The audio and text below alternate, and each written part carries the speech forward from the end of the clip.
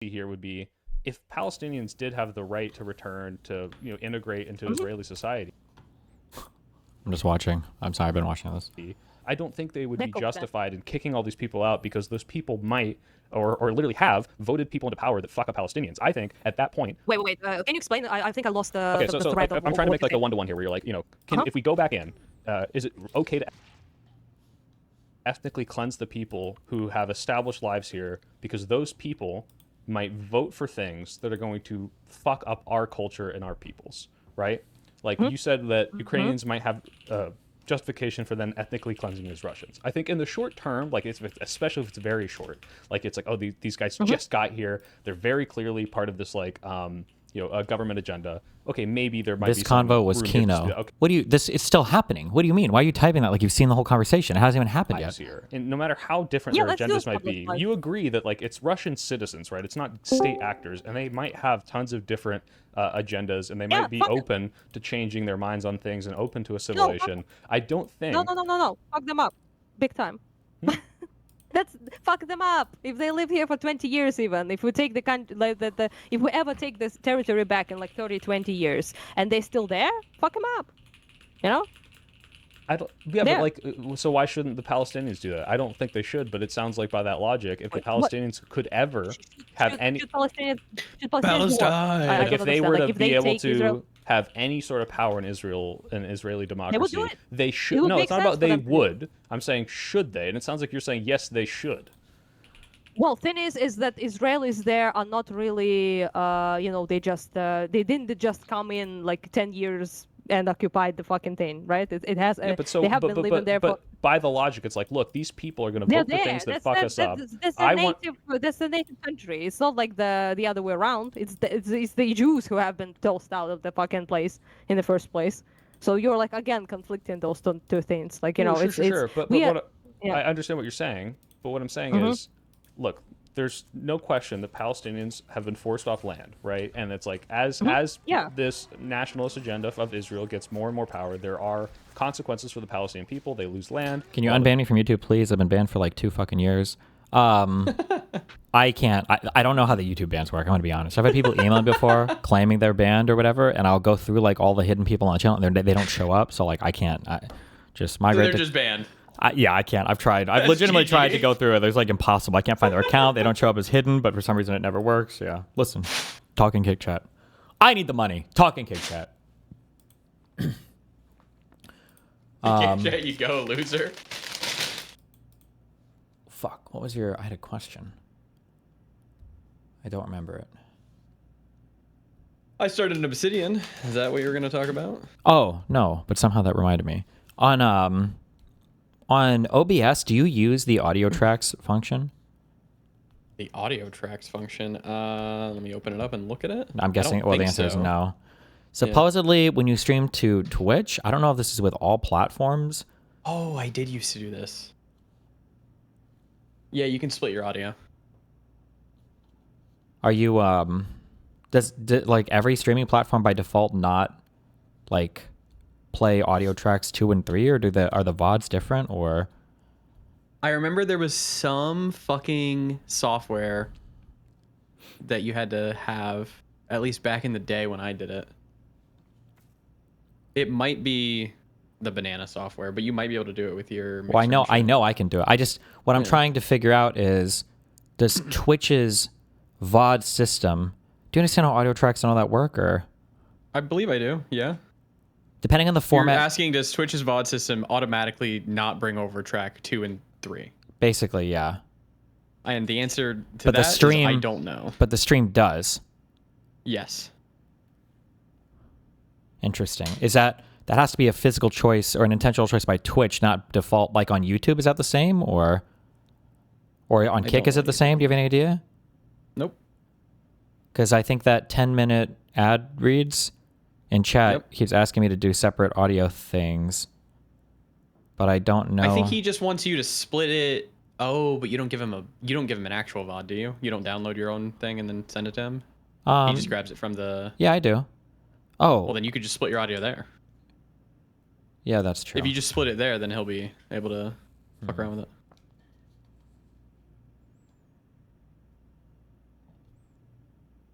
Fuck, is 10-minute ads here right now? I need somebody who's worked with like audio and VODs before, just so I have a question to understand how this works.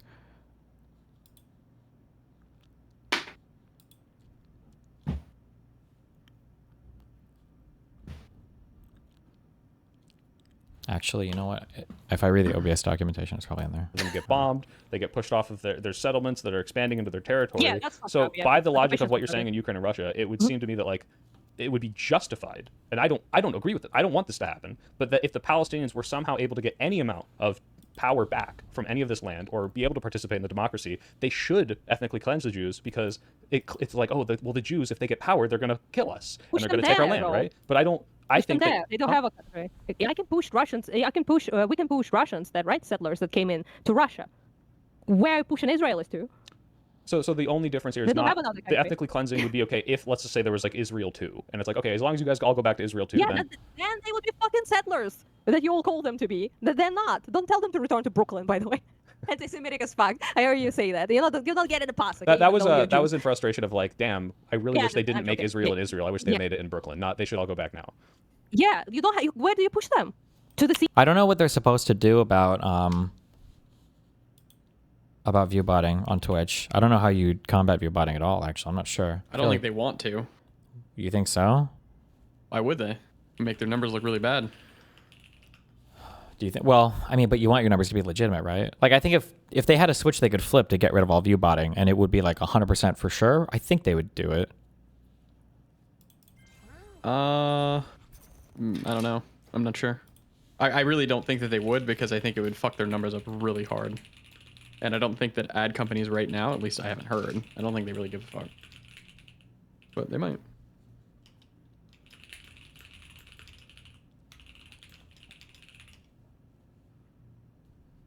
By how much? It would probably fuck their shit up a ton, because like even I don't know, it seems like Extra Emily might have been viewbotting too. Well, maybe. But also, I don't know about the, I don't know. When you say a ton, I don't know. I can't actually say. I'm bullshitting right now. I don't know why I'm even giving an opinion on this. I don't watch Twitch, so I have no idea. The reason I would say a ton is like by looking at chat activity, it's sometimes it feels pretty blatant on who's doing it. There will be like I'll give it a small example. There'll be like a 400 viewer streamer, and his chat will move at the slowest fucking pace I've ever seen. Which that doesn't really make any sense, because a 400 person chat, it should be pretty engaged. Maybe, yeah. But it also, it depends on the content and everything too, right? 100%. Yeah. Destiny, you wear your Spotify VODs auto-cutting out parts of the VOD. I usually watch on there. I was wondering if it was intentional or not. What part's getting cut? Leave a comment or something. Brian is the guy that runs all that stuff. But you're the first person I've heard complain about it, so. Soypill's chat is fucking crazy.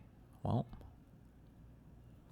See? As they say. Well, yeah, Like, if there's no where place do to you go, put them? I understand this, but like I don't Yeah, think this is they're the there. determining factor as to whether or not they should do it, right? Because I don't think it's like in the scenario where they could go back to Russia. I'm not like, oh, and if they've lived here for 20 years and there's a potential for like the integration here, like we should just say fuck you. Like, I mean, by the way, if there are people there, right? There are particular people. I mean, it's a messy ass process. I will, I don't want to even to deal with that nonsense. It will always be messy and fucking look bad if we do that, right? That's why they settled them there as well. By the way, that's also one of the reasons, because if you want to push them out, then it will always look fucking bad, no matter how you do it, right?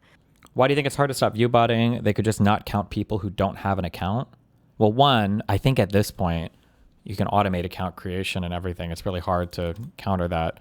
And then two, I mean, you want to count people who don't have accounts, right? Like, you're going to dramatically hurt a lot of streamers' viewership. And now you're undercounting authentic, like legitimate viewership. And sometimes you might be cutting like maybe the most important viewership. Because as a streamer, sometimes your biggest viewership days are going to be when you're doing like exceptional content that you don't normally do, and this has the highest probability of drawing people from outside the platform to watch. And the fact that you could just cut all that out because they don't have accounts, I don't think that'd be satisfying. Oh fuck, it was ARC, not 10-minute ad. I'm sorry, 10-minute ads. I fucked you. My bad. I don't know why I'm DMing you so much, or I harassed you. Did you get your question answered on the... I didn't, but do you have firsthand knowledge? You know exactly the tech and the questions I'm asking, exactly what I'm talking about? Or are you about to guess a bunch of stuff that I already 100% know? It depends on what you're going to ask. I don't know what your question is. In OBS, there is an audio track. Well, if you don't even know what I'm asking, then why are you in here then?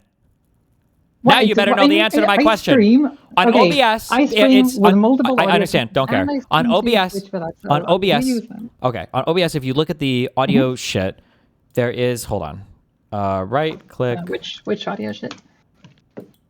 Where the fuck do I see the?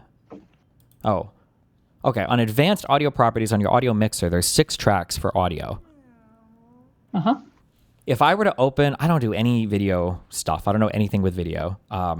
If I were to open the audio from a video file recorded from my stream, does this mean there are 6 identical audio tracks, like 6 individual channels of audio, or is it 12 channels of audio since it's stereo? Are there 12 channels of audio that are all identical?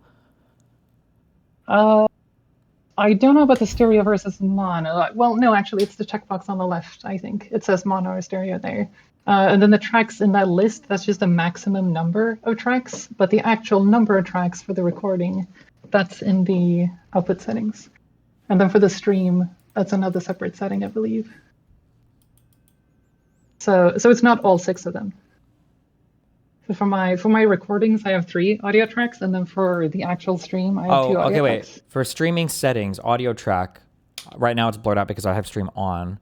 If I pick like 2 or 3, does that mean that it will embed multiple audio tracks into the same video?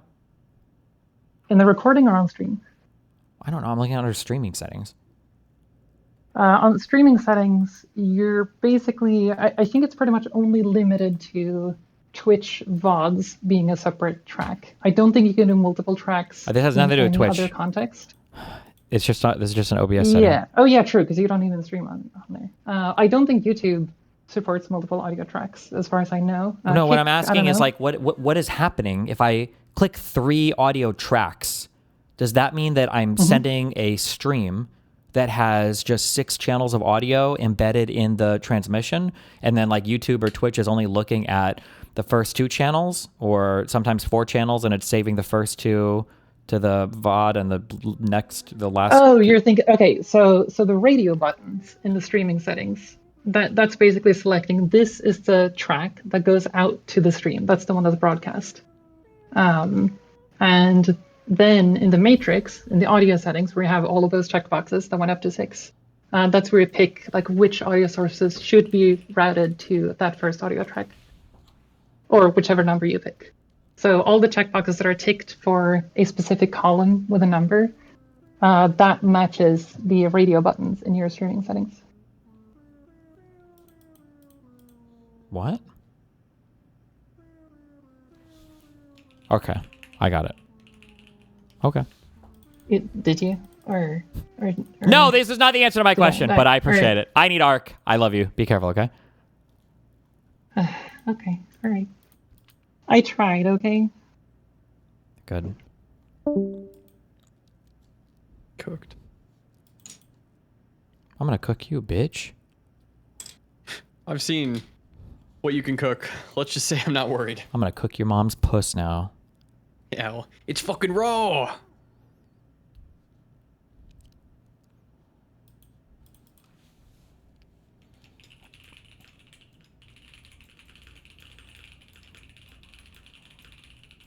It's medium rare, you bitch.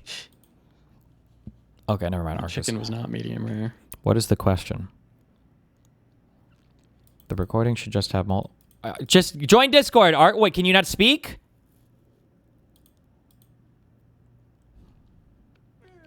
Okay, I'm just kidding. Is this how you treat your editors? You scream at them? No, this is Hasan why would never. documentation exists. I should just read this. That's all I should do. Okay. If you want to record multiple audio tracks and maybe stream at the same time, switch to the advanced output mode at the top. We'll give you a full control and order tracks. These options, you want to okay. This will allow you to record multiple audio tracks up to 6, as well as choose a different encoder from the stream encoder. Don't care. Okay.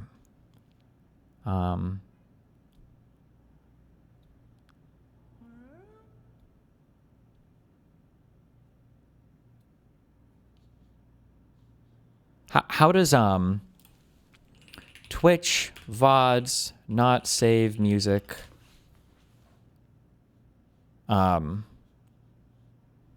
Is this like this has to be like a Twitch server side setting for how they ingest streams or something, right? Does Twitch have documentation on this? I'm not sure, but I don't think so, because all it does is just it doesn't play the second channel of your audio in the VOD.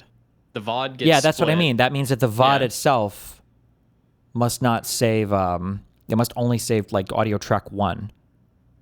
But there has to be like a Yes. choice that they make on their ingest. So I'm just curious, does Twitch have like documentation of this anywhere? Not sure where the documentation is, but I know I remember downloading like a Twitch app. Mm-hmm. And that Twitch Wait, a app, Twitch I was able app? to- yeah, there was some fucking like app or something I downloaded, and then I was able to do it through there, I believe. I think that's where I did it. Again, I did this like 4 years ago, so I barely remember.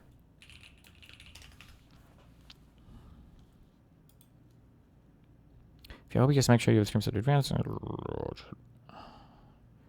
Create a VOD audio track, which should be track 2 by default. Then look at your audio sources and uncheck track 2. Oh, so Twitch would save track 2, which I'm guessing is channels 3 and 4. They would save track 2 to the VOD, and they would stream track 1. That's what they would do. Makes sense to me. Makes sense to me. If I were to, so on the VODs that I locally record, because I only have audio track 1 on streaming settings, does that mean it's only sending 1 audio track? Like if I were to click 3 or 4, does that mean that my VOD would save? And if I were to open the video file and then open the audio file, if it says 3 tracks, then the video file would have 6 different channels of audio? I think if you click 3 or 4, you would have 3. You would have 1, 2, 3, 4. You'd have 4 channels of audio. Tracks then- should be, each track should be 2 channels, I think, because it should be stereo. Oh, But because go you're ahead. not doing mono. Yeah. Okay, so then yeah, you should have 6, but you need to tell the software where to go where. Sure. In OBS right now, all of them are automatically all selected for every channel, but you could route them on So then using yeah, you would OBS, have. Then yeah, you would have 6 channels of the same audio, and then once you route them, then each one should be separated. Gotcha. So this must be some Twitch server-side configuration. I wonder what YouTube is configured to. Ark, when you were complaining about me having my channels of audio routed differently, do you download VODs from the shared folder, or are you ripping them somewhere?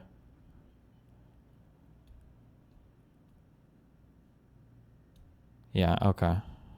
Okay, Ark, if you want to be a god... I already know the answer to this. I mean, technically I can already do this. I already have the device. Could you find a... I should just look for... If there was a PCI Express card that used the... I think the form factor is it the SPDIF? Is the form factor?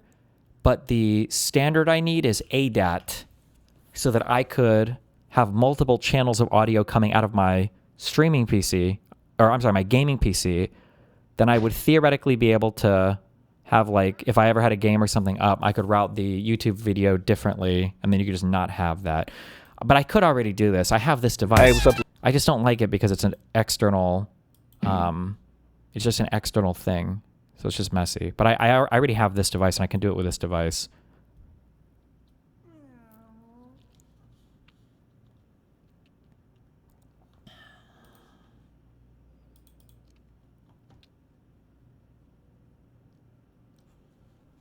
What? I'm not banning anybody. I'm in a good mood right now. Okay. Maybe I'll just use that if I need to later. Okay. Especially to the gentle, fucking infantile Western mind, it would be extremely awful, and everyone would be saying, "Oh, Ukraine is doing ethnic cleansing," you know, all that dog shit, right? But the point is that there might be people like Russian people who came in there, and then they will be like, As a Pisco viewer, when you watch the Hutch and Pisco conversation, you're going to Minecraft yourself. I can't defend Pisco anymore. Oh boy. We made it a little bit of the way through, but I think we were just getting to the dumb part. We were starting to get into this. What does centrist mean? well, I want to stay here, you know, I want to stay, even if it's Ukraine, I want to, you know, still remain in like... Okay, I'm good on this. Holy shit. Do cats actually look like this under night vision goggles? Oh. He's so spooky.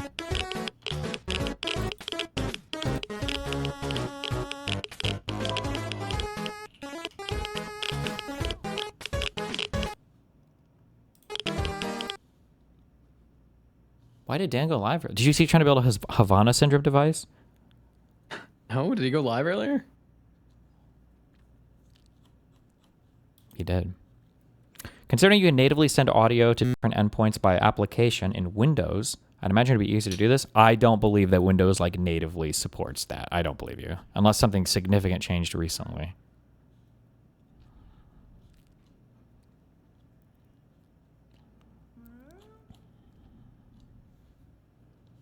There's just a weird audio glitch. That was your mom. So true, Dilly.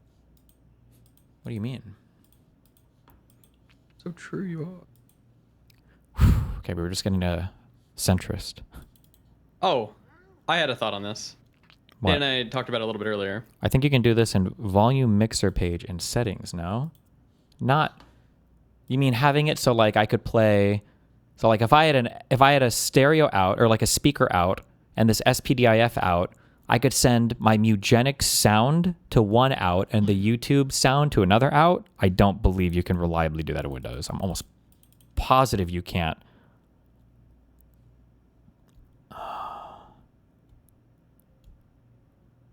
You can? I'm getting trolled. I know I'm getting trolled. I know you can't do this.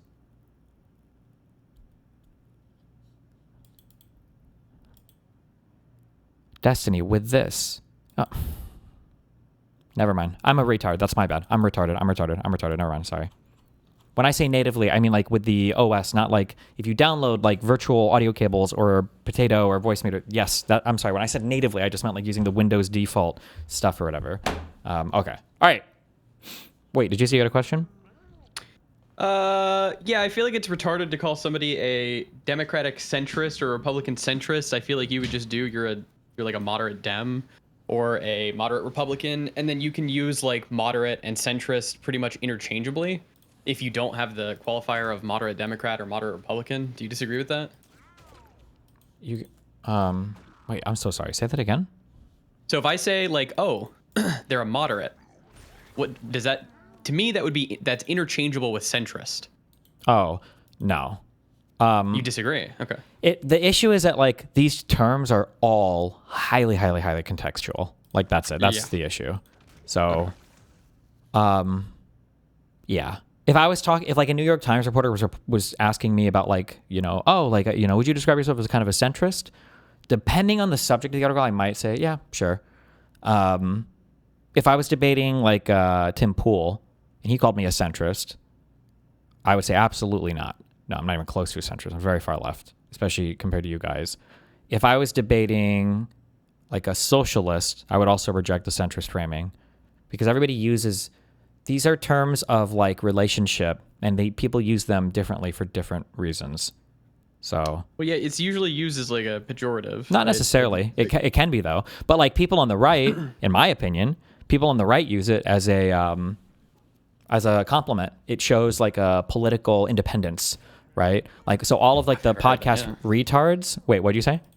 I don't think I've ever heard anyone use, you're a centrist. You have. When all these podcast retards like Joe Rogan and Tim Pool and all these and Constantine, these guys will never say, oh yeah, I'm conservative. They'll always say, oh yeah, I would consider myself a centrist. Or they would say, I would consider myself independent. They're using that as like a... independent for sure. They don't use centrist as much anymore. That's not a term I think that they use as much, but they used to use it a lot. Like, oh, I'm centrist or whatever. You know that PF Young guy that I debate? Yeah, I mean, I've heard of him, yeah. He calls himself like a radical centrist. What the fuck does that mean? Like, I understand. It's a way to say that like I'm nonpartisan. When they use it, it's a way to say I'm nonpartisan. Okay, yeah. I mean, I understand independent and all that. I mean, that makes sense to me, but I just never heard anybody really call themselves what? I've never seen this before. Maybe Windows added this. Oh, I don't know. I don't know how reliably this works. I've never used this before, but okay.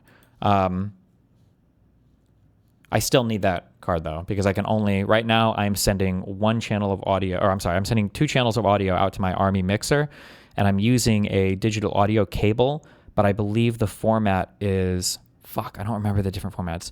In ADAT, I think you can send up to 32 channels of audio in a single optical cable, but it's not using ADAT. It's using the other standard that can't do that. ADAT versus... Is it SPDIF? Is that a standard or a form factor? I don't remember what the name of it is. Fuck. ADAT allows for... No, ADAT is up to 8 channels. I'm sorry. I think it's SPDIF is the format. And this sound card that I have only outputs SPDIF, not ADAT, out of an optical cord. I'm sorry. Okay, I just interrupted. Yeah, I agree with that Hobbit follower. What did He say? said, a centrist will describe themselves in a positive way. Never heard of someone calling someone a centrist positively ever. I just haven't heard it yet. I mean, unless it's like one of those podcast bros talking about another person, but they always want to describe themselves as further left than they actually are. And then leftists will always want to describe other Further right than they Dems are? as like further right than they are. Yeah. Yeah. Okay. Yeah, it's all retarded. Got it.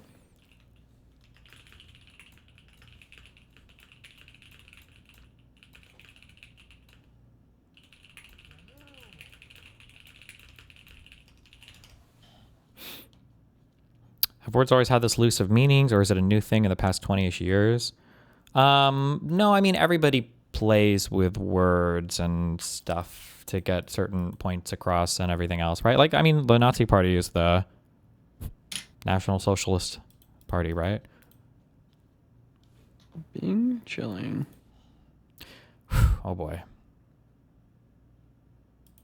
I don't know why, because the sense that you gave me for centrist it wasn't indexed to where you're coming from. But I guess I'll just ask you directly: do you think that Obama is a centrist in a colloquial sense? No, I don't. I don't. Like this, like technically, Hutch shouldn't even be engaging with this. It doesn't make sense. Like, is this person a centrist? Like, it so depends on who's asking the question. This is just like super ultra context dependent, especially today in politics where every single term has been weaponized so much and is being used sometimes disingenuously, sometimes pejoratively, sometimes descriptively.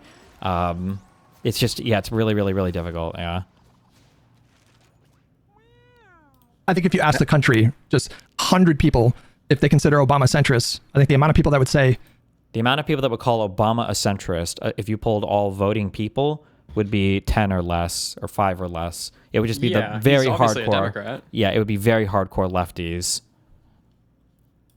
Yes to that would be like 20 or 25%, maybe. Like maybe 20%. I don't know. Like, it's That's just 20, 25 is way too high, I think. Yes, about Biden. Is that, if that's what we're going by in terms of what we expect people would say, I think people would. well, that's what we mean by colloquial. About Biden. That's what we mean by colloquial, right? Like, no, that's not, like, these are context dependent words. They're not colloquial. One of the reasons that I hate this is because, like, people keep saying this thing, and, you know, maybe as I read more stuff, maybe I'll change my mind on it, but people keep saying, like, oh, lawyer brain, lawyer brain, lawyer brain.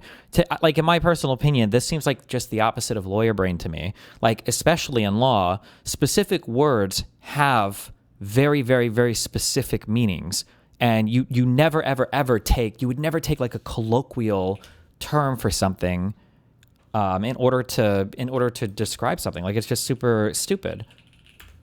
What am I thinking of? There is, I'm not gonna be able to fucking find this. You remember when we went over all that bullshit on rational basis, strict scrutiny, Yeah. intermediate scrutiny? Yeah. That we were reading the Supreme Court case law. Does anybody have the fucking video of this? Fuck. Hold on. I'm never finding the video of this. It's never gonna happen.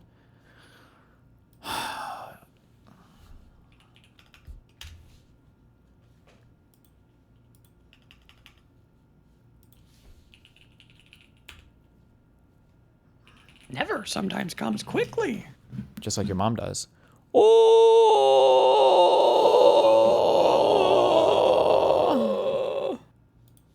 God damn it. What? There's a court case where one of the problems with all the election fraud cases, okay, is the part of standing, or part of what a judge evaluates, I think, when you submit a lawsuit is like, what is the relief that you're looking for, right? Like a civil lawsuit has to be filed for purposes where a court can make you whole again at the end. That's the whole point of what the court system is for, right?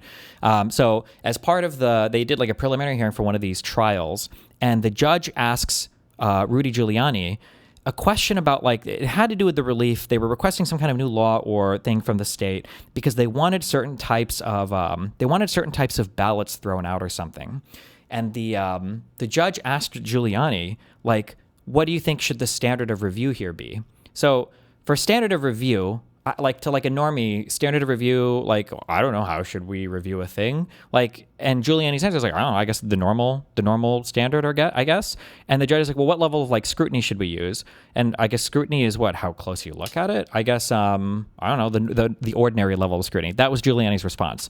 But this was a retarded answer because these are legal terms. When the judge is saying standard of review, he's asking like rational basis, heightened scrutiny. These are the questions that he's asking. And these are very like domain specific terms that Giuliani should have known. But well, like, he's a lawyer, right? Yeah, he was. He was the whole RICO dude, right?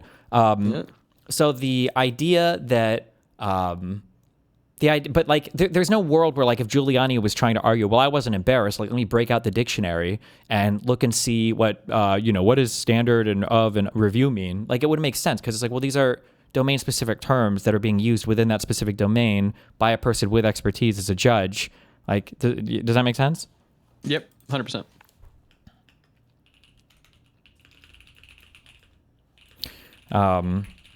Did Giuliani just lose his fucking brain? Well, now Giuliani's dying. Yeah. I think Giuliani might be dead. I think he's gonzo. Maybe. I think that where's the doctor guy in chat? I think that when old people start getting pneumonia and they're like hospitalized by it. Yeah, I think it's usually GG. Yeah. That's like your immune system is like fucked, like bad. Like I think ordinarily healthy people just don't really develop severe pneumonias. When you start getting like severe pneumonias, you're like in the bad zone. The danger zone. Let me get my daily Red Bull. Hold on 1 second. Shut up.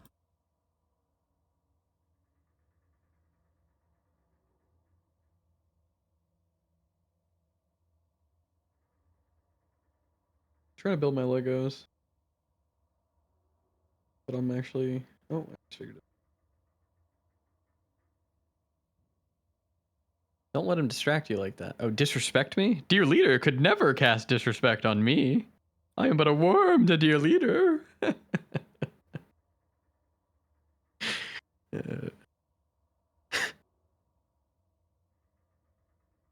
Stupid.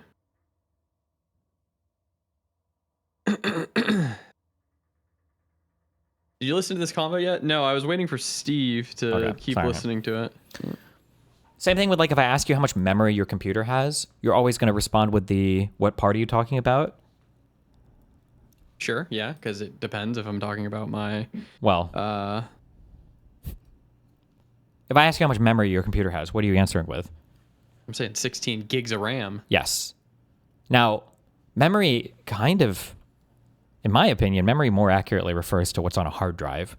RAM would be more like working memory, or maybe short-term memory, but more like working memory. But when people say memory, they're always referring to RAM. But that's like a domain-specific thing, right? But if you had a debate with somebody where they're like, oh, like I'm going to, memory is so expensive, or they're complaining about memory with their computer, and then somebody like PISSCO would show up and was like, well, let's find out in common parlance, what does memory mean? How do people use memory? And it's like, well, hold on. I mean, we all know what we're talking about here. Yeah, it's like there's like a domain-specific thing that everybody would understand in a certain way.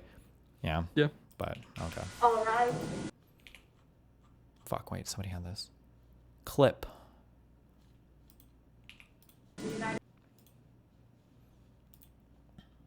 There are so many good court tapes and everything that just, for all of these stupid fucking court cases. Oh my god. Oh, for all like the Trump retards? It's just like crazy how incompetent all of these fucking people are. Sidney Powell and Well, I think my opinion of lawyers has gone down since getting further into politics. Yeah.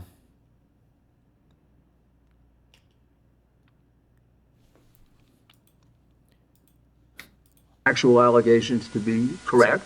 I think this is the judge talking to Giuliani. And even if they are correct, you'd have to find that there's no merit, no legal theory on which this is Giuliani we can get relief. Well, let me ask you, are you arguing then that strict scrutiny should apply here? No, the normal scrutiny should apply. If we had alleged fraud, yes, but this is not a fraud case.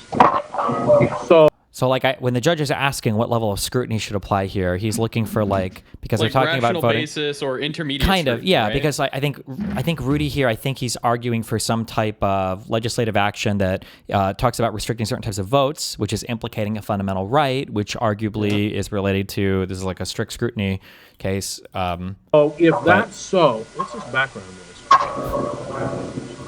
Are they on Zoom, I think? Oh. Aaron, are you moving around again?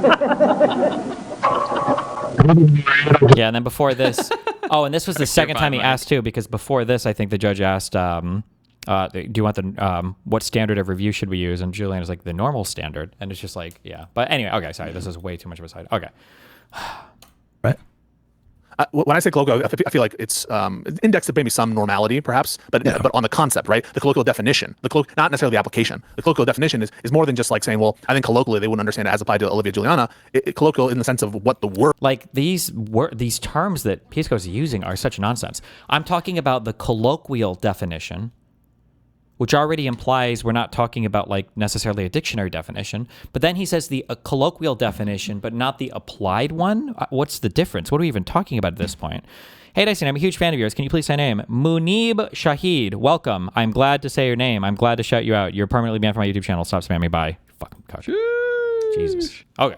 Well, I mean, Pisco's not a retard, so does this not like feel like bad faith then? Like he's just trying to like. I don't. Right. Well, I think that what happens sometimes is, unfortunately, if Pisco takes a position, even if it's a bad one, whatever the first position is, he has to take it forever.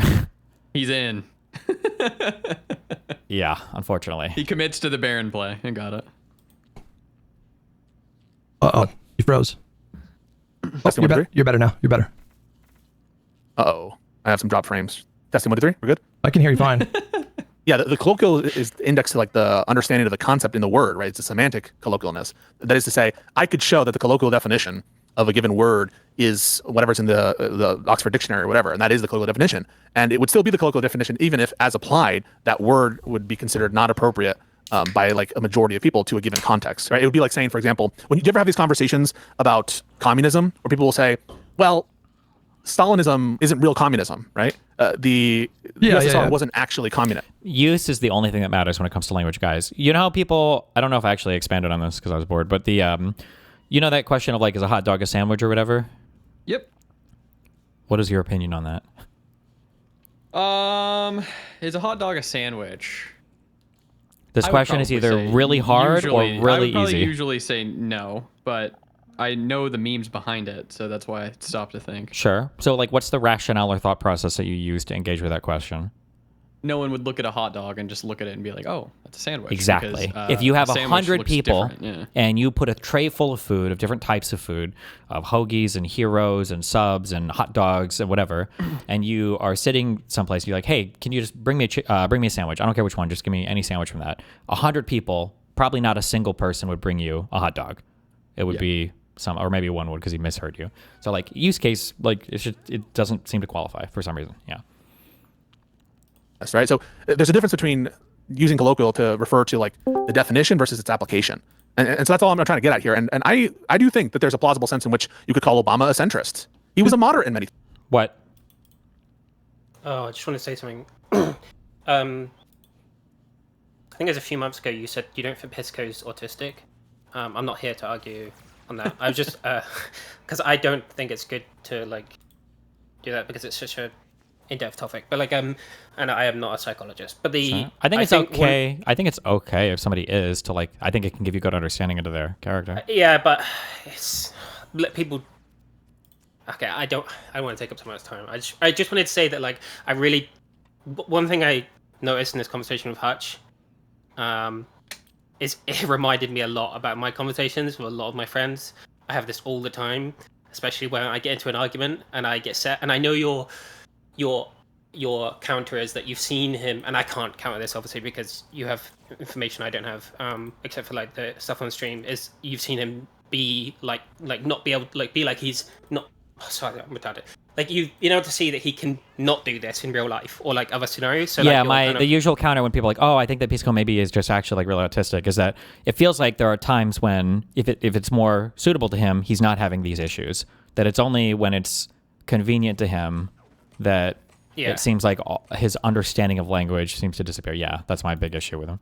I will say though that like, yeah, I don't want to get too much into like. Just say the thing. If you would just say the thing instead of saying a million times, I don't want to get. No, because then you would have just said the thing. It would already be done. We need that with the whole topic conversation. of like covering. Sorry, yeah, true. It's not all the time that it happens. I, for example, have this a lot where like I'll push really hard on a topic, and I'll never leave it, and then afterwards I realize I was an asshole, and like I really did not want to do those things, and like I apologize to a friend or something like that. But in the moment, I can't control it. I literally, like, I can realize as it's happening that I'm doing it and know that I should not do it, but my brain will decide that I have to do it. And, like, sure. Yeah. And this is also why, like, when I debate people or when I talk about dating people, I always leave that caveat of, like, even if somebody is completely wrong and being illogical, irrational, I don't really expect people to change their minds in the moment because it's just, like, I don't know if I can. That's very, very, very hard to do. In the moment, you can get stuck on some really dumb shit. But my issue with Pisco, though, is that, like, all of these types of arguments, he'll carry these on for days, weeks, or months, right? Like even this one right now happening with Hutch, I think is happening right now. Like, he just did a whole ass thread this morning that I read that was fucking retarded. Which was retarded. Yeah. So it's like, yeah. But I understand what you're saying. Yeah, and that is the part that makes me, like, I'm not fully, I was interested, I just wanted to come in and say, like, maybe analyze this through that lens, maybe, for a bit, because I'd be interested what your perspective is, because obviously you know him better than I do, but, yeah. Yeah, okay. Things. He was in favor of moderating when it comes to, that was the sense in which you meant. If there was one defining characteristic of the sense of centrist that you said, it was moderate. He was moderate on healthcare. He wasn't all or nothing socialized medicine or whatever. He was a moderate when it came to foreign intervention. He was a moderate as he governed. He wanted to rule from the middle in many ways. Well, I think he was a pragmatist. Like, I don't think he was ideologically like a centrist. I mean, I guess that's a different question. Are you like ideological centrism versus like he's a moderate centrism in he practice? ran as a moderate. We're calling Obama a change. Moderate? Yeah, I just don't know. It just really depends on what compared to now, but not then. No doubt, but it was a moderate. I mean, well, he was moderate on social issues too. He wasn't in favor initially of gay marriage. That's when like the moderate label for Barack Obama is a conversation within the Democratic Party. And again, like Taylor's reporting was from a neutral, what she said. There were her politics, according to her, didn't play any impact into her writing. And so if you're writing, that's the conclusion we're trying to show, right? So I understand that, right? The conclusion we're trying to show is that she is being biased, right? So we can't assume that. But I had already demonstrate that. But right? I didn't assume that. I'm telling you, and this is like the third time I've told you in this conversation. I had already demonstrated that firmly, in my opinion. I think like with my line of questioning and her answers that she was giving, it was just obvious at that point that she didn't even really think about like what the label meant for Julie. That's what I think our conversation exposed. It's like she was not prepared to answer the question at all about like why does that label apply. She just flailed around and like she blamed her editors, stretched the definition of centrist to be something fucking absurd to apply to Bernie Sanders and AOC. Here's the problem, right? Like stretching presupposes like the correct definition, right? You only. Oh my God. Yeah, there has to be some. It was her word to use, and if she starts stretching it, the implication is she's now using it in a different way. This is so dumb. Okay. I'm not going to do this all day. I can't. It's just too much. Stretching the definition if there is some sense. But we don't even need to. But I don't even think we need to go down this road because, like, do you disagree that by that point, it was apparent that Taylor hadn't even really thought about what that term meant for Juliana? Like at that point in the conversation, was it not apparent that she had used that term for another reason? Not until Soypill brought up the invocations of centrist on her Twitter feed, where she's using it as a pejorative. Unless you're going into the conversation assuming that she is bad faith about that term, but assuming that you're not going into the conversation, right? I'm assuming that you're not assuming that she's bad faith. Fair? When I don't like this, dude. I feel like so much of his phrasing is so sneaky. When he says, "I don't like that you're assuming that she's bad faith" or whatever, right? Like, there's differences in when we're making the assumption. Like when Hutch goes out to initially do his research on the topic, then yeah, he shouldn't start off with an assumption. But if he's already done the research and now he's trying to make the argument, well, of course he starts off assuming she's bad faith. That's what he's trying to prove. You wouldn't go in agnostic having done this research. It doesn't make any sense. Like, I don't know if she's bad faith or not. I've done all this research where the answer seems to be yes, so I'm going to ask her. Like, definitionally, how can you ask somebody if they're bad faith? That doesn't make any sense. They're bad faith. They're going to lie. It's like asking somebody if they lie. Like, why? You can't ask them that. They're just going to lie. I had the conversation. Was I not assuming that she was bad faith? Right. You didn't go into the conversation, or sorry, you probably did, but Yes, he should be. assuming that you weren't assuming bad faith, right? Assuming that you had to demonstrate bad faith. No. Well, You can't just say you centrist and say, and you didn't think about it as much, and therefore you're bad faith. but I You didn't would do have that. to- But I didn't do So that. retarded. I Oh my take your God. point. You can't be so direct with an accusation. Like if you think somebody has hidden motives, you want to bring it out in a different way, which is what I did. course. Like I was very conscious about the questions I was asking her because I was kind of taking her along a journey and then like letting her kind of hang herself with her own rope, which is what she did by that point. I think the course of the conversation, we did demonstrate that centrist, and by we, I just mean like you and Soypill. I think in the course of the conversation, I don't know exactly when, I would be convinced, you demonstrated that she was using it as a pejorative. I don't doubt that. And in fact, I happen to agree that you did, right? But the question I is, don't know what he's arguing did you about demonstrate that at the time I interjected? In my opinion, well, in my opinion, I did because like as soon as she gives 3 or 4 nonsensical, sometimes contradictory answers, at that point it's like, well, wait a second, something fishy is going on here. You saying it's nonsensical, right, presupposes some standard, right? You say it's nonsensical because... I mean, it was literally like, this is what I don't understand. By the end of the conversation, Taylor was literally like, oh, fine, I'll just use whatever term. She moved between so many different answers. First she defended it by saying that I talked to her a long time ago and she was a centrist. Then she said, I didn't even write it. It was actually, there were 15 people apparently that had all written her article, so she didn't even write it. Then she changed it to, I'll change it, fine. I'll write her as a progressive Democrat. Would that make you feel better? So like, what? Like, if that's not bad faith, what the fuck is? The real definition. That's why we can't get around the semantic. But I don't even. But Pisco, right? I don't even have to go down your line of thinking here, where there's some standard or subjective standard and exploring what that means. I don't even need to do that if I can reveal that she clearly didn't herself. She clearly didn't give any thought as to what it meant for her to call her a centrist, unless she was using that label. Right? Unless she was using that label in a pejorative way.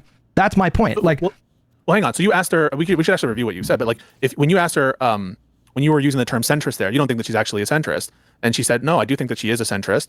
And I don't think that's what I said. I think I led by asking her, like, well, what does that word mean to you, and why does it apply to her? And then as soon as I did that, that's when her answers like spiraled, and she started to lose composure like within 10 minutes of our conversation and get defensive and I think at that point, like, it was obvious that it was motivated by an agenda. So I don't even need to do this whole like, well, it could have meant subjective, centrist could have meant that way to Taylor.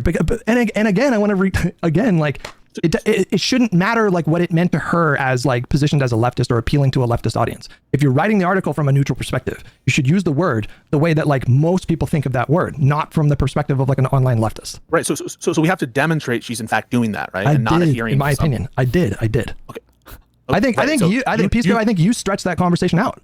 Like, you stretched it out to like 25 minutes. It could have been a 10-minute conversation, but you interjected. And why don't we go to the actual moment in the conversation? Hang on. So you want to review it? We can. Yeah. Let's. Can you share it from your end? It's your boy. Let's see. Hutch. If I go to the Hutch channel, will it be there? We can sync up on a timestamp and press play at the same time. That might be easier. Or I can just get the transcript, right? All right. Hang on. 20K views though. Nice. Show transcripts. So there should be chapters. There should be chapters here. Yeah, if I control F and put centrist. Oh yeah. So you assign the label a centrist to Olivia Giuliano, which is how she self-identified. No, she self-identified as a progressive, right? No, from what I found in my original reporting back from the New York Times back when I interviewed her, she was identifying as a centrist Democrat in Texas. So that is you would agree that's a coherent. So just to be clear, you agree that it's a coherent thing to say. I'm going by self-ID. It's not. No, I don't think that's a defensible argument because in recent years, like, it's understandable, right? No, it's understandable. It's not even. You would grant nothing here. This is so stupid. One, you would never use self-identification as you would never use self-identification for political labels. Just we know that's true. I'm not even going to address that argument. It's so stupid. Number one, but number two, again, what somebody says in a different context is going to, or what somebody says in one context might not necessarily carry over to another. If I'm talking to a conservative, I'm going to represent myself as far left. If I'm talking to like a socialist, I'm probably not representing myself as like, oh yeah, I'm far left, like you guys, it's such a stupid point. Ugh. I'm saying it's not understandable. It's coherent. You can understand the concept of it. I don't mean that it's. I can understand the concept of it, but what's the problem with that, Pisco, is that Olivia Giuliani has been self-identifying as a progressive since 2021, and Taylor Lorenz in 2023 was calling Giuliana a progressive. So in this moment, she's just lying. She's like, Taylor is just lying about that. So you need to establish that there's in order for that to be convincing evidence. I'm just telling you from a neutral perspective. In order for that to be convincing evidence of inconsistency in her lying, you would need to show that the notion of centrism is opposed to progressivism, that they're contradictory. Why do I need to? but they are.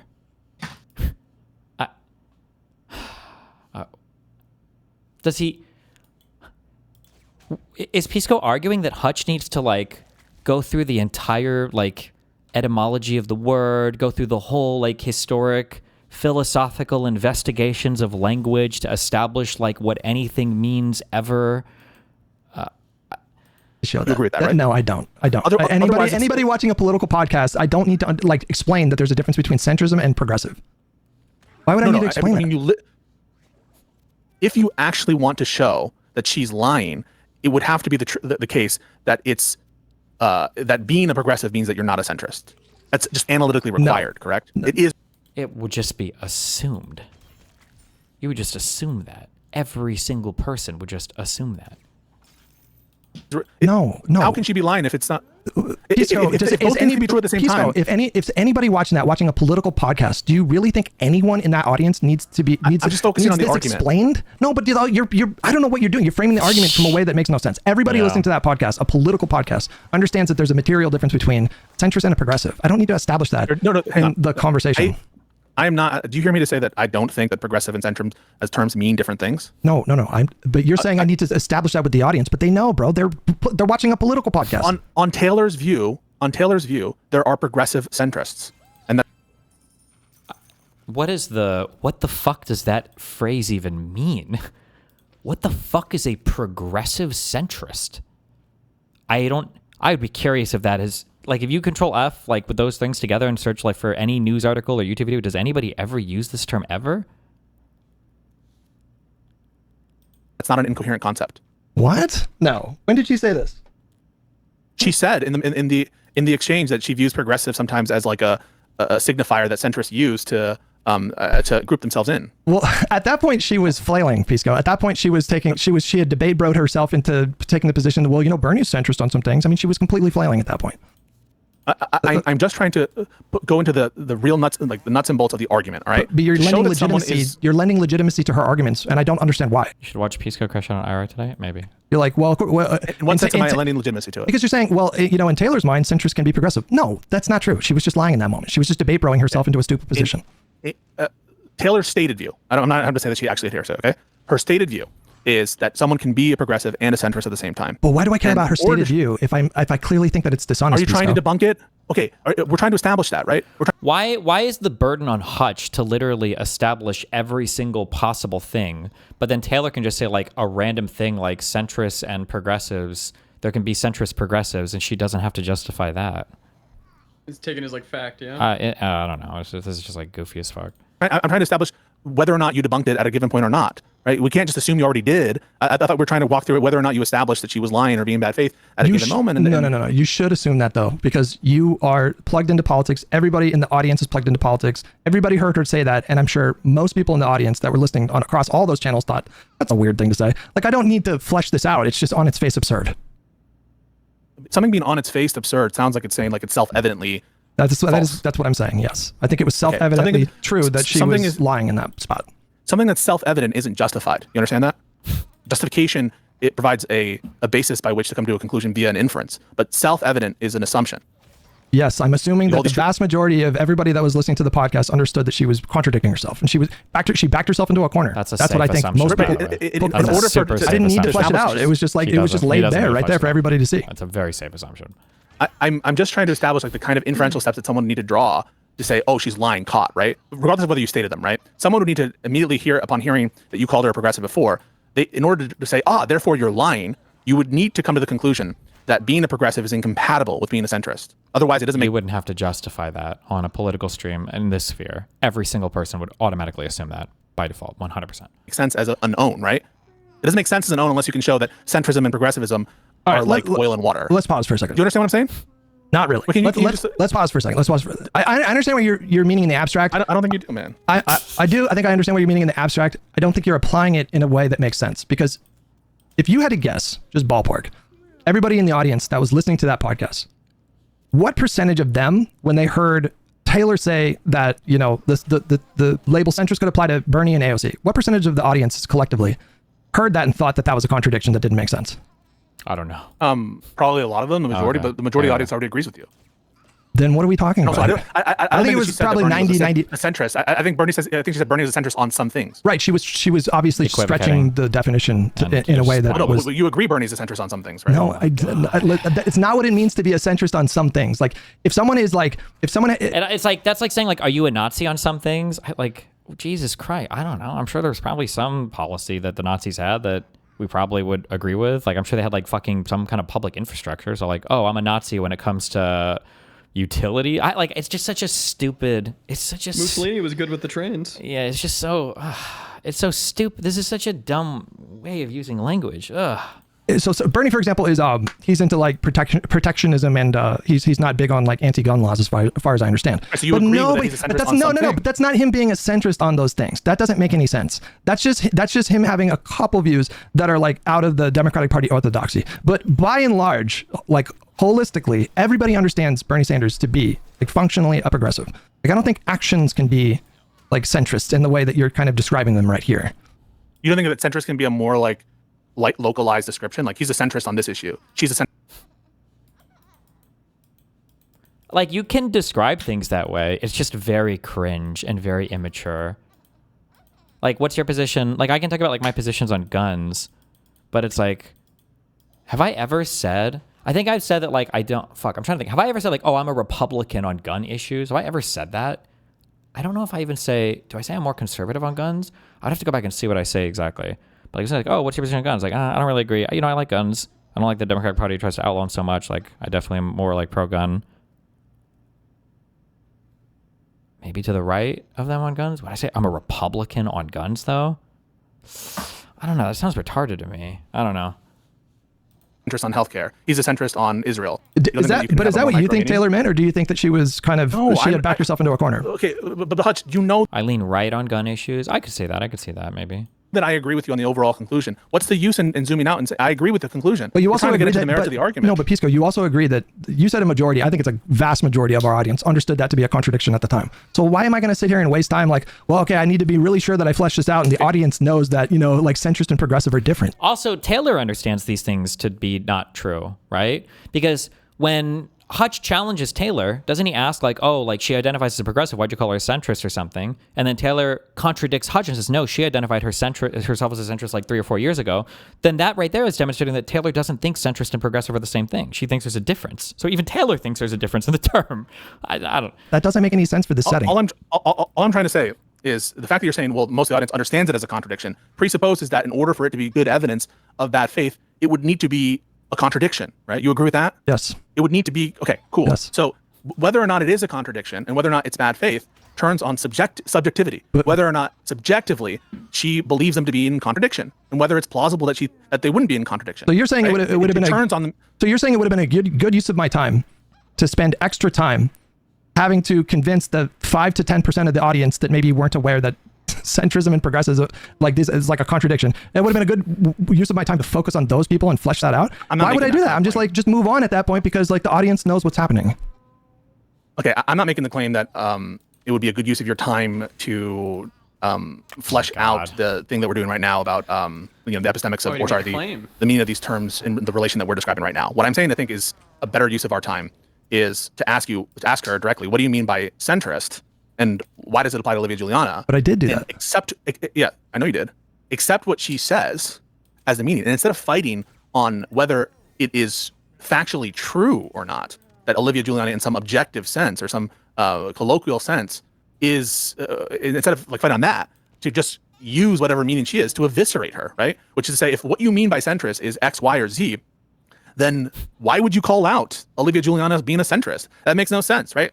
In other words, it doesn't presuppose good faith. I understand what you're saying, and I think your logic would apply if this was maybe a televised debate on like in front of like an audience of people that had no clue what any of these things meant or anything. Maybe. That makes sense. Or like a televised debate on like or in a podcast that is not very political, like a comedian podcast or something like that. Then I think it makes sense. But our audience are from center left to progressive spectrum, mostly progressive, I would say, and very highly engaged in politics. So I don't need to accept her framing. I can harp on that just at face value and say that's a contradiction. I'm going to do a bombshell right now. I mean, I'll give you a bombshell. I think there is a coherent notion of a progressive centrist. I don't think it's incoherent. When has this ever been said? Who's ever been described as this ever in the history of all of political terms? Oh my, actually, I don't really think Pisco's like a tanky. But like, I could see a socialist using the term progressive centrist to identify a pro-capitalist, identity politics obsessed Democrat. So they would say that like, oh, well, this guy, he's idpol obsessed. They care about like racial issues and shit. And they call themselves a progressive, but they're a centrist because they're pro-capitalist. Maybe. But like, the issue is that if you were to drop that term, you would have to say everything I just said. You would have to explain it. Nobody would have any fucking idea, like by default, what the fuck do you mean when you say they're a centrist progressive? You would have to explain that. I don't think it's a contradiction unless you have clarity on what you mean by those terms. I think that, for example, I'll give you an example. I think Biden, in a sense, is a centrist progressive. I don't know. I just don't know what that means. Like, what does that mean? Nobody knows. I can tell you what you mean. Nobody would know what Progressive that means. is usually a reference in the modern context to social progressivism. And oh my God, he's gotten this from the Tankies, I think. I don't know what he watches or whatever, but that's what it sounds like. He's about to go down that rabbit hole. Centrism is usually applied to like economic centrism. Oh my God, how did I know? Oh, I knew it. I pre-watched. That's where I was yesterday. Sorry, I pre-watched it. That's what he did. Progressive refers to idpol stuff, identity politics, and centrist refers to your mode of production. Nobody would talk like this except like a fucking like a tanky or something or that. I'm not saying he is, but he has to be listening to them speak to ever pick up like this terminology. And so, progressive centrist. I don't agree with you. No, I don't. I think when people say it's not inherently incoherent to ascribe someone as a progressive centrist. You don't think that progressive, the label, would apply to economics? Like, you don't think that would apply to like social welfare programs? Okay, I'm not saying that it cannot. What I'm saying is that there are notions of progressive centrism that are applicable and that make sense, that don't automatically show that you're bad faith. Someone could say, yeah, he's like a progressive centrist. Like, he definitely is. He's, for example, Andy Bashir might be described this way, right? He's woke on trans issues, but he's not like this Medicare for all or die kind of person, right? So all I'm just saying is the concept by itself is not incoherent. You need to do additional work to show that the person is trying to be contradictory or is contradictory and therefore being bad faith. And so the reason I say this is to say that by itself, it's not a contradiction. But I think at this point in the conversation, Pisco, I think like once like would you like you're asking Hutch to basically start from ground zero and define like what's the difference between a noun and a verb? Like this is crazy. It became obvious, and it was obvious in my opinion right away, that she hadn't even really like thought about how she would answer that question. Or she hadn't really thought about like a coherent reason like why that label would apply to Juliana. Like, I think at this point that had already been like very firmly exposed. It was to me, and I got the sense, like knowing our audiences, that they probably picked up on that too. And so at that point, I'm not going to waste my time buying into this nonsense argument of like, well, I guess Bernie can be a centrist when you think about it, because I don't think she's coming at it in good faith. Like, you can make that argument. You can sort of, that would be like a very like hyper niche. You would have to be like really engaged in politics to kind of follow your track. And maybe there's some merit there, but that's clearly not where she was going with this. On immigration, if I told you Bernie was a centrist on immigration, would you understand what I'm saying? I think like, yeah, you can understand. But it's retarded. Yeah, it would just be very imprecise. It would this would be like a thing maybe you could say like in friend groups or whatever, and you're just kind of like talking about a thing kind of casually. But on another platform, I think you would have to expand on that a lot. You'd have to be very careful with that. Yeah. I suppose I would understand what you're saying, but I think she had demonstrated progressive centrist. Oh, it shows up on Google AI and Wikipedia.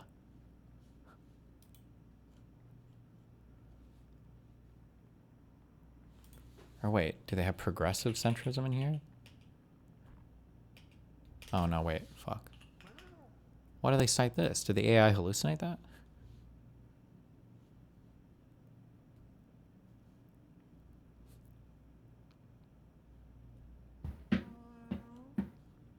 What kind of a centrist are you? Do they have progressive centrist? The real progressive centrist divide on foreign policy. So this is contraposing? Is that a real word? Oppositing the two terms?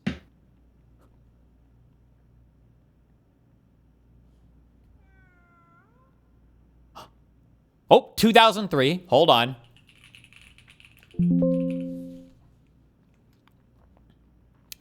They were the party of redistributing income rather than creating wealth. In the past 2 decades, the Democrats have become the party of post-industrial America, led by professionals, from teachers and nurses to fashion designers and actors, women who become disproportionately Democratic, and minorities. They are concentrated in new metropolitan areas such as California, Silicon Valley, and they stand for a progressive centrist politics, the grid of the Clinton-Gore administration of the 1990s. This progressive centrism, which is characterized by support for government regulation, but also sensitivity to the conditions of economic growth, continues to define the terrain of domestic politics in the United States. Okay, this guy in 2003 defined it.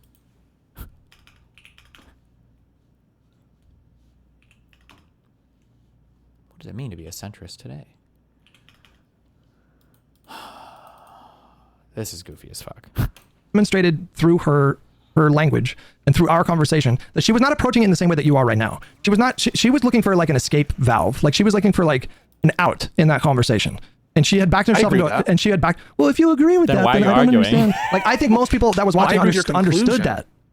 I think I think our audience understood that. So I don't understand why I would waste time, you know, like unpacking it in the way that you're describing it. It's just such a waste of time. I'm not saying that unpacking it in this precise way is what would work. What I'm suggesting is the following and only the following. Let's not linger on the truth or falsity about whether Juliana is or is not a centrist in some like objective sense. Let's use whatever bullshit she's going to throw out there. Let's just accept it. Let's accept what the term that she's going to use, and we'll be able to shut her down with her own terminology. So if she says that centrist means, you know, like a mansion type, you can destroy her on the facts. You didn't even do the bare amount of research on Juliana. How can you say this? If she says, well, no, by centrist I mean Schumer aligned or Biden aligned or something like that, then you can, you know, call into question how she's using the term centrist. I did do that though. But I did 100%. I did do that. I did absolutely question like the application of the language that she was using as inconsistent, like as incoherent, like by that point, like I don't even remember if you had jumped in by this point. I think it was before. She claimed that pro-centrist was pro-democrat, like, which is just ridiculous. Like that, like everything she was. My point is, like, she said like 4 or 5 different it's ridiculous. things. What do you mean? It's ridiculous that she. I'm not going to explain that to you. I'm not going to explain that to you. Good job, Hutch. Boundaries. Don't need to explain ridiculous to you, bro. Come on. Well, no, not the word necessarily, but like what you're as it applies in this context. No one would ever use the term that way. You know what that word means in this context. I don't need to explain that to you. No, I'm asking what you think is ridiculous. The notion that someone could use the word centrist to mean aligned with Democrats? Yes, to be pro-Democrat, centrist. Nobody uses the word that way. First of all, nobody uses it that way. Literally nobody uses it. Lefties, which by your own account, right? This is she's a lefty. Lefties do use the term that way. No, they would say like no, that they would not use it in that way. That's way too broad. Way too broad. Because technically they're pro-Democrat. They're like pro, you know, Mamdani and pro. You agree with that?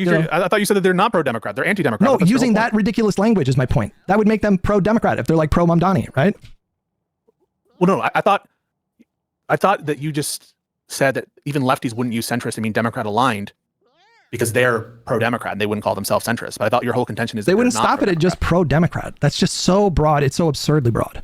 It's just, it doesn't make any sense. Nobody uses the language like that. I feel like people, lefties, and again, someone can correct me if I'm wrong. What is your instinct here? I swear, liberal. I feel like you're going into lawyer brain here. Like, what is your instinct in this moment to like defend that? You want to find a way. You like what? Your brain is like when we're unpacking this stuff, and I feel like you've done this with like previous actors that I've considered to be bad faith.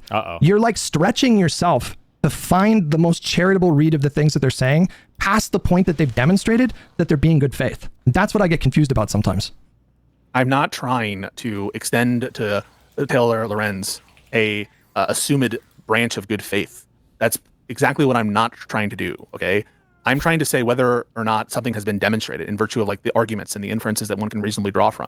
And if you say, well, you should assume bad faith of Taylor Lorenz, then fine. Okay, it's self-evident that she's bad faith. It's self-evident. You already proved it when she was like not quick and didn't really think about it or whatever. And so everything else, you know, it's all fair game. But I thought we were trying to assess whether you demonstrated something or not. No, I understand. Whether you demonstrated something. I understand what you're saying because like, I personally assumed bad faith. Like going into that conversation, and that's what I wanted to expose. Yeah, maybe not 100%. Would I bet my life? You know, but 95. But I didn't assume that the audience would make that same assumption in the same way that I did, which is why I picked the particular line of questioning that I did, because I wanted to kind of guide her down a path. And my position is that by the time you interjected in the way that you did, I had already done that. Like she had already like hung herself a bit with her own language.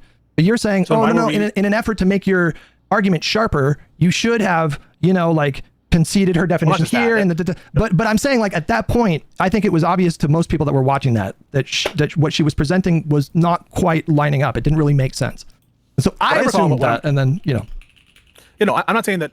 I think that there's a difference between you personally assuming bad faith and you entering the argument and being bad faith. Okay, so I'm not saying that you were being bad faith in the argument. I probably do agree that you assume that she was bad faith beforehand based on previous encounters or whatever, or your pre-existing notions. And I'm not even calling that into question with regard to the course article. As you know, that like I agree with a lot of the conclusions of the course article, and I also think that the framing point that you guys are making are right. So I don't dispute the conclusions. All right, I'm trying to make a statement regarding what my perception was, why I was interjecting.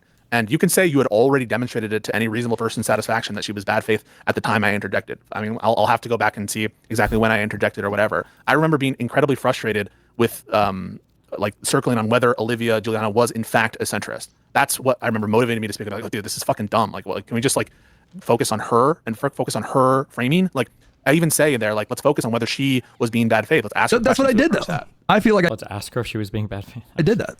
I feel like I did that when I asked her, like, what do these labels mean to you, and what was your process for like how to assign that, and like, it really didn't take her long before she started squirming. It was like 5 or 10 minutes into the conversation, she was like, editors use language sometimes, and it's like, even though she's using that exact same language in her tweets afterwards, like she was already like really struggling in that moment, I think.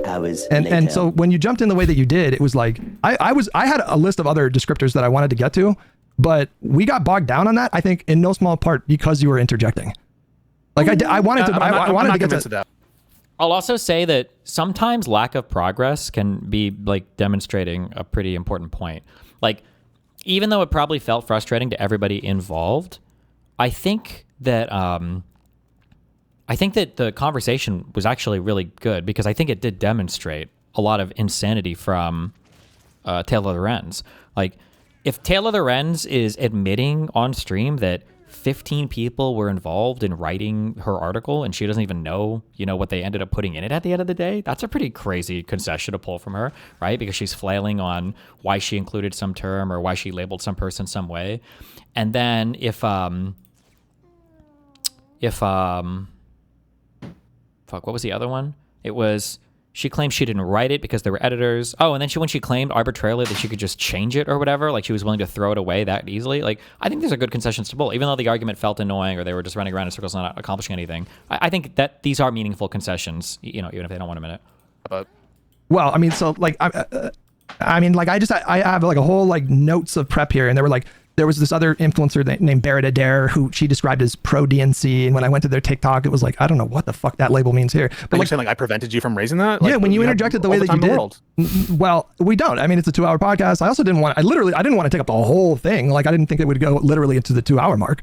But I did have like a list of other things. And when you interjected, it's like you're asking me like, yes or no, does Biden call himself a centrist? Yes or no? Yeah. So this is to show. So you're saying like I'm frustrating what you want to do in the moment. Yeah. And what I want to do in the moment, that takes like a backseat to what you want to do in the moment. And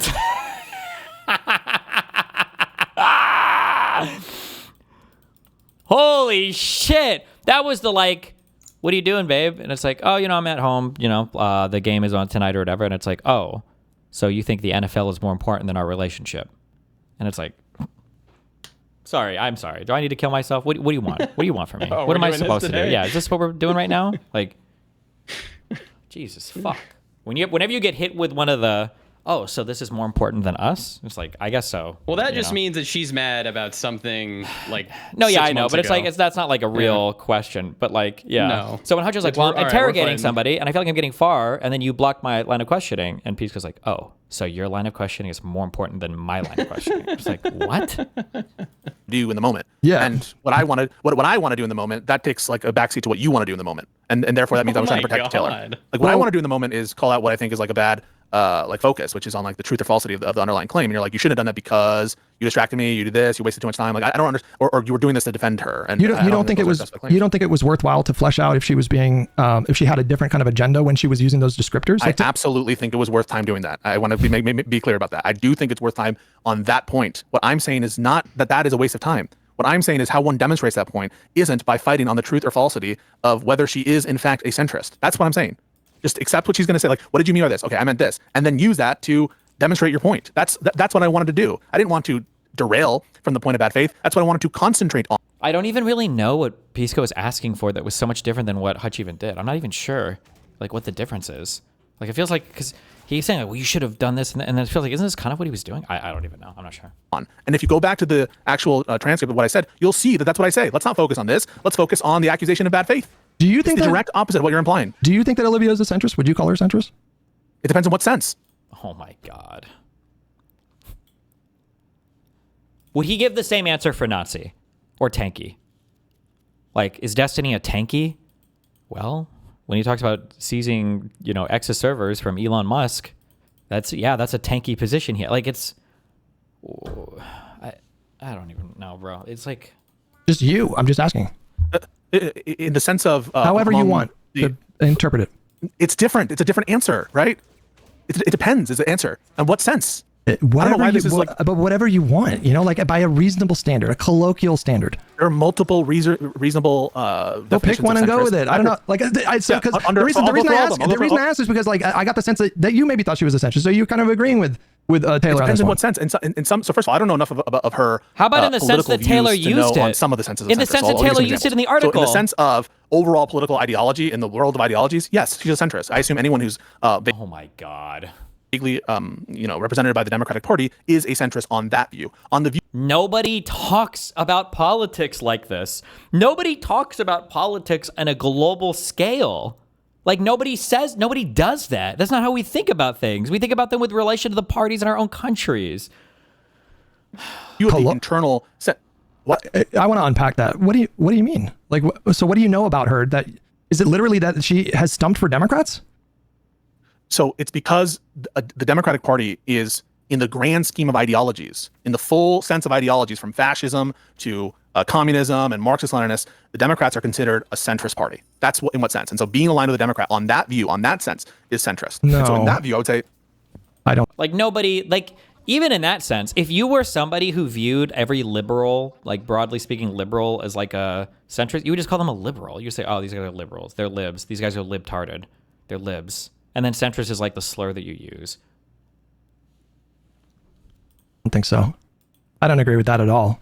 Like, center left, I mean, maybe that's defensible, but not centrist. No. The Democratic Party of 2026 is centrist across, like, the whole span of human history. Ideology. I don't think so. No. When you look at the Democrats' policy agenda, like, no, I don't think so. I don't agree with that. So, but maybe that's, yeah. The Democrats are aligned with business interests. They are not in favor of what does that economy mean? By and large. They're aligned with business interests. What does that mean? I mean, you know what this kind of reminds me of? Does anybody, I don't know if this was like a real thing or if it was just like a fucking meme. Have you ever seen like the CIA book for how to take over organizations? Do you know what I'm talking about? Fuck you, Moot. Does anybody know what I'm talking about?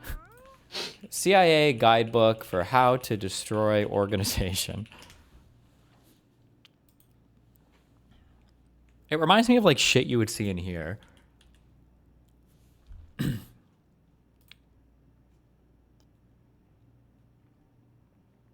So these are like how to do acts of sabotage inside organizations or whatever. And it's just like a bunch of like obnoxious cringe shit.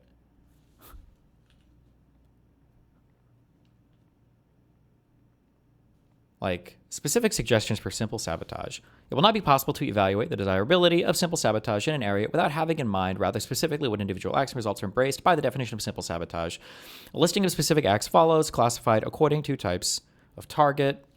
For buildings, it's like fires can be started wherever there is an accumulation of inflammable material. Whenever possible, arrange to have the fire alert alter or after you've gone away, use a blah, blah, blah. Okay, this is for simple sabotage. Hold on. I think there's one for like language in here, isn't there? Shut up. Trying to get this Lego build done. You're never going to finish. Oh, you're telling me.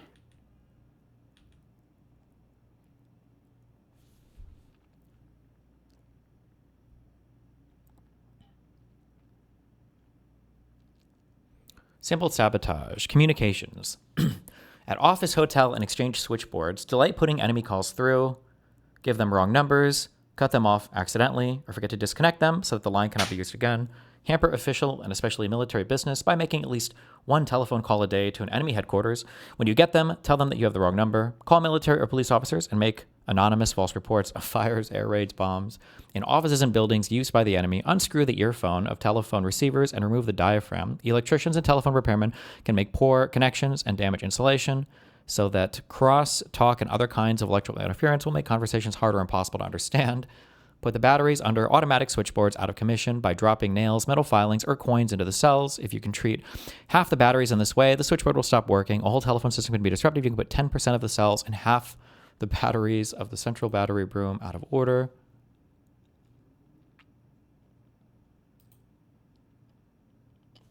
Fuck, hold on. Oh, shit, this is what I was looking for. Sorry.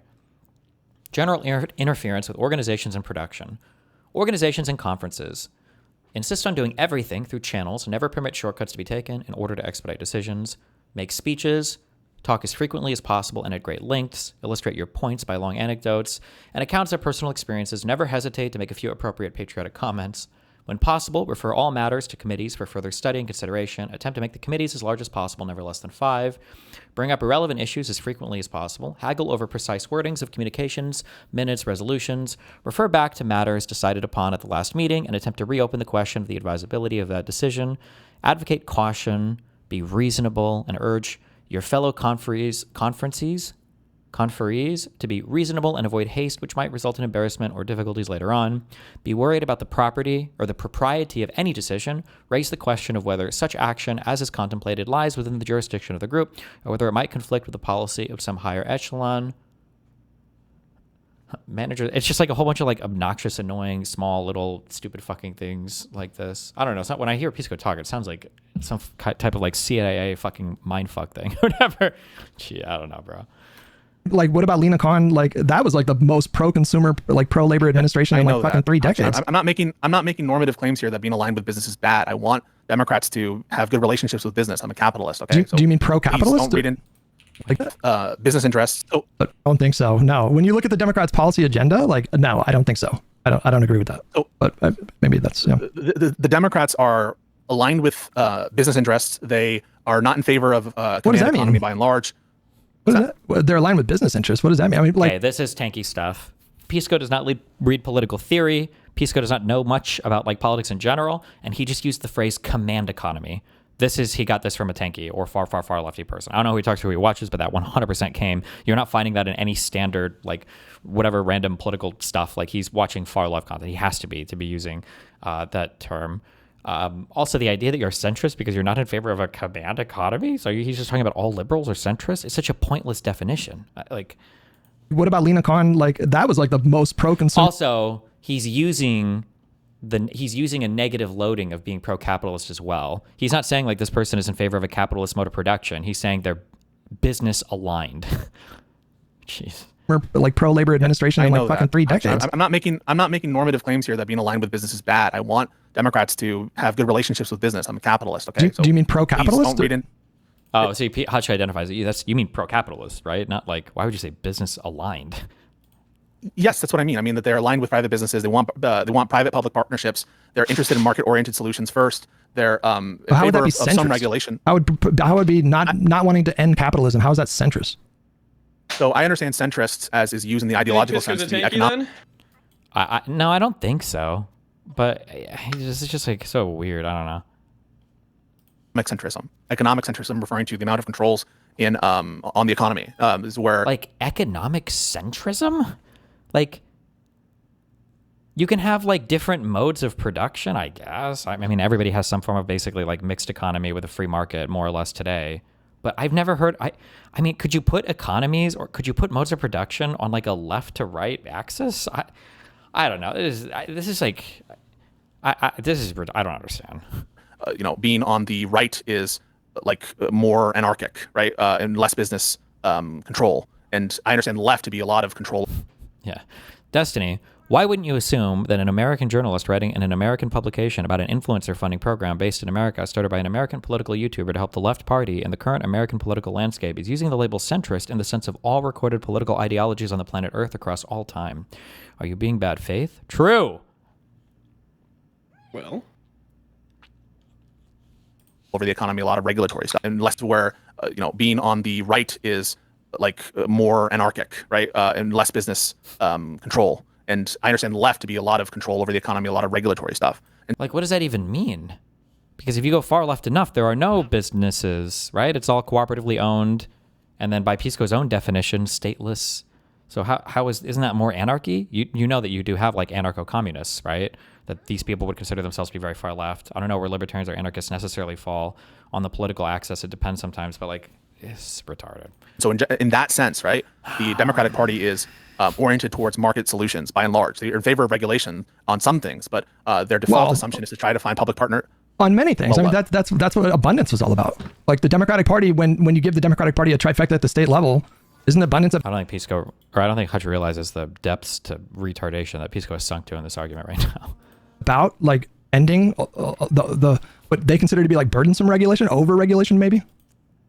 Yeah, no, I think that there is a sense in which abundance can be construed as in favor of some amount of deregulation, though I would hasten to add, and also I think Derek Thompson and Ezra Klein have added, that it's not just deregulate. But abundance is kind of neither here nor there. I'm just trying to like orient myself towards how people, from the political science perspective, from like an ideological perspective, I agree there's other senses in which the Democratic Party is in no means a centrist party. Which political scientist, like for poli-sci, I don't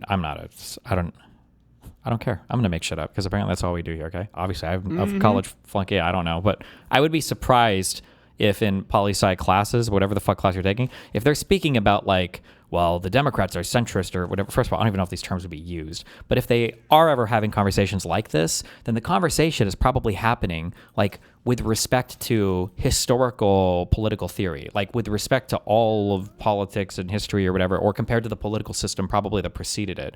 But there's no way that like a political scientist would be like, oh, hey, what's up? And like, yeah, so what do you think about the left and right in the United States right now? Well, actually, as an educated political scientist, I actually know that both are centrist parties because historically speaking, like, I'm trying to say that there's different senses of centrist, and when you map on like political ideologies ranging from anarcho-capitalism on the one end to command economies on the other hand, the Democratic Party by and large is in the center. That's what is meant by that in the economic sense. I mean, economic centrism. They're in favor of some regulation, but overall they're in favor of markets, and they're not by and large it's not a socialist party. So he's having to go like out there on this conversation and being like, well, there's super big extremists, so in conjunction with them, the Democrats are actually in the right in the middle. Is that what's happening? Yeah, it's just blowing it up so much in a way that you would never, ever, ever blow this up. Like, do you think StarCraft was like a hard game? I would say it was relatively hard, yeah. Really? Compared to Saw games, where your life is on the line and you could get murdered if you do it wrong? Yeah. Like it's okay, like, that's what's happening. Like it's like what? Okay, I guess not. That this is just so fucking stupid. I guess not. What that yeah. version of centrism means, economic centrist. You get me? I do. That's one vision. That's one vision of centrist, and it's right, not one that's like super narrow or like this is like a common notion among like. Along like what? Is it going to allude to the educated political science? Nobody would ever say this. Political science shit. Oh my God! Who? You should force him. Cite an author. Who are we talking about? What do we? Oh my God! Like in the center of that axis. That's where I think we disagree because I think political scientists would very, very, very broadly describe the Democratic Party as the left party in the United States right now. Even economically. They would just call it the left party. It's the left. We have a left party and a right party in the U.S. right now. That's 26. it. I think you're describing the label centrist from the perspective of a lefty. I think that's what you're doing. I think your academic view of it, you're saying like political scientists would consider the Democratic Party to be centrist economically. I think that would make more sense in like the 90s. But the party has changed a lot in the 21st century. It has moved away from a lot of their more economically you're doing. I think your academic view of it, you're saying like political scientists would consider the Democratic Party to be centrist economically. I think that would make more sense in like the 90s. Maybe, but like keep in mind, even in the 90s, it wouldn't have been viewed that way because that was the 90s. The politics was different back in the 90s. Like it was different in the 60s and then in the Civil War. And then when we had feudalism. But the party has changed a lot in the 21st century. It has moved away from a lot of their more economically like centrist positions. Like I would say like the Democratic Party now is like, I think it's like closer like well, I mean like the whole party overall I would say has like shifted pretty significantly to the left in the 21st century. What about Israel Palestine? I agree, and so I think that they've shifted left. I don't disagree with that at all. I'm not saying that what I'm just offering now is like the definition of centrist. I don't think that there's one definition of centrist or one notion of centrist that is correct. It just depends on which, like, words can have multiple reasonable meanings. And yes, even in the political context, this word is susceptible to multiple reasonable meanings. So in the so that's in the political, what I would say, like, political science sense and the ideological sense. There's two other senses that I've offered, which are normal, that a centrist can be applied, either to refer to the American political notion of centrist. And in the American political notion of centrist, I highly doubt that Olivia Giuliani is a centrist, because I think centrist in the American political context is closer refers to people like Manchin. People like Manchin. In that case, I don't even know if Manchin and Cinema had their own special category. But even if we take what Pisco's saying is true, that means that Taylor Lorenz was incorrect then, because she's writing for an American political publication, an American political article about American political actors. Manchin, people like Susan Collins, people like even probably Fetterman, more centrist in that sense. So that's the American political context. And then there's another sense of centrist, which is internal to the Democratic Party, which refers to divisions within Democratic Party, where Schumer, although in the American political sense would not be considered a centrist, in the internal division between the Bernieites and the more moderate types, Schumer would be plausibly referred to as a centrist in the internal party sense. That's just a referent, right? Centrist and moderate is a referential word. It refers to some sort of standard, some middle orientation of where people are at. And so those are three senses in which centrist can be used, one of which I think just trivially applies to Olivia Giuliani if she's at all related to the Democratic Party, and the one in which I'm not sure, which is the sense of the internal party, and then one in which I doubt it, which is the American political sense with the first, like, Manchin as a centrist. So those are all, I think, plausible senses of centrist. Well, I did look. I didn't spend a great deal of time looking into Olivia Giuliani. I was somewhat familiar with her before, but I did peruse her feeds before I did all this. And what I get from her is that she is just a standard Gen Z progressive that cares about like just really boilerplate Gen Z stuff. But she also wants the Democratic Party to win from a pragmatic perspective. And so to me, like, her ideology is very clearly not centrist. That's what and any reasonable person. In what sense? I get a little frustrated sometimes. How are you frustrated? It depends in what sense. It depends on what you mean by centrist. I mean, colloquially. I think I even mean within the Democratic Party. Like, even if you wanted to restrict it to just the Democratic Party, I think she's very obviously a progressive. Like, very obviously a progressive. But even like, and when you zoom out colloquially to, like, you know, just across the spectrum in the United States, she's a progressive there. You know, so that's like, probably true too. Right. And so, you know, that to me was quite obvious. And I think, like, the reason why I was pressing on whether or not the label applied to Giuliani was twofold. Well, number one, I just factually thought it was pretty ridiculous. And number two, I thought that I suspected that she didn't assign that label because of ideology. I suspected that she assigned that label because she was trying to mark her for what are we even disagreeing about? I don't know what she's even fighting on. Mark her as like one of the enemies to the people that she was trying to appeal to with that article. Yes. And again, in my opinion, I think I had established that by the time you jumped in. Okay, I like, I'll revisit the conversation. That's not my impression. I will say though that, like, she was flailing. She was flailing, like, really. I think that there were points at which she was flailing. I think that's a different claim than whether or not in the moment you had demonstrated any given thing. Really? I mean, so once somebody starts flailing in a debate, that's usually a pretty bad sign for them, I think. I agree that it's usually a pretty bad sign if you're flailing, but I just mean whether you demonstrated something at a given time is different than whether or not someone is doing something very bad for themselves, including by flailing at a given time. I mean, the reason why you flail is to avoid giving the really bad answer, right? Was uncomfortable with where the conversation was going, and that's probably true even just bringing up that topic, regardless of whether or not you've demonstrated a particular thing. And I will note, right, like, the colloquial sense of a word, I'm not sure that I have clarity on your view by what you mean when you say centrist. And because you seem to suggest that centrist means different things as applied to politicians versus that there's some kind of, like, indexing that is done that means that it means something different when you, like, apply it to politicians versus commentators. That's going to be an issue because, like, I'm not sure that that's apparent in a colloquial definition, that most people, when they hear centrist, construe it differently in politicians versus commentators. Yeah. How much longer does this go on for? We're at 4:15. I watched to 4:20. And then overall, I'm having not clarity on what you mean by centrist as a colloquial definition. Well, walk me through real quick. Like, walk me through your thinking, your instinct, your impulse. Like, what drove you? Because I got frustrated when you jumped in, and I remember, like, trying to interrupt you, and just asking you, like, do you think that Taylor is using it in a pejorative sense? And that was born out of frustration because I think, you know, especially, like, because I was early in that line of questioning that Soypill jumped in and he actually touched on something that I hadn't even really prepared in my preparation, which I should have in retrospect. I should have searched her Twitter feed for centrist, but he was pretty sharp. I thought he jumped in like 5 minutes and he's like, well, Taylor, we can see that you obviously use the term in a pejorative way. And at that point that's when she tried to back away and said, well, you know, editors use the language, like that ridiculous excuse that she gave.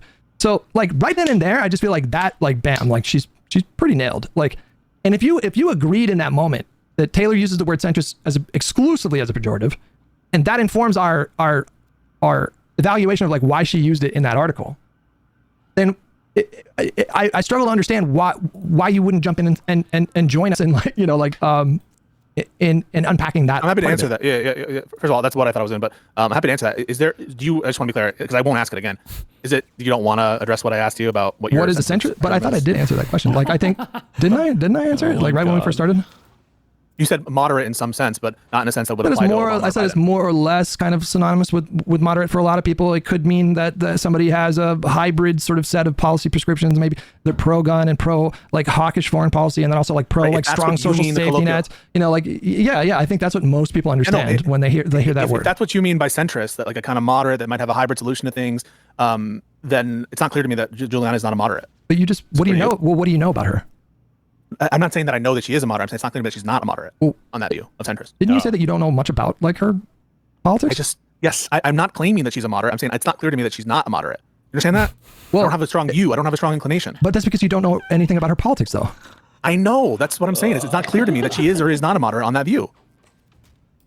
I'm confused right now. So I just like at that point, wouldn't it be on you to just like peruse her feed or whatever? I mean, I'm not disputing the factual accuracy of the claim. That's what I'm saying is like that's what I'm claiming. But is I interjected. I said, well, first of all, she self-identifies as a progressive. She was an executive. Moderates can be progressive. On your own view, moderates can be progressive. No, I don't. No, I don't. No, moderates can be progressive. No. Hang on. You're using centrism as a synonym for moderate. No, but you're describing everywhere actions. You put centrist. No, now you're stretching the word to mean like individual actions are moderate or centrist or progressive. I'm talking about her label. Like, how what people think of when they think of her. What? He's getting piscoed right now. True. You know, I'm just inserting moderate for centrist. If you're saying it's essentially synonymous, more or less, then it's not clear to me that moderates can't be progressive. That's what I mean. I'm substituting the word centrist for moderate. If on your view, the colloquial meaning of centrist is moderate. No, we're not talking about actions, Pisco. We're talking about the label. She didn't label Olivia Giuliani's actions as centrist. She called Olivia a centrist. So we're not. By which you think the colloquial definition is a moderate, right? It is very much related to being a moderate. I'm not sure if it's like 100% synonymous, but it's decently synonymous. Kind of moderate, yes, yeah. Sure. Yeah. So we can insert by just transitive property. We can just insert. Just to be clear, centrist was never ever used by her to try to accurately describe the views. The only reason why she called her a centrist was to insult her and set her apart from good lefties like Hasan. That's why Hasan is literally called out in the article for literally no reason. That's the only reason why.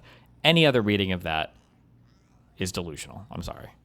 Everywhere there's centrist, moderate for the meaning of the term. Understand that the implication is different between moderate and centrist. But on that view, right, if what you mean by centrist is moderate, and the claim therefore is that accepting that good faith and not assuming bad faith, which again, we can dispute about that, then we can just say, well, Olivia Giuliana is a moderate. And on that view, it's not clear to me that that's in conflict with progressive, and that you saying, well, she's no. Here. No. Come on, you're losing the thread here. What am I doing? You're losing the thread here, bud. Like because especially in the way that, like you would agree that Taylor Lorenz, when she used that language centrist for Juliana, she was delineating her. That was like a specific. She didn't land on that label by accident. She was trying to communicate something to her readers with that label. That she's the enemy. And what you're doing with the words now is you're really kind of stretching them and kind of making them meaningless. Yep. Well, anybody could be a moderate when you think about it, right? That's kind of what you're doing, right? Terminology. Yes. No, but that's what you're doing, because you're saying like really at the end of the day, like anybody could be a moderate, and so that is like running cover for her use of that language, whether or not it's what you intended. That's what you're doing, though. Yep. So I'm not trying to step into the meta right now. I'm not using a definition that's so loose that it could apply to reasonably everyone. I asked you what you think the colloquial definition of moderate is, such that it's so apparent that there's a contradiction in what Taylor... I think, isn't his position right now that that centrist could literally apply to the entire Democratic Party and maybe even Republican Party in the scheme of all things? I don't even know. Like I said, sometimes when he brings it back, sometimes people are like, oh no, I agree she was being bad faith. I agree she was. So then I'm not even sure why they're arguing. I don't know. This is retarded. This whole conversation is retarded. I was saying, so I'm not using anyone's sense in this context of moderate or of centrist other than your own, okay? And I'm... regardless of what my... But according to my definition, Olivia Giuliana is not a moderate. That's what I'm saying.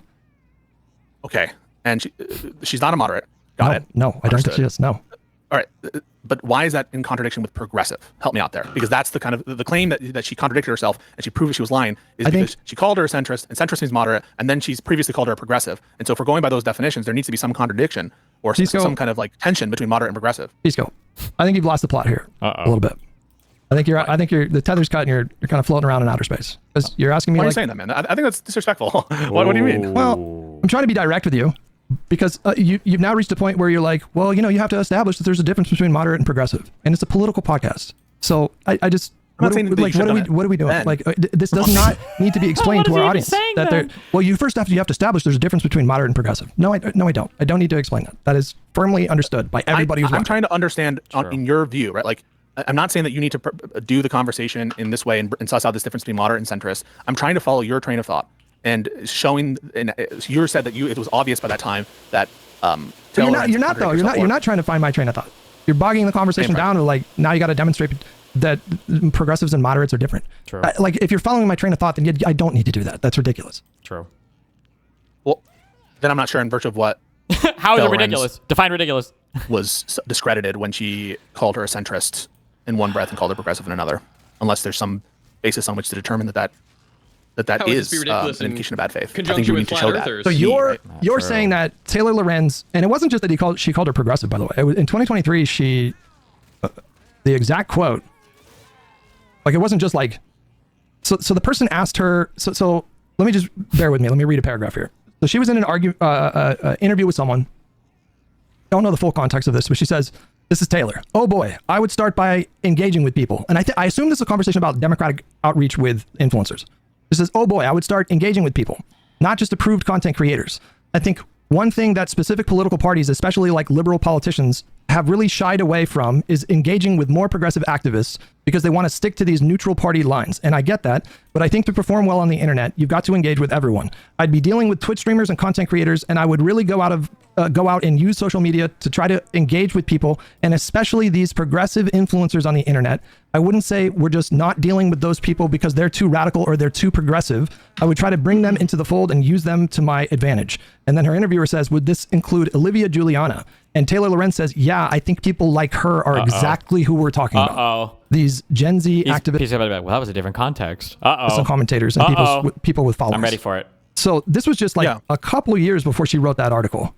And then in our conversation, she was claiming, well, that's how she self-identified. But when I looked it up, the last time Olivia Juliana self-identified as a centrist was in 2020, according to her social media feed. So I just think Taylor was just being dishonest about this. I just think she was being blatantly. She was lying about what? What do you think? What's the lie? What do you mean? I'm asking you. What do you think? What do you think? I'm not sure is my answer. Oh my God. You're frustrating me, my good sir. You're my boy, and I love you. You're my boy. I love you, and you're my boy. But in the conversation with Taylor, it's a little troll. I think that we fleshed out that even she thinks, like, understands that there's a difference between an understanding when somebody calls somebody a centrist or a progressive. I agree that they're different concepts. I'm asking what the lie is that you're identifying. You said that she's. I'm asking what she's lying about. Are you suggesting that in Taylor's, like, it's conceivable to you that in Taylor's use of language in her lexicon, that she could somewhat fluidly and plausibly shift between labels like centrist, moderate, liberal, progressive, and they all kind of apply to like everyone? No, I'm not alleging that. Okay, so you understand that Taylor understands that there's like a difference in these words, and so she's communicating different things with these words. I agree that they're different words and they communicate different things. Yes, okay. I agree with that, and I think that Taylor probably agrees with that. So I don't know why you're making this effort to justify her use of the language. I'm not trying to justify her use of the language. No, but that's what you're doing when you say, well, can't a moderate be a progressive? That's what you're doing. No, I'm asking you what you're identifying as the lie.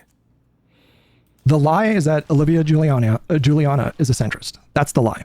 Okay, and it's a lie in virtue of her having called her a progressive before. That shows that it's a knowing intentional falsehood. That, and right? With all the other pieces of evidence that we've compiled in this trial, like so that, it's not enough. In other words, are you suggesting? Is it enough to know that she called Olivia Juliana a progressive before to know that she's lying about calling her a centrist? Not necessarily, but when you weigh that up against the fact that Juliana herself, not necessarily. So we agree on that, right? No, but I didn't do that, Pisco. I established like multiple pieces of evidence. I didn't just focus on that. I appealed to, I don't know, 6 or 7 different things. Like Taylor's previous language. Given that it's not enough. What? Given that it's not enough to identify that she's previously called her progressive and she now called her a centrist and now that she's lying, it must mean that it's possible to be a progressive and a centrist on your view, on your own view, not on my view, on your view. No, you could explain the discrepancy in different ways. You could say that her thinking on Olivia evolved. No, I don't accept your premise that you can be both moderate and progressive in the way. No. I'm saying that's an entailment of your view. If you think that it's not enough to say the view, so for example, everybody thinks this way. I mean, maybe I'm projecting here, but regardless of whether everyone thinks this way. Okay, then it applies to everyone, including you. All I'm just saying is, on your view, right? I thought I just heard you say that it's not enough to show it's basically in combination with other things that you're able to suss out that she's lying about the centrist point, including the progressive point, including the fact that she called her progressive previously. In other words, they're not contradictory innately, right? It's just to be a progressive is not mutually exclusive with being a centrist. I think that's entailed on your own view, on your view. No, it is. Okay. It is for our purposes. Yes, maybe for someone who is a normie and has no fucking idea about politics, but in our spaces between you and me on the podcast, me directly with Taylor, our audience, all of us understand these words to be different descriptors that mean different things. Because centrist means moderate, and moderates can't be progressive, right? When we're using no, you keep doing the thing, Pisco. You're using your sense of the word centrist. No. You're changing the word. You're changing the word from a descriptor about the person, and you're stretching it to be a descriptor about their actions. And so you're saying, well, a moderate can do progressive things. That's not what we're talking about. We're talking about language, labels, I'm only talking about identity. I'm only talking about identity here. Yes. I'm not talking about actions. No, so you are though. You're saying a progressive can do moderate things. That's like a label about their actions. I understand that before I asked whether Bernie Sanders can be centrist in some more narrow sense. That's not what I'm doing right now. I'm asking if you are, that is to say, identify as a moderate, is it incompatible colloquially for you to identify as a progressive? Yes. As a holistic label. Why? Yes. I'm not going to explain this. I refuse. I simply refuse. I'm not going to explain. There's no good explanation. I'm not going to explain to you. I'm not going to explain to you why, especially in our circles, that you cannot call yourself both a progressive and a moderate. Not for these purposes. Why not? I don't know why. Because we're talking about a defining label, Pisco. A label. These things. Yeah, why can't I identify as both a moderate and a progressive? Why can't he be non-binary in political? True. I am not going to do this with you. Let me get some water. Hold on. How much is this really? Is there any people say there's a lot of interesting moments in this? Is this really worth it from here? Is there going to be something? I find this hard to believe. What's up, folks? Oh, Jesus. I should get a water too. All right, everyone, chill. Actually, no, he's back. All right, I can wait. Colloquially, in our spaces, we simplify things to especially in the Democratic Party. There's like various sub factions, but colloquially we kind of understand it to there to be a kind of a like two different camps. You have like the progressive Bernie camp, and then you have like the moderate like centristy camp. That's how these things are discussed in these circles. Yeah. You know, there's also like a smaller kind of 20-15% that are, you know, somewhat conservative, right? Like black voters are typically more conservative, but like colloquially when we have these kinds of discussions. Wait. That's how we do these kinds of things. There. Yeah, you know, this is one of the senses in which I'm referring to. I would agree in the sense of internal political division. In terms of the Democrats, they are counterposed, right? The progressives are counterposed to the centrists in the sense of the internal democratic alignment, right? Yes, I would agree that it was kind of to say that you're a progressive centrist, progressive centrist or progressive moderate, if what you're referring to is this kind of internal democratic thing, they would be counterposed. There would be a big amount of tension. They'd be like, what? Right? Like, hang on, there's the AOC wing and then there's the Schumer wing, and they're not the same, right? And so then, in that context, yes, I would understand it to be a contradiction. But in other senses, I don't see them as contradictions. So that's why I'm saying that the context really matters. And whether you're referring to the overall American, which part of it do you question? Have you ever heard someone be described or self-describe as a progressive moderate or a moderate progressive? Yes. When? Yes, you can have multiple identities. You can say, I'm a progressive, I'm also a moderate. Yes. Whomst have you heard? Who? People in my personal life. That's no chance. Zero chance. No. Who? No, he's lying. There are people who identify people like Andy Bashir as a moderate progressive. He's a progressive, he's a moderate.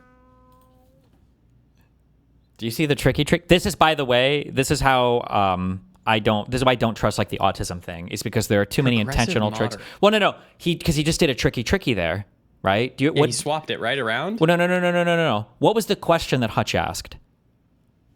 Who identifies themselves as correct? Who's called themselves this? And now what Pisco is doing is saying, well, look at Andy Bashir. He is a progressive moderate, right? Well, Pisco is ascribing label. Yeah, that's a different thing. Yeah. Yes, he's doing this. But Bashir's also running in fucking Kentucky. Sure, yeah, but I'm just saying that he's doing a tricky here. Yeah. People like Andy Bashir as a moderate progressive. He's a progressive and he's a moderate. Progressive meaning progressive socially. Me personally, I have never, ever heard these kinds of labels. So if I Google progressive moderate, all right, so let me just try to find some instances of it.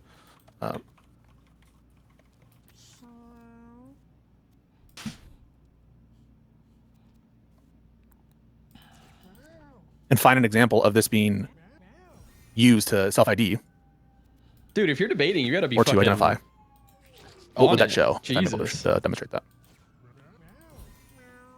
It might show that like 2 people have done this. But I think your burden is to Okay. Well, then, well, I think your burden, because this is what you're saying, your burden is to demonstrate that this is like something that is like commonly done or commonly understood, right?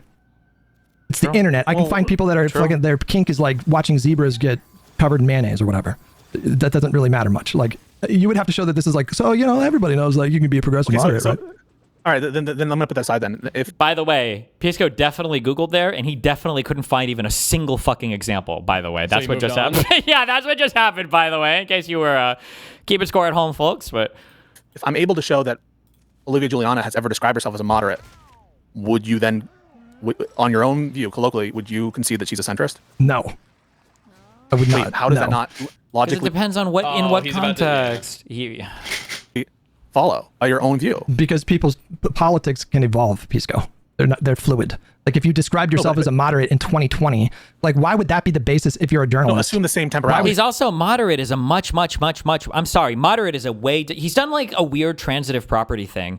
Moderate is way different than centrist. They have very different connotations here. Like this is.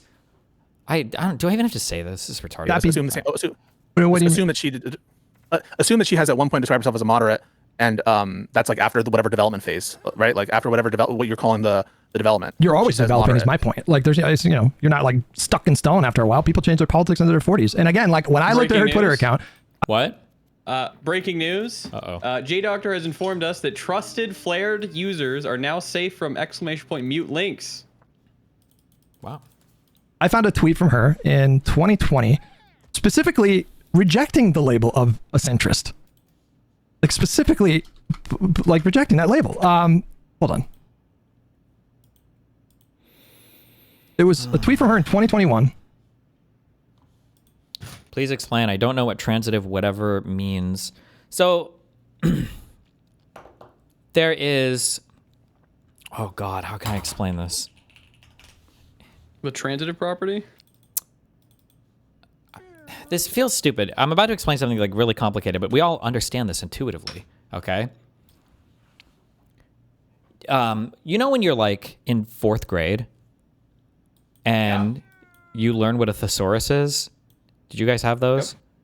Oh, And yeah. you're like, We had the big books. oh my God. Like, I can just like take one word and replace it with another word and like a bigger word, and now I sound smarter, right? Yeah, that's what you think then, but yeah. I agree. Yeah. So, but the issue is that you can have synonyms, but a synonym is not really the same word. Like, different words have incredibly different connotations. So, Pisco is doing this thing where on a dictionary level, we have synonyms. So, like, you know, a centrist and moderate are kind of synonymous with each other, and I could kind of agree with that. But the value attached to those words, like the connotation, is not really accounted for in the synonym part here. And so, It's super context dependent. yeah, so for him to say by transitive property, if they call themselves a centrist, then they must be a moderate or something like that, that doesn't really work that way. Like if I were to look up... Not in every case. It could, but yeah. It could, but not necessarily for sure. No. If I were to look up... Hold on. Synonym. Like pet. A synonym for pet could be like companion. Sure. Or if I were to look up synonym... Ooh, that's actually a really good one, what you just said. But Thank you.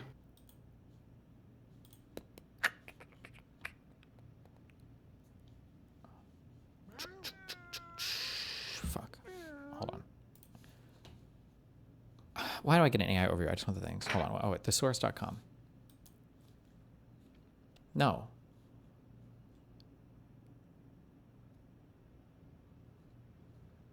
Sure. Okay. Imagine you have a friend and your friend is like trying to like date a girl, right? Mm-hmm. And like somebody starts a conversation off and it's like, would you agree that like we can look in the dictionary and like stalking, pursuing, hunting, these are kind of like pretty similar words, transitive property or whatever. They're all given, right? So like, do you agree that your friend was stalking or hunting, this girl. And it's like, well, no, Jesus Christ. Was he pursuing her? Well, yeah, they wanted to date or whatever. Yeah, he was pursuing her, sure. So that's by the transitive property. Yeah, by the transitive property, he was stalking her then, right? And it's like, I mean, like maybe by like the strictest of dictionary terms, I get, but like not really, right? That's not really what we're talking about. This idea that like, I think at some point early in the conversation, he got Hutch to agree that stalk and, or not, I'm sorry, not stalking. You mean progressive and moderate? That moderate, sorry, that moderate and centrist were like similar words. And now Pisco's like, well, by the transitive property, if she's described herself as a moderate, she's also a centrist. And it's like, no, I don't even know why I agree that they could be like interchangeable. Yeah, but it's like, this is just like so stupid. Oh my God. Like rejecting that label. Hold on. It was a tweet from her in 2021. She said, when this pandemic started, I was a centrist Democrat who was going to college for English. Didn't realize how much could change in 18 months. So this is her explicitly distancing herself. What? Yeah. Oh, Even that tweet is her moving away. Yeah. From that label. Just unequivocally. September 26, 2021. I'm gonna, no, Munib, you're gone. Cooked. Oh, I said his name. Fuck, when I banned him. Fuck.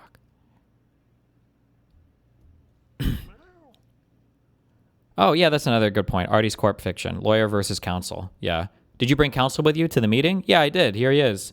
It's like, who's that? It's my counselor. It's my brother. Is he a lawyer? Well, no, but he's like my counsel. That would be hilarious, actually. Yeah, like, it's just so stupid. She said, when this pandemic started... Oh, wait, I'm sorry. Pisco's not about to fight against self-ID now for political labels. He's not going to do that after doing this. Like, well, you can self-ID as a political thing. There's no way he's about to do that, right? Just unequivocally. September 26, 2021. She said, when this pandemic started, I was a centrist Democrat who was going to college for English. Didn't know how much could change in 18 months. And then there was another tweet from her where she was talking about, like, expressing frustration. That indicates that she's now, like, very different not than a that, centrist. as opposed to... Very obviously, that's what it says.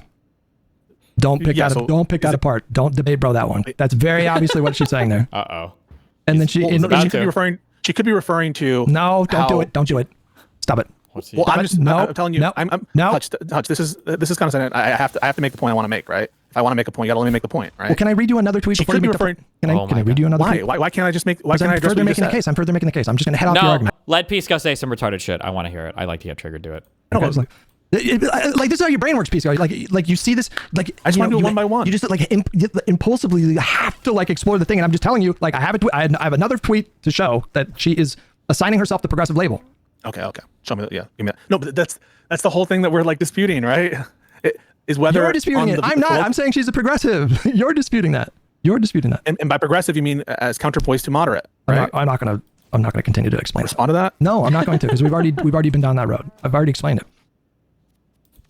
She said, okay, I mean, if you don't want to hear the argument, she said, you say I'm not a progressive, yet I have very progressive stances. I believe in a robust public option with Medicare available to all. I believe in free community college and trade schools. I believe that we need more immigration judges, more work permits, more visas, comprehensive, clear pathway to citizenship, and so on and so forth, and on and on and on. Like she's saying, like in this tweet, she's saying, like, you don't call me a progressive, and then lists all her progressive bona fides. So like clearly she self-identifies and has for years as a progressive.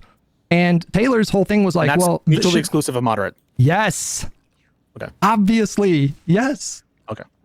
Yes. In every context. In the colloquial context. In every context. In our context, Pisco, like you can find a context where whatever, but in our context, for our purposes, in this conversation, in the conversation with Taylor, they are mutually exclusive terms. Let's deal with Biden. Let's deal with Biden. All right.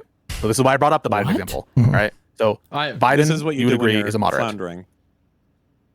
I would agree that Biden ran on a moderate aesthetic in 2020, but also at the same time did run on progressive policies. I didn't ask if he ran on it. I'm asking him the identity. Is he? I'm not equivocating. So in the same sense that Juliana is a moderate or not a moderate, was Joe Biden a moderate? I think colloquially, people would probably call Biden a moderate. Sure. Okay, and by moderate we mean centrist because they're sure. Yes. Yes. Oh, he's getting baited here. He's getting baited hardcore. Well, he got tired. Well, Jesus. And was Joe Biden a progressive? Yes or no? In practice, yes, he said it. Yes. No, I just mean as an identity. Would you identify him as a progressive? Yes or no? He was a progressive moderate. I honestly don't even know. How did he self-describe? Hutch is afraid to own this here because I think he's like he realizes he's getting cornered, but it's like by such dog shit arguments. This is so retarded. Hold on. Regardless of how he does, do you understand what you just did? Right? Like if you say I don't know, you got a problem because on your view they're no. I'm saying I don't. No, I'm saying I don't know how he like calls himself. But again, like the reason why I think like there is a different standard for politicians is because they're playing a different kind of game, and so somebody could so intentionally give off the aesthetic of being a moderate if it meant more election. I'm not asking about that. I'm not equivocating, right? I'm not equivocating. I'm asking in the same sense. I'm not asking in a different sense. Okay, on your own then view, how does this Biden apply? So how does this apply to the Olivia situation? What's the analog? I'll tell you how, right? If it's possible on your view, for you to be unsure regarding whether Biden is a progressive, but to be sure that he's fairly called a moderate, then they're not necessarily contradictory. Because there's a world in which Biden can be both a progressive and a moderate. That's just logically. No. There's a world where, like, again, the word is applied in different ways for different considerations. But in our world, I'm trying to use in the same sense. In our world, in our conversation, I shouldn't have to explain to you that there are different factions of the Democratic Party. This is especially relevant in online discourse, where it's 10 times more tribalistic than in the real world. And so that when somebody says centrist, they are like it's like you're trying to create a permission structure here. You're trying to create an explanation for. I'm not. I don't want to get into that, dude. No, but that's what you're doing, though. You're trying to. You're accusing me of being nefarious. Yes. You're saying that I have bad motive, malicious motive. That's what you're accusing me of. No, I'm not saying you have a nefarious motive. I don't know what motivates you. All I can do is you're trying to create anything besides the truth motivates me. It's nefarious, which is true actually. But he is being nefarious, and Hutch is right to accuse him of that, and he really is accusing him of that. But that's okay. Mission structure. That's saying that I'm being malicious. Well, I tried to clean up what I'm saying. I don't think it's quite a permission structure, but I think you're trying to explain Taylor's writing in a way that could be defensible when it's already firmly been established, in my opinion, that it's not agree defensible. With your conclusion, Hutch. So one thing is to agree on the conclusion. The other is to agree on the reasons why we agree on the conclusion, right? So I can agree with your conclusion. You're proposing that is he saying he agrees like you would agree with like a math problem? Like if I'm in I don't know, fucking algebra. That Hutch has just not justified it well. But I don't even know how he means he hasn't justified it well. I don't know. I have no idea, bro. To our audience, you're proposing that it would have been useful to establish these things because our audience would have found it useful. But I'm saying no, they wouldn't have. Like they understand that when Taylor uses the word centrist, it is mutually exclusive with progressive or leftist or whatever. They already understand this. It doesn't need to be unpacked. Just because they understand it doesn't mean that they have conceptual clarity or that they're correct, right? You can say you can appeal to any So Taylor Lorenz could be incorrect with her use of centrist, but then all the people reading it that know what she meant could also be incorrect in their interpretation. So everybody is on the same page here. Where is the one meme where it's like Taylor uses a word, the audience hears the word, and they're like, I'm going to do this. And they're like, oh, I love it when you do this. And Pisco's like, did you ask me if you could do this? What's like the consent mean? Like, Jesus Christ. That is what it means. Appealing to a consensus is whatever. Like I will appealing to a consensus is whatever for language. Stand for my Merrick Garland opinion, and everyone can understand that I'm wrong, and everyone can say that I'm being unclear, and everyone can understand that I'm wrong about the Biden pardons or whatever. That doesn't mean that they're right. And so, okay, these are would you say like metaphysics wise? These are completely different categories of things that we're talking about here. Like, you can be correct. You could be the only correct person in the world with regards to some fact of the matter about something, about a legal process or whatever else, about some opinion about Merrick Garland, potentially, right? You cannot definitionally be the only person in the world to understand a word. That would make the word absurd. Language is to communicate ideas. You can't have a word that only you have that's your thing and you're the only one that's right on it and everybody else agrees and they're wrong. That would make you definitionally incorrect on the word. Like it's not meaningful at that point. Fine, they all understand something, but maybe they're wrong about that. And maybe we should think twice and not just rest on the fact that everyone agrees. No. This isn't about being right or wrong on a particular thing. This is about the whole framework. So Hunter is currently debating Brianna Joy Gray. Yeah, but I don't know how worth it. I might watch it after. We'll see. And within the framework of the discussion, the context of the discussion, our audience understood that for Taylor Lorenz, the words centrist and moderate are mutually exclusive. We don't need to unpack, well, technically, Bernie would be considered a Nazi in fucking Denmark or whatever. Like we don't even need, though she claimed otherwise. We don't need even to. Though she claimed otherwise. Who claimed otherwise? Even though Taylor said that I don't consider them mutually exclusive. She says progressive is a label that centrists use. But at that point, why would we take that in good faith, Pisco? Why would we accept that? You can say that I presuppose bad faith. You can say that. Then you're not demonstrating. You're assuming it. No, she demonstrated bad faith, Pisco. She demonstrated it. when she passed the buck to her editors, when she gave an incoherent I agree with that definition. So why do I need to establish it further? She did it for me. She exposed that herself. And so once that's out there, once somebody demonstrates bad faith, I don't know how you operate in a debate, but like once somebody demonstrates bad faith and you really got them like dead to rights, you can really drive that home. Like you can kind of hammer them on that. I don't rest on you don't need. And you can watch me engage with people seriously, like Tim Pool, Rob Noor, etc. And I usually do not just sort of presume that bad faith is accepted by everyone watching, and therefore not like try to demonstrate my claims or whatever. I continue to operate as though the interlocutor is operating in good faith. Maybe that's a failing on my end. Maybe that's just like not the appropriate thing to do. But I don't. I think if you're in a debate with someone and you really caught them like really unambiguously being bad faith, I think from that point on you can operate from a completely different basis. If I'm having I know the difference. Like if I'm having a conversation with someone who's not going to like start lobbing ad homs or stretch debate bro themselves into ridiculous positions. Like if I'm dealing with an honest interlocutor, the tenor, the tone of the conversation is completely. This is what I mean when I say like I don't like the term. Maybe I'm being I don't like the term like debate or I'm sorry like lawyer brain or whatever. The entire point of cross-examination is to impeach a witness's credibility. You would never say that like, oh, okay, sure, the witness lied here and here, but you guys trust the rest of her testimony, right? Like the whole point of cross-exam is to show flaws or contradictions in what the witness is saying in order to impeach them on their credibility so the other things they're saying are less reliable. This idea of like, well, no, even if I know somebody is factually 100% lying to me, I wouldn't let that impact any other part of our conversation. It's like, what? Why? How? What? Like there's just... different. Then it's an honest exchange of ideas. I'm more curious about what the person has to say. I'm more willing to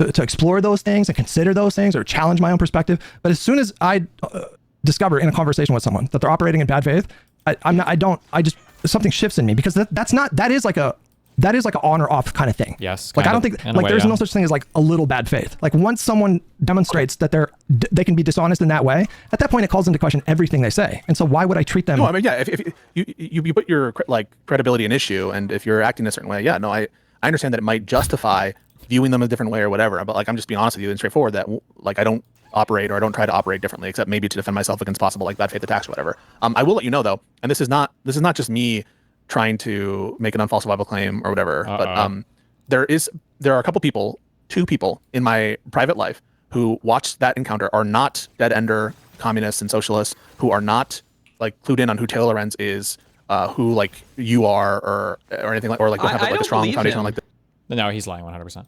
The overall drama, and they thought you were unhinged and they thought that Taylor was like being bullied and stuff. And that's just, it's also just like a crazy thing to say. Like Hutch's response here should be, well, I have 10 friends that watched and they thought you were being a dumb piece of shit. Didn't understand the point about the centrist thing. I don't know. It just frames Pisco in like a bad light in the rest of the conversation. Yeah, because he's lying, so it just makes me think he's being bad faith about everything. Well, I mean, like, I'm assuming he's lying here. I mean, I can't prove that he's lying. Maybe he's not, but I guess. I don't know. Now, I understand that I'm is okay like, with that. That's fine. Okay. The only reason I say that is because it's very easy to assume that we're coming into this like with all the factual background that we have about Taylor Lorenz and how she treated this and how she treated Ethan Klein and whatever. And I'm conscious of not just the people who already agree with us. And I want us to be like good in our arguments and like foundationally, and maybe that's a bit obsessive, maybe that's whatever. And I don't have a problem. The funny thing is that even if Pisco is right, I don't know if Hutch will get to this, but even if Pisco is correct, in my opinion, this only furthers Hutch's argument.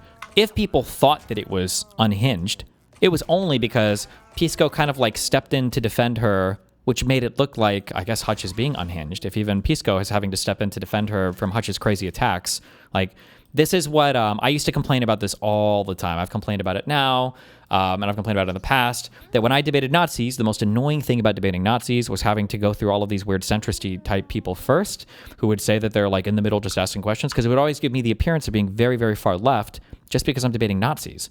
And I'm like, why? I have this appearance of being so much further left than I actually am, just because you fucking retarded people that pretend you're in the center and you're asking questions. I've got to like debate, you guys first. And that's what Pisco is doing here. By standing in opposition to what Hutch is saying, it gives some plausible deniability to Taylor Lorenz, or her being at least able to make the excuse of like, yeah, I was definitely being hardcore bullied, and like even one of his co-hosts recognized this. With your conclusion. In fact, I thought that you exposed her wonderfully on the Israel primarily thing. There were some really tough moments, which I did not interrupt, and which were brutal for her. But also, I think that Cheddar was right. When Pisco said he has 2 real life friends, he meant his girlfriend and he met straight away. Guaranteed, 100%. Yeah. Wasn't my intention in the moments when I interrupted to fuck with your shit. I chimed in because I was like, this is dumb. And I think I know why it's dumb. And we don't have to go over and over on it again on it. And it doesn't have to do with the notion that she wasn't using centrist as a pejorative. I think that she almost certainly was. And I think that both you and Soypill did eventually demonstrate that. I had a slight issue, really slight in terms of like how it was presented and going around and around on the particular factual accuracy. And then on some of the other side points. But I don't think that should be meant to imply that I'm like, I don't agree with Chorus or that I'm just here to sweep for Taylor. It's not my intention. I just engage in the conversations the way I do with the intention of being accurate. That's all. My brother in liberalism. I'm just thinking, yeah. If I'm going into a debate with someone and I have a certain goal in mind, like there have been some debates that I've had where after the fact, I thought it was like more of a mixed bag, or some debates that I had where I thought it was just bad, some debates where I thought were stronger, but I never go into it with the hope that I'm going to convince literally everyone that's watching that debate that I'm correct about a thing or I've exposed something or something like that. So, like, you know, the fact that you have a couple people in your life that thought that I was unhinged, I just kind of expect that. But I know the work that I put into that prep. I know the effort that I made during the conversation to not be belligerent or unacceptably like hostile. And I feel confident in my debate performance that night. Like I think I did a. Listen, I think that overall horrible for her. I thought that was horrible for her. And I just want to say real quick. I just want to say real quick, like I don't like that is a fundamental disagreement when it comes to the debate that you and I have, because it's hard for me to understand the instinct to jump in when you did after I think it was just really obviously exposed that she was not operating in good faith. Like at that point, like once somebody does that in the way that she was doing, and I want to stress, especially on this particular thing, because the way that I view what she did with her reporting after the fact, and the way that she intentionally breathed oxygen into especially the Israel stuff, I thought that was morally like reprehensible, what she did. And I thought to basically lambast to accuse Brian Tyler Cohen, David Pakman, and these creators, all of them of being like shells and like covering up for genocide. Essentially, yes. That's its implication, right? Yeah. I thought that was morally reprehensible, and so I don't. It's hard for me to understand your instinct in that moment to not just let the bad faith just be more and more, just expose itself more and more during that conversation. Instead, you jumped in to like try to help her with the argument and try to help her defend herself. And you're assuming that's what I was trying to do. That is what happened in effect. That is what you did. Regardless of what he was trying to do. You said I did that. You're saying with the intent, right? Like you're saying no, you went to go help her. No, you didn't have to. Yes. No. Well, oh fuck, he shouldn't have owned that. Fuck. I'm telling you now that my intent isn't just to help her. Shouldn't have owned that. My intent was the effect, not the intent. It doesn't matter what the intent was, because one, PISSCO can lie about it, and two, it really doesn't matter, because you can be frustrated about the effect of a thing with even if the person's intention wasn't bad. U.S. trade court rules against Trump's 10% global tariff. Well, nice. We'll see what happens. Number one, to express my view, right? To express what I think about a given issue. And so it's not couched in terms relative to Taylor. People, I know it's like bizarre that I could have my own thoughts that aren't necessarily done with the intention of helping any particular person, but that is the case. And then also to streamline the conversation to an area that actually matters and that isn't just like talking past each other about the correct definition of centrists, or like whether she is in fact a centrist, but just like accepting some semantic clarity in the nature of a conversation, which at least on its face should be conducted in good faith, even if we don't assume good faith on the interlocutor's part. So that wasn't my intention. I believe I conducted myself in good faith. I don't think she did, but I don't think I'm not saying that you conducted yourself in bad faith. It's not my view that you conducted yourself in bad faith. I'm just saying I am approaching the conversation with an attempt to get semantic clarity on this point about centrist, and not assuming that she's lying about, at least in the scope of the conversation, is to demonstrate that claim perhaps, and to focus us on the things that actually matter, which is the claim about bad faith, the claim about biasness. That's what I was trying to do. And it also expresses my frustration at that moment. So it's not done with an intent to just like give Taylor a pass. And again, I just want to come back to like, I don't know if you remember like the anger in my voice and when I debated this issue before, and when I was like really angry about the framing, etc., and all these same points. Why do you think I would just be trying to like toss Taylor a bone? You think I'm trying to like make money and grift and like what do you think I'm trying to do? Jesus Christ. I don't make assumptions. All I can do is observe your patterns. And I'll reiterate again that he doesn't really need to state a motive here. It doesn't matter. It's just the effect of what happened. I like sparring with you, and I actually think it makes for good content. Yeah. And like in our exchanges I have to be a little bit more sharper, and so like I like appreciate that challenge and all that stuff. And so it's not personal for me. I genuinely mean that. I swear to you, I do not ascribe some nefarious intent. I get confused sometimes. Like that's where this comes from. I get confused because I don't understand the intent. So like if your intention in the moment was like, if the impulse in you in that moment was to help Taylor defend herself from something that I thought was indefensible, I'm not saying that you're doing that to like grift or whatever. I don't even know if you understand the impulse. Why would I do that? Well, I don't even know if you understand the impulse to do that in that moment. I don't know if it's just some autonomic response that you have because again, that's why I hear something and I'm like, this is dumb. Why are we talking about whether she's actually a centrist? Let's just ask her what she means. We were talking about it because I was establishing that Taylor meant something when she said that. That's why we were talking about that. Because I was trying to establish with the audience that she knew what she was doing when she did that. And Soypill picked up on that. Like I didn't share notes with him or anything like that. Like he picked up on it like right away, and he expanded on it. I know the thing. I know the point, right? The point is about the framing, etc. It's my belief that the focus on whether she's in fact a centrist or not isn't furthering the point. Now you could say I'm wrong about that, right? Let's just say that you say, okay, it is furthering the point because we can show that she lied, right? And if we show that she lied, of course that's additional evidence of bad faith, and so there's something additional there that you're just wrong about that. But I can just tell you that's my intention. Like regardless of whether or not I still maintain that I do think that it's wrong to obsess over multiple reasonable construals of centrist and where it's not clear what she's meaning, and that the better way is to just get her semantic on the table and just eviscerate her with it by with whatever she means by it. But why not jump? But why not assume that that's not the case? Yeah. But why not jump in at that point and instead of interrogating me, why not just say like, why not just like explicitly encourage me like, I think you've established this. Get to the next point, instead of like, yes or no, Biden this, yes or no. Yes or no. It's like, and that's in that situation like I'm in a mode, like I'm in a mode and I feel like I'm in a really kind of advantageous position in that moment. Like you had a different read, I guess. Maybe the Biden point, me raising the Biden point, on reflection, just like by the way we just did now, is exposing some potential tension in your own view, right? Like we just went this whole exchange, and you said you're not sure if Biden's a progressive, but you are sure he's a moderate, by which you mean centrist. I think it's. And so maybe the Biden question is uncomfortable because it's exposing some incoherence or perhaps some tension, right? Because even now we don't know if your view is that Biden is a progressive or not. Well, I think the Biden view is necessarily more complex and nuanced than the kind of conversation we were having about Olivia Juliana. Because if you would have asked me in 2019 or 2020, is Joe Biden a moderate? I would have been like, yeah. I mean, I was fully in the tank for Bernie until Super Tuesday, and I was really bummed when that happened, and I was not happy that he was the nominee, but I accepted it right away. And then over time, when I watched the way that he governed, I was like, holy fucking shit! Like this is blowing my mind. Like. This is like my wet dream as a fucking 2001, 18-year-old me. If you would have told me that you would elect someone that would codify gay marriage, pass the largest climate bill ever, appoint someone like Lena Khan to her position, and like the ARP. So why do you hesitate to call him a progressive? Well, I just explained it to you. Do you understand? Like I had this like firmly embedded idea of who I thought he was, or who he presented now, himself. Right? Like I'm asking, but the thing is, like, if you accept that now he's a moderate. Well, I tried to explain it to you. I'm not asking. But you did the yes or no thing. Yes or no. And I tried to explain it to you because I think that deserves nuance. Sorry. I think forget like, everything I've ever said. Have you ever seen the Key and Peele where he's like, forget everything I've ever said right now. I want a stork ankle and a human foot. All right, forget everything that we said up until now, right? Okay. Right now, do you consider Joe Biden a moderate?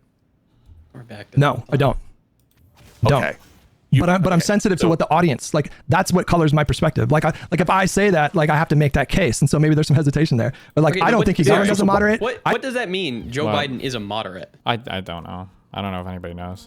I would say he's like a moderate Democrat. Talked about at this point. Who knows? Okay. I think he fucking he was elected and he fucking channeled the spirit of fucking LBJ and FDR. But he was limited. But he was limited, right? Yeah. So yeah. No, and I think what you're experiencing is totally normal. Like it feels weird to not call Biden a moderate. Why? Because it's a truism. Like there's just this very strong notion that Biden is a moderate. It's a truism. And there's some evidence that suggests that he is a moderate, right? See, like this obsession now over like moderate versus centrist is just, and it's like so weird. I don't know.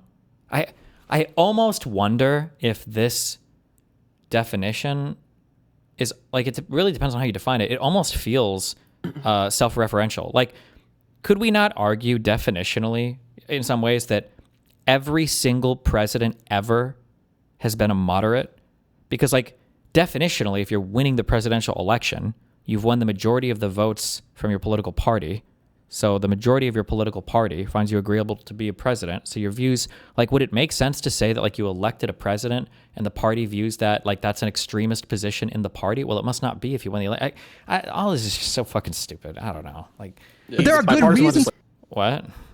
It gets really retarded. Yeah, this is such a dumb conversation. For that, there are good reasons for that in ways that I don't think apply to the Juliana thing. I don't think there are good reasons if you made any effort to like look into her own language, how she has evolved over time. She didn't do that. I thought it was kind of astounding that Taylor was like, well, she herself, called herself a centrist years ago. It's like, why does that matter? Like, if you chose it, you could have just chosen a different label. You could have just not chosen centrist. If you weren't familiar with how her politics have evolved to the point they are now, why would you choose that label? That's crazy to me that you would do that as a journalist, especially for someone who's young. When you're young like Juliana, like people's politics change a lot from the time they're 20. I understand the changing point. Yes. Yeah. And I understand how people could okay, he was a moderate, he's not anymore, or he has moderate vibes, but he's not really a moderate, right? So there are ways in which you can make that just like, but here's I think the problem. You wouldn't look twice at an article that said Joe Biden's a moderate. He's a moderate Democrat. I would. Moderate is different than centrist, and it depends on what the article is. Like, yeah. No, I would. I would. Really? Yes, 1,000%. Yes. I don't even think it would be of note. But maybe you're wrong. Maybe I can be totally wrong. I would. Like Hutch, I think is a little bit too debatey on this. Like you can just own this. I think if you were to ask Hutch in a vacuum or outside of this convo, like, okay, sure, yeah, it wouldn't be immediately suspect. You would need a little bit more context on what they meant when they said it. I swear to you, I would. I mean, I talk about my chat. I repeat myself a lot in chat, but I talked about this all the time when Biden was president. Like, holy fuck, this guy's way more progressive than I thought he would be. That was the tone of the Biden years. Okay. For me. Well, look, I hear you. I think that it's possible for, in different contexts, Biden to be a moderate and in different contexts for him not to be a moderate. So I don't think that Biden is a moderate when it comes to the overall look at the country politically. Okay. I would agree with you there that he is not a moderate on that view. When it comes to the view of the but that's what Taylor internal. No, but hang on. Before we even get to that, we don't even need to get to that.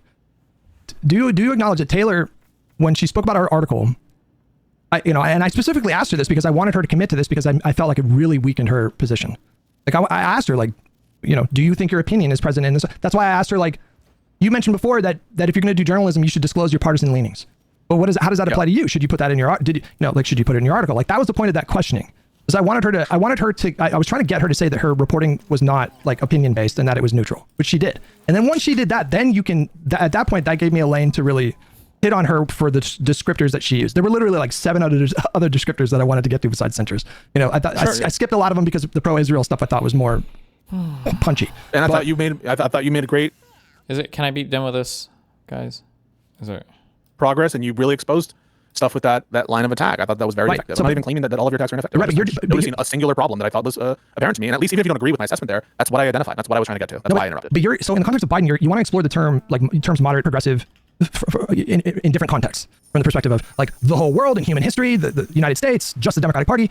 We don't need to do that with Taylor's because her whole thing was it was supposed to be just neutral, politically neutral, supposed to be even ground. But I think that as far as your 3 examples, that would mean across the country. I think that would be acceptable, that specific framing. And when you use that. Okay, what is the somebody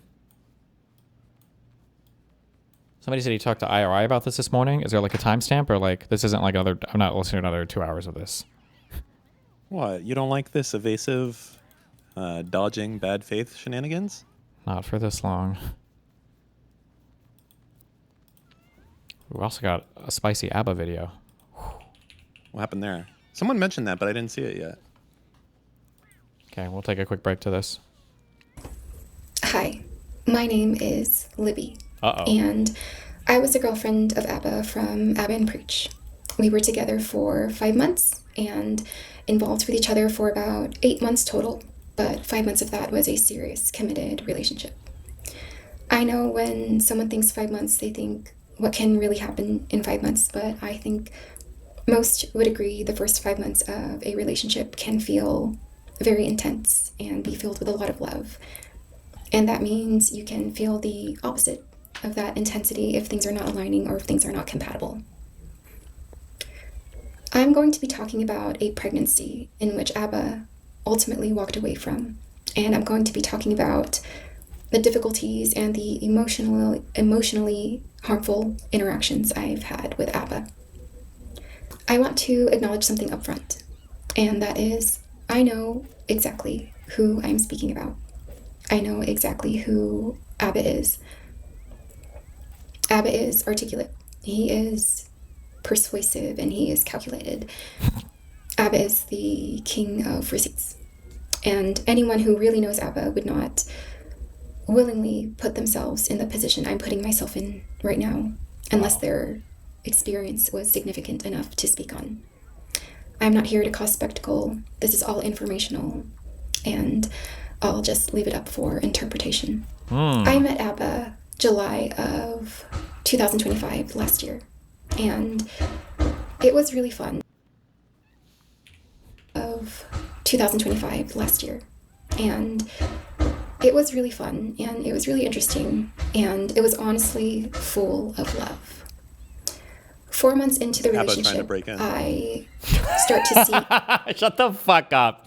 Incompatibilities and inconsistencies that made me question the relationship and started to make me feel doubt.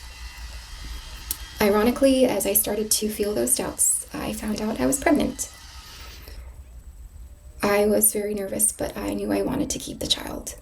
I told Abba about the pregnancy, and he was actually very supportive. He was very excited. He always talked about how much he wanted children, and he said he was sure about the pregnancy, and he said that he was always very sure about me. I, however, did not feel sure about Abba. Like I had mentioned, I started to see some core fundamental differences with our values, our lifestyle, and especially how Abba handled things emotionally and how he handled things communicatively. What? What is this about? As time goes Abba. on, during the pregnancy, I still start to feel even more anxious and more nervous. And I think I start to confuse my anxiousness with being with Abba, or moving forward with Abba, with my confusion and anxiousness with the pregnancy and if I wanted to continue the pregnancy or not. And terminating the pregnancy was never in the question. It was something I never wanted to do. But as time kept going in the relationship, I still felt like it was pretty rocky. And I talked to Abba and I said, maybe an abortion is something we should do, even if that isn't what I wanted at all. She's upgrading her house with the money she's about to make off this YouTube video. And Abba was not happy with it. Abba was quite disappointed, and he tried to support the decision as much as he could, but you can tell that he was struggling with it a little bit. So Abba didn't want the We kid. make our first appointment for the abortion, and Abba visits me to be there for me, and we don't go through with it that day. And when he leaves, I make another appointment, and I cancel that one. And I think in total I canceled 3 abortion appointments. And I think, maybe I should give it more time and see if my feelings change. And so I set an appointment for after the trip I had planned to Montreal to visit Abba. I visit Abba in Montreal, and we get into our biggest fight. And this was a real turning point for me. And I know it's hard to imagine Abba upset, but he does get there. And not only does he get there, he goes past the point of the threshold of where anger should stop. Abba he gets too resorts mad to name calling, and he was what? degrading should stop. Abba resorts to name calling. Name calling? Ooh. Degrading language, and resorts to ridicule and mocking, and it does teeter on abuse. Say it. On abuse. The emotionally and verbal abusive side. And I hate to put a label on it like that. That's but okay. That is truly what it felt like. And don't take my word for it. That was not the right siren. I'm sorry. I will be posting examples in this video or the next video. We got examples. After that trip, I want to see a baby photo. I realized that I always wanted to keep the child, and it was the relationship that needed to be looked at. And so I cancel that last appointment, and I call Abba, and I tell him, I'm so sorry for the back and forth, but it was never in my values to terminate the pregnancy. I think I'm anxious about us, and I think it's better if we co-parent. And I was thinking about this girl's about to become the new Fresh and Fit co-host. I'm just kidding. Oh man. No, funny, Steven. Oh man. The kind of environment I would like to raise my child in, and everything like that. So Abba's really upset, and we hang up, and he tells me to get the abortion. And he tells me... Oh, man. We got screenshot. She's using a desktop that does an auto grid. That's sociopathic. If you don't have like an auto yeah, but you know what else grid... it does mean, though? It means you can trust that these are not doctored because she's not True. smart enough to do it. True. Let me use the restroom. Hold on. Oh, man. Whoo. Hold on. This bird will not shut up outside my window, man. He's trying to get it on. How you doing today, Dan? I'm doing fucking awesome, mate. How you doing? I'm alright. Yeah? Yeah.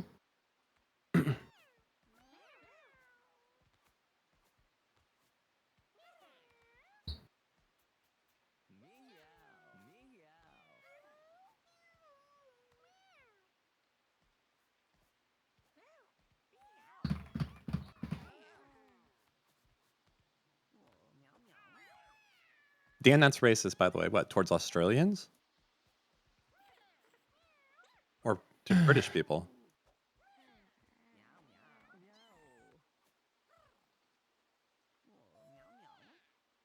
Buddy, do the do. How's my Lego? It's going good. I've completed a lot of it. I just finished the 2 of the engines. It seems like I gotta make another fucking engine for some reason. Or not engines, what's the word? Thrusters.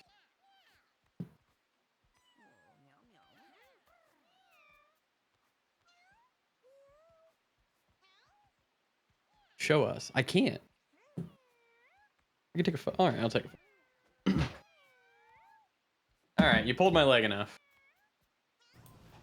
Do you ask why is the bird singing? Because birds sing. That's what they do.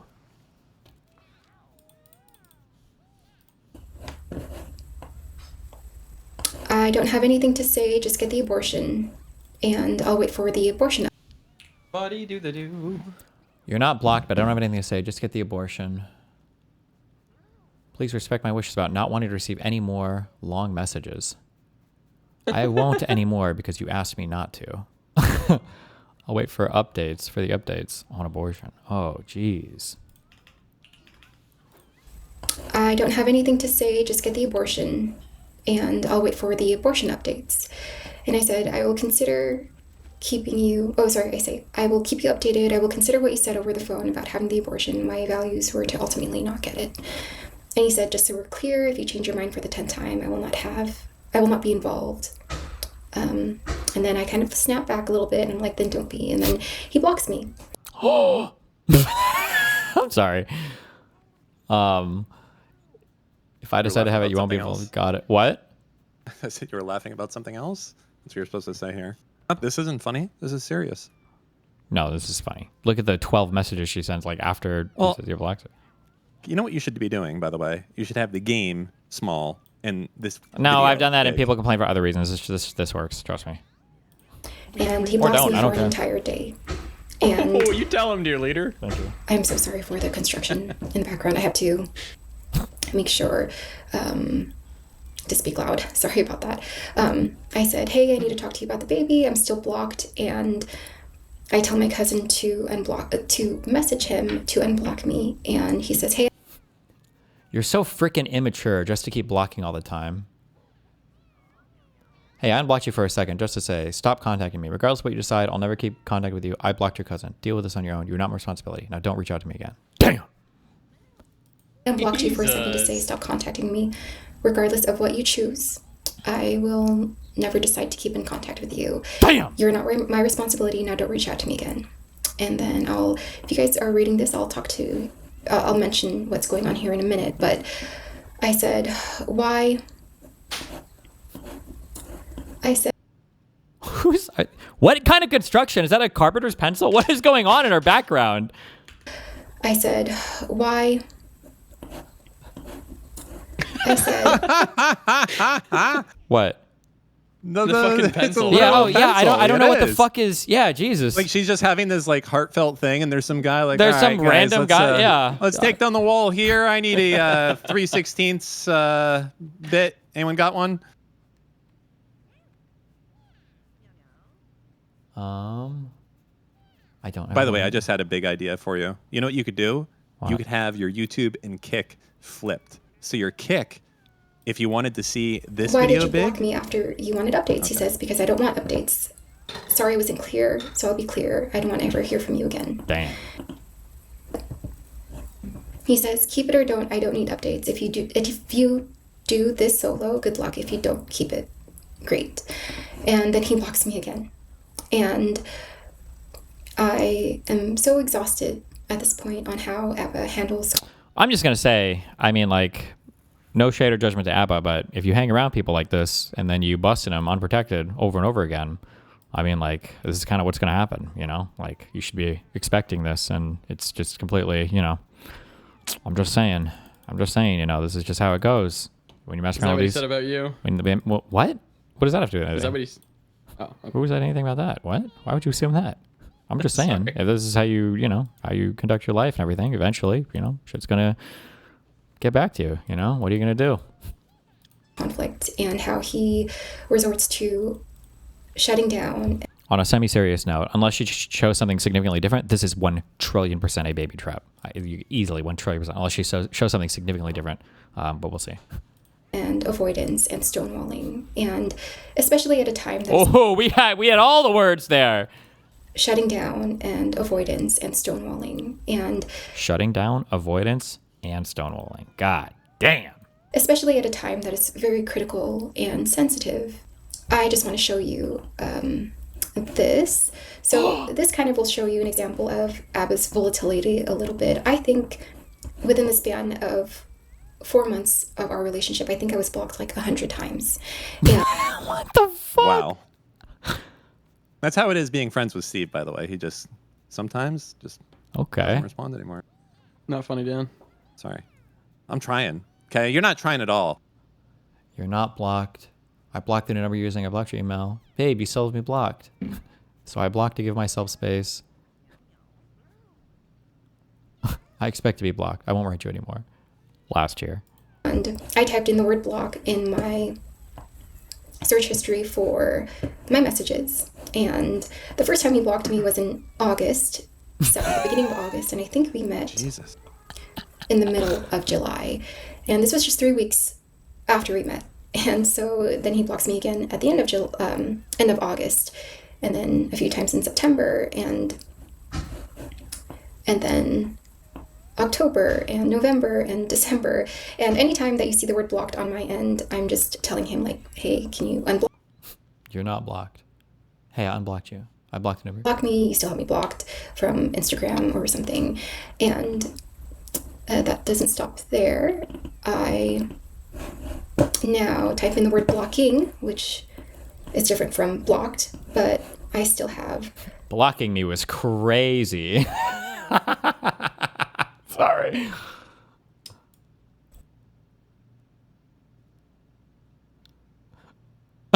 What is this? Dude, it's like tweets in their messages. Blocking, checked. Taking back read receipts, checked. Taking back location, check. LOL, you commented on me blocking, but you think your 12-hour disappearing acts without explanation are okay. What is a 12-hour disappearing act? That's where you don't respond. For 12 hours? Is that like, ooh, oh no. A bunch of where he's like, I'm blocking you here. And I put blocking here because I didn't block him here. I was telling him like, hey, you keep blocking. And yeah, so now I'm blocked and I'm upset. I am 9 weeks pregnant. I'm feeling. If I summon a boss, does it take 7 days to show up or is it instant? Emotional. I'm hormonal. Destiny, he was probably asleep. No. He said she was disappearing for 12 hours. That was his text. Oh, this baby exists, huh?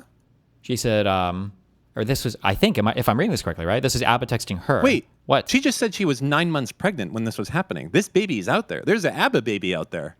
I thought they said they only relationship for 5 months, but we'll see. Did you hear her just say that? No, I didn't because I was responding to chat. Hold on. Of where he's like, I'm blocking you here. And I put blocking here because I didn't block him here. I was telling him like, hey, you keep blocking. And yeah, so now I'm blocked and I'm upset. I am 9 weeks pregnant. I'm feeling emotional. I'm hormonal, all these changes. And I don't want to blame it on that specifically because I knew that I was also exhausted from the dynamic of Ab and I. And so this is a blemish on my part in all of this. But This video came out 14 hours ago. She says she's 9 weeks pregnant. No, she was 9 weeks when she was typing that. When she was typing I didn't block him here. I was telling him, like, hey, you keep blocking. What was that? Blame it on that specifically because I knew that I was also exhausted from the dynamic of Ab and I. And so this is a blemish on my part in all of this. But I pretend to send a screenshot of Abba's message saying that he doesn't want to be a part of this anymore. I pretend to send it to Myron Games. Yes. Yes. I told you. You pre-watched. You must have. I did. There's no way you could have got that. I did pre-watch. What do you want me to say? I do. I pre-watch reality while I'm sleeping. And I never do it, and I never did do it, but that was just to, like, I was fighting back a little bit. But again, I never did it. And I also messaged the Ab Preach. I'm pregnant, and despite is being in a relationship or not, you said you don't care if I keep the baby or not, and you'll be a part of it. You told me you'd never walk out on the child if I got pregnant, and you lied. I will keep the baby and raise it myself, but because I expressed I feel anxious 5 months into the relationship, and I told you my truth because I do care about your life. Me loving you and me also feeling unsettled can both exist. You say this isn't horrible behavior towards me. You're saying this behavior is better than blackmail. I didn't even said I was going to do. I never said I was going to do those things. And you tell me you would stop your friends from doing that because you're not me, but you would leave me alone to parent your child alone, saying that that's not horrible. If I wanted my friends to expose your horrible text messages to me, wouldn't you think I already would have done that? My friend even said in the message you sent me, Libby would never do it. I don't know why, but like whenever people talk, I guess it's not like I have a ton of experience. I don't know. Never been baby trapped before. It just feels very, the way that she's talking about this pregnancy, like, oh, you blocked me? You don't, oh, well, I guess I'm not. Well, in that case, I'm not going to get the abortion. Oh, well, are you going to message me or am I going to, blah, blah, like, it just, I don't know, it just feels very fucking weird. I don't know. Page. And I tell him this. I'm not going to read it, but I'll leave it up here so you guys can view and pause if you'd like. And he just responds, hey, blackmailer, stop reaching out. And Abba gets very upset because now Preach sees these messages and now Preach knows that his girlfriend is pregnant. Now Preach knows Abba's girlfriend is pregnant. I'm also making a prediction. Soul read? No, fuck, never mind. Fuck. No, give it. I was going to say she's not pregnant, but she said that, didn't she say earlier that Abba went to an appointment with her or something? Yeah. The question is, the real question, does this baby exist right now, or was it aborted? No, this was in the, so like, is she pregnant still? Or did she give birth to the baby? No, that can't possibly be the timeline. Well, what are the dates of these messages? They're like December, January this year. Oh. Well, so either she's still pregnant or it's cooked. Does she stand up at the beginning of this? Does she look? I don't believe it. Or she'll say she miscarried.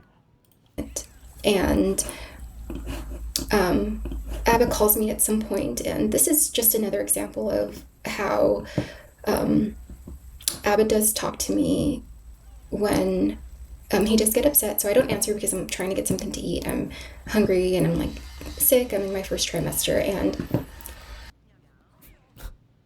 first trimester. I don't answer, and he says, "I don't care. Bye, blocked. I'm trying to eat." Wait, sorry. What'd you say? First trimester is apparently like the worst for like pregnancy symptoms. Is that true? Yep. Okay. Let's fact check Moot in there. What is worst trimester pregnancy symptoms? The first trimester is generally considered the hardest if you're a retard, it says. Oh! Okay. The third trimester is often considered the most physically uncomfortable. But the first trimester is characterized by extreme fatigue, nausea, vomiting, and intense mood swings. Yeah, so the second trimester is A breeze. That's the breeze one. Yeah. Oh, the second trimester is often called the honeymoon phase and is usually the easiest for most women. Oh, I'm not even going to buy that 9 months bullshit then. So it's like more like 6 months. And you don't know you're pregnant for the first month. So it's like 5 months, if we're being real. Yeah. If we're being real. Wait, this text is... What is this text? What do you mean? Yeah, problem? This is a wild text. It's not. It's reasonable. Okay. I mean, I'm not with patient. You be her. Hold on. No, you be ABBA. I'll be her. I don't care. I'm not with a patient. I'm trying to get something to eat real quick because I did not eat. I don't care. Bye. Blocked. I'm trying to eat. Hey, I was really trying to get something to eat. I haven't eaten. Parasite, I don't care. Eat, shit, sleep. I want my peace back. I want you gone, so hurry up. You've made 9 accounts harassing me and blackmailing. Can I have your piece? You can have your piece. ABBA, ...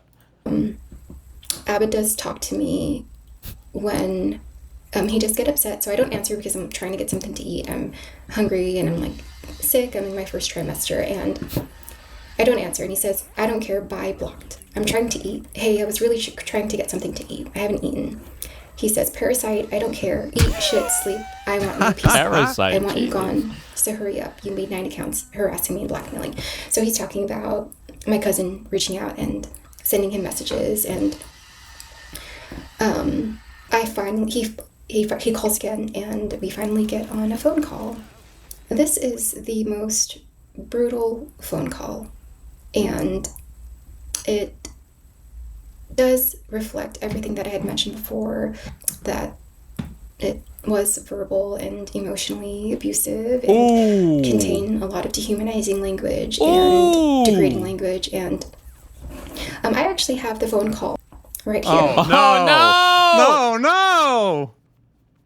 For the record, I fully condemn ABBA in this, and I think he's completely in the wrong until a court case exonerates him otherwise, but I think he's completely and totally in the wrong here because I'm taking this random woman on the internet's word at 100% face value, so I hope that he has a court case that exonerates him completely and fully.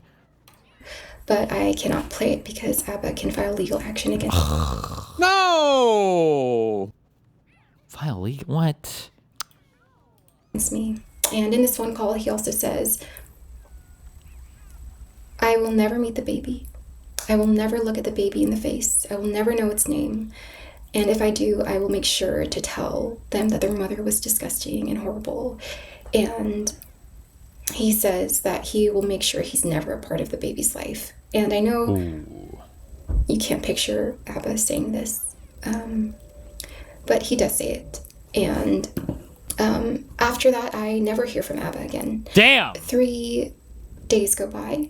And I am desperate to talk to him. Oh, she shows up, doesn't she?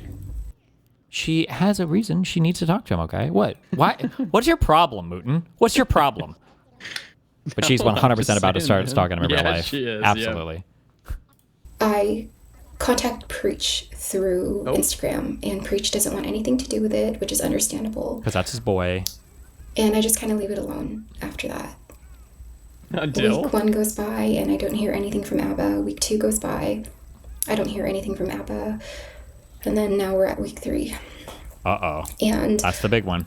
I know that 3 weeks doesn't seem like a long time, but it is when you're pregnant. When you're trying to figure out a situation as critical as this one and you're so desperate to talk to the father of the baby, 3 weeks felt like a very long time. An eternity. And week 4 comes up and I now have to make a decision. And I have to make a decision based off what the reality is. The reality is that ABBA completely left me for dead. And She's gonna die! Walked out on the pregnancy and he is now absent from this entire thing. Debbie dead. And he doesn't want anything to do with the baby, and he doesn't want anything to do with me, and I make the hardest decision I ever had to make, and it was a very painful decision, but she said she got the abortion. I ended up having the abortion. I knew it. She was never pregnant. 100%. She wasn't. She was never pregnant. Well, Guaranteed. she was because they went to abortion. Nope. Yes. Whatever it was, they she went showed him to a fake literally test. doctors' abortion things. But they nothing to go do it. Nothing happened though. What did she say? What was the back? Hold on. I need to see. exactly what she said. Dude, ABBA's gonna come out and be like, guess what? I had a vasectomy 6 years ago. What's now? You know, like, that's what's gonna happen. They're not gonna sign you up to go get an abortion if they weren't pregnant. Hold on. The decision as much as he could, but you can tell that he was struggling with it a little bit. We make our first appointment for the abortion, and ABBA visits me to be there for me, and we don't go through with it that day. And when he leaves, I make another appointment, and I cancel that one.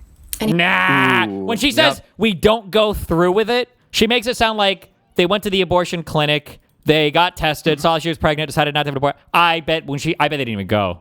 Or she faked a test and they like went to the clinic but didn't go inside or something.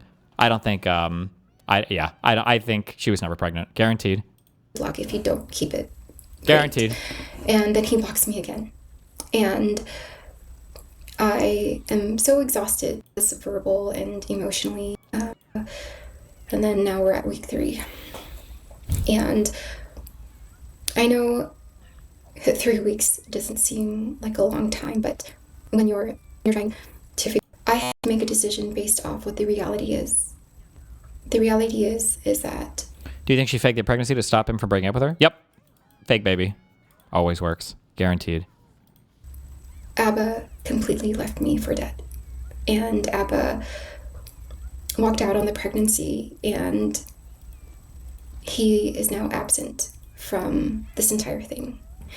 And he doesn't want anything to do with the baby, and he doesn't want anything to do with me, and I make the hardest decision I ever had to make, and it was a very Shouldn't you believe her until the court case? Yeah, I know, I should, but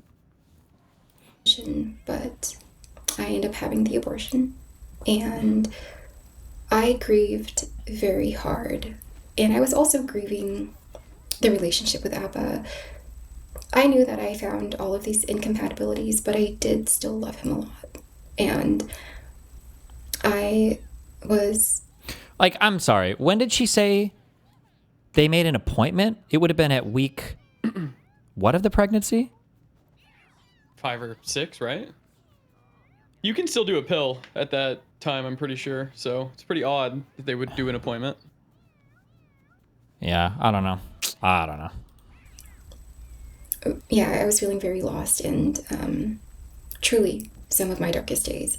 And I think ABBA will never get a hold of me again, and he really doesn't care to reach out, but he does. So a week after the abortion, I hear from him a pill had a on timeline Instagram. of days? And this is what he says. He says, kind of, for me to plan things, I need not clarity quite. on a few things, whether you intend to continue the pregnancy and what level of involvement you foresee for me. I should be clear that I still have no plans to co-parent. I'm not messaging to discuss the relationship or here to argue, just the above. And he is messaging me, we're here to argue, just the above. And he is...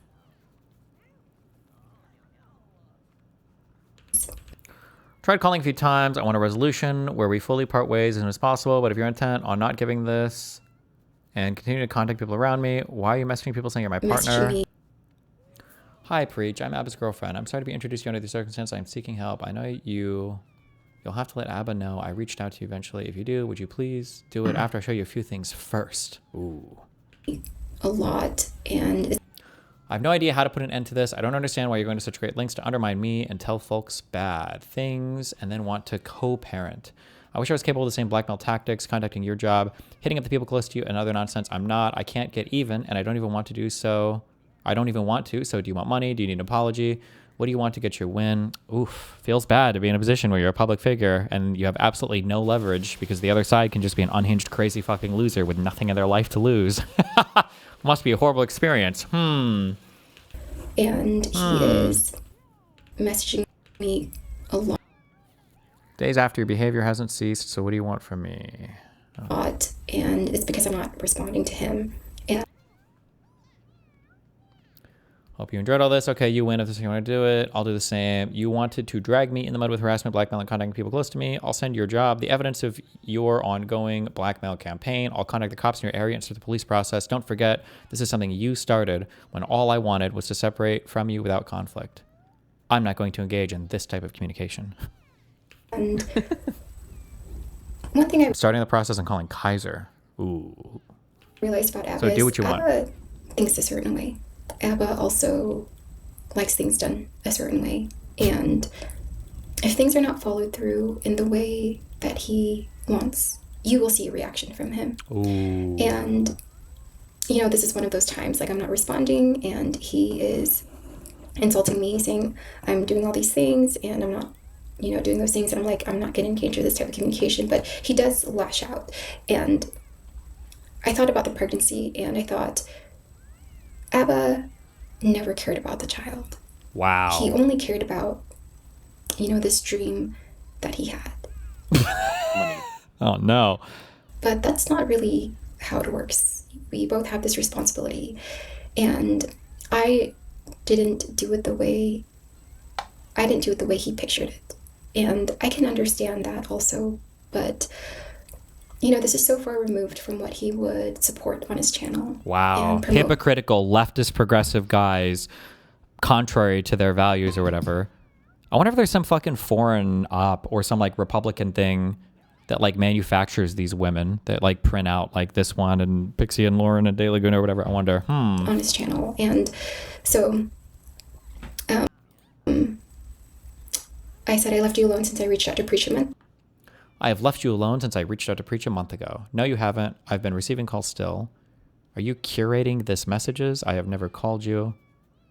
I don't have to. I just asked for one thing. How do we sever?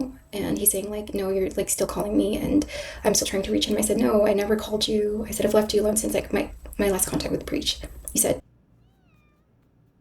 okay, liar. Ooh, and he hit her up with some kind of emoji. Uh-oh. I said, you didn't want anything to do with the baby. I said, okay. I said, I'm not going to engage in this kind of communication, ABBA, because he keeps messaging me. And he sends this little okay liar thing. Remember I said that ABBA can act in a way of like mocking and ridicule and a little sometimes immature. But yeah, I said, and that's what you wanted. You didn't want anything to do with the baby. And to this day, ABBA feels extremely justified with leaving the pregnancy. Disgusting. This is one of our last messages. This was about a month ago. Okay. And that's the Pinocchio emoji. There was a little tension in this conversation, and we were going back and forth. This is not good. I said, you still haven't apologized for abandoning me and our baby. I only apologize. And he said, it's because it's your fault. You cut me out of the relationship and the fatherhood. I'm saying, I have to go now, okay? And he said, I have always believed that it was your fault. I said it was a responsibility that was both of ours. And I said, I needed more security from you. And he said that you didn't want the baby. He was talking about when I was going back and forth from... What does security mean? Before the money. Montreal trip. And when I realized, you know, this relationship is probably not sustainable. And this is something I am still healing from. And something I think about often. And I'm still grieving. And I do feel like it was wrong. True. And I did feel like it was wrong at the time, but after further reflection, passes, talking to friends, I really think that this wasn't he's evil the way it was supposed to be. Gone. Yes, and, he's evil. Say it. I'll be posting more examples of. Oh, Drew, this is just part one. My pregnancy with him, part one. Holy, she's gonna make multiple YouTube videos. And I'll be posting more examples of my interaction with ABBA and the dynamic and this repetitive cycle I experienced with him. So cycle of abuse. Yeah, thanks for watching. Oh, really? She ends there? Part one, and she leaves it on a cliffhanger. God, that's great. Damn, we got. That's just that shit cray. What do you want to say? Nothing to say. We'll have to wait for part two, I guess, right? What do you think happens in part two? Baby? No, the baby. No, she already boarded it.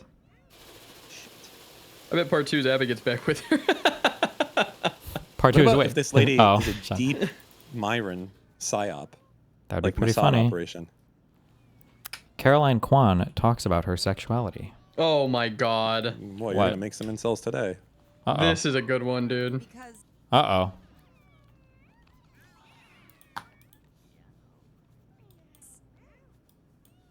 Thing because I have explored my sexuality in the past.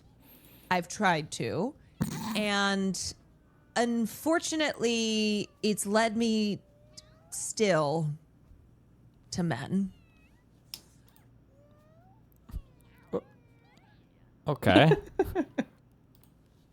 But things can change. Hold on. Isn't she dating Will? Yep. Oh, okay.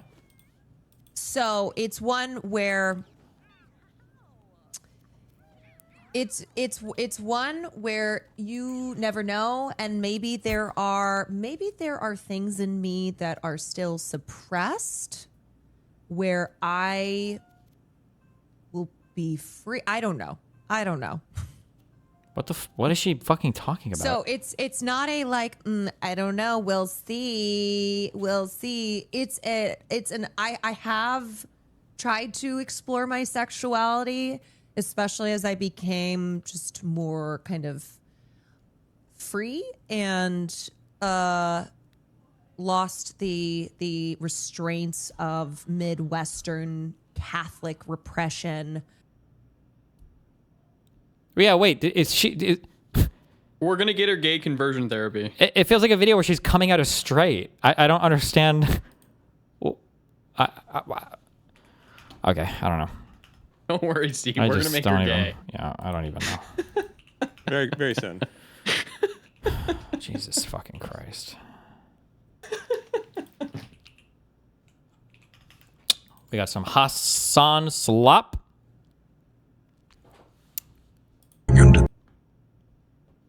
For the last 5 years, the YouTube apolitical commentary sphere has produced a metric ton of right-wing drama slop that centered me as the arch villain responsible for all things woke. Literally, this never happened. People started making some videos about you. There were a few videos made about him via the Israel-Palestine stuff. But other than that, I don't think anybody gave a fuck. In the commentary space, what are all these videos that he's talking about? But very cute. Justigal and his crowd are trying to get accelerated by Hasan here, and Hasan is obviously willingly playing into it. Oh, this Killatronics guy, I'm pretty sure is a massive hater of mine. I feel like I've blocked this guy like 3 times on Twitter. This guy tweets unhinged Dan shit said this about me. was the guy who was DMing Soypill. Oh, yeah, that too. He was DMing the Soypill. Yep. Killatronics was. So Substance is one Very of my smart, Dan. number one haters. He tweets a lot of crazy shit. This is a video he's promoting by Killatronics, and we've got Hasan retweeting it. Wow. Trying hard there. This guy, it's funny. I saw this in the Loner Box Discord today. This guy is a Mr. Girl super fan. He has messages of him being what the fuck? Hold on, let me see if I can find where this fucking message is. Hold on.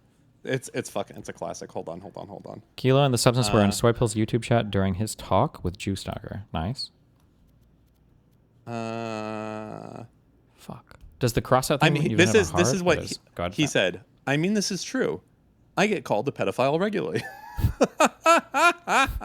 In Mr. Girl's fucking chat. I love it. These guys, they fucking pick the best people to fight their fucking battles. Okay. Yeah, no, I'm glad for this guy. I wish him the best. Yeah. Just okay. Yeah, I guess that's a Mr. Girl fan. That's what it sounds like. Yeah. Yeah, I think he may.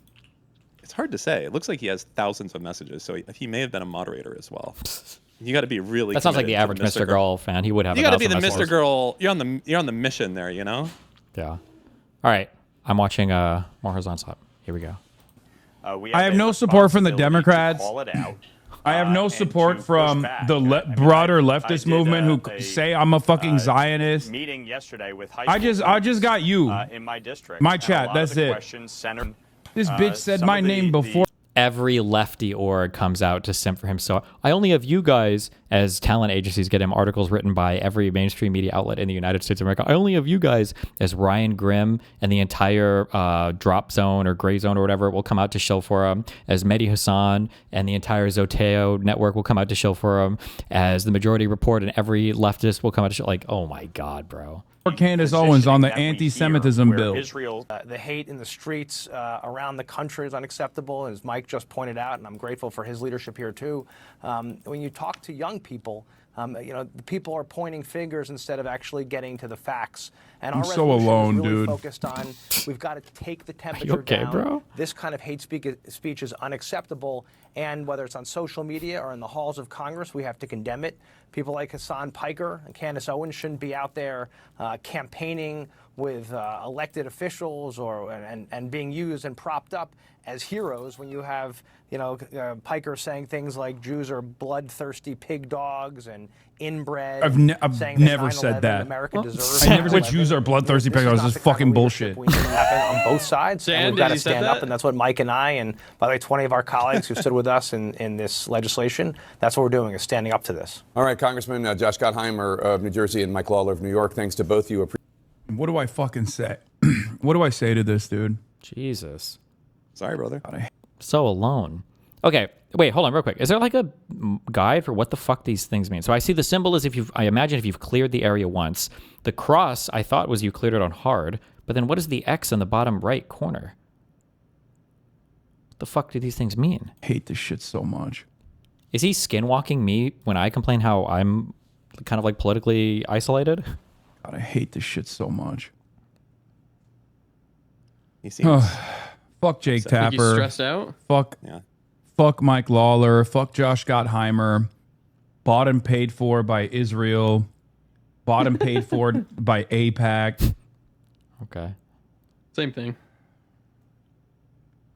Please sue. I'm gonna end the broadcast right now, I think. If one more dumb fuck in my chat says, please sue, I'm just gonna end it. I'm gonna end it all. I'm gonna end my life, okay, in a video game. Just kidding. There's no world in the United States of America where you can pursue litigation of this sort as a fucking public figure. Some of you do not comprehend that, okay? I know nobody buys this CNN bullshit. Still fucking annoying to constantly have to be compared to Candace Owens, dude. Man. So frustrating. He prefers that to Brian from Family Guy, though. Disgusting. Oh, yeah. These freaks. My parents think you're an anti-Semite. My parents do. Okay, great. Well, maybe you should do a better job of fucking explaining to them that that's not the case. Yeah. And yes, I know there are entire Reddits, Discords, and Twitter communities with nothing but my haters who live to fucking have me read their stupid ass comment and like get mad in the process. I know. I just want what's best for people, man. It sucks so fucking bad to just like be professionally misunderstood all the goddamn time. It's so fucking annoying. Do you think the breakup's affecting him? He's just such a fucking loser, dude. Oh my God. And stop falling for it. You will never understand what it's like. That's just the reality. Okay. You're not in this position. I will never be able to communicate it to you. Okay. It's just it's so virtually hard. impossible. This is an unbelievably sophisticated machine that's the projection never stops. It's day in, day out. It's backed by a shit ton of people who have nothing else to live for. And you're over here making it seem like I'm just too weak. Hold on. Okay. Poor Saber Hasan. on that one? What? No, Sussman, go ahead. Oh. How stupid is this going to be? I can't do too much of it. I can do like 10 more minutes of this. I can't. If this is just going to be the same fucking runaround shit. PISSCO? Not just in New York. Talking outside about of IRI? You have there was the headline in Politico over the weekend, which is centrist Democrats freak out about New York mayoral race. You have all these centrist. It is not proprietary to refer to Democrats as centrist or centrist Democrats. It's done often. Another example.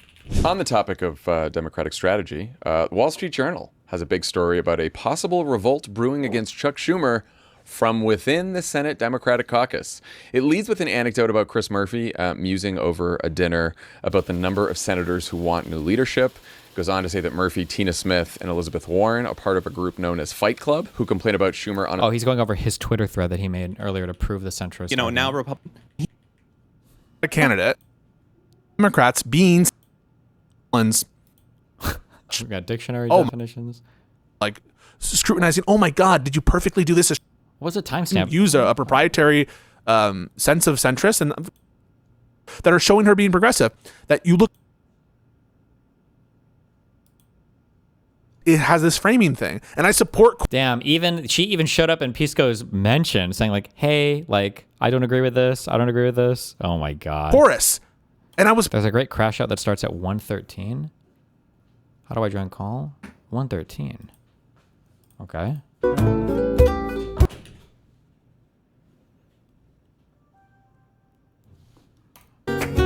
Okay, you idiots, you fucking idiots. If you're here, you're an idiot. Just kidding.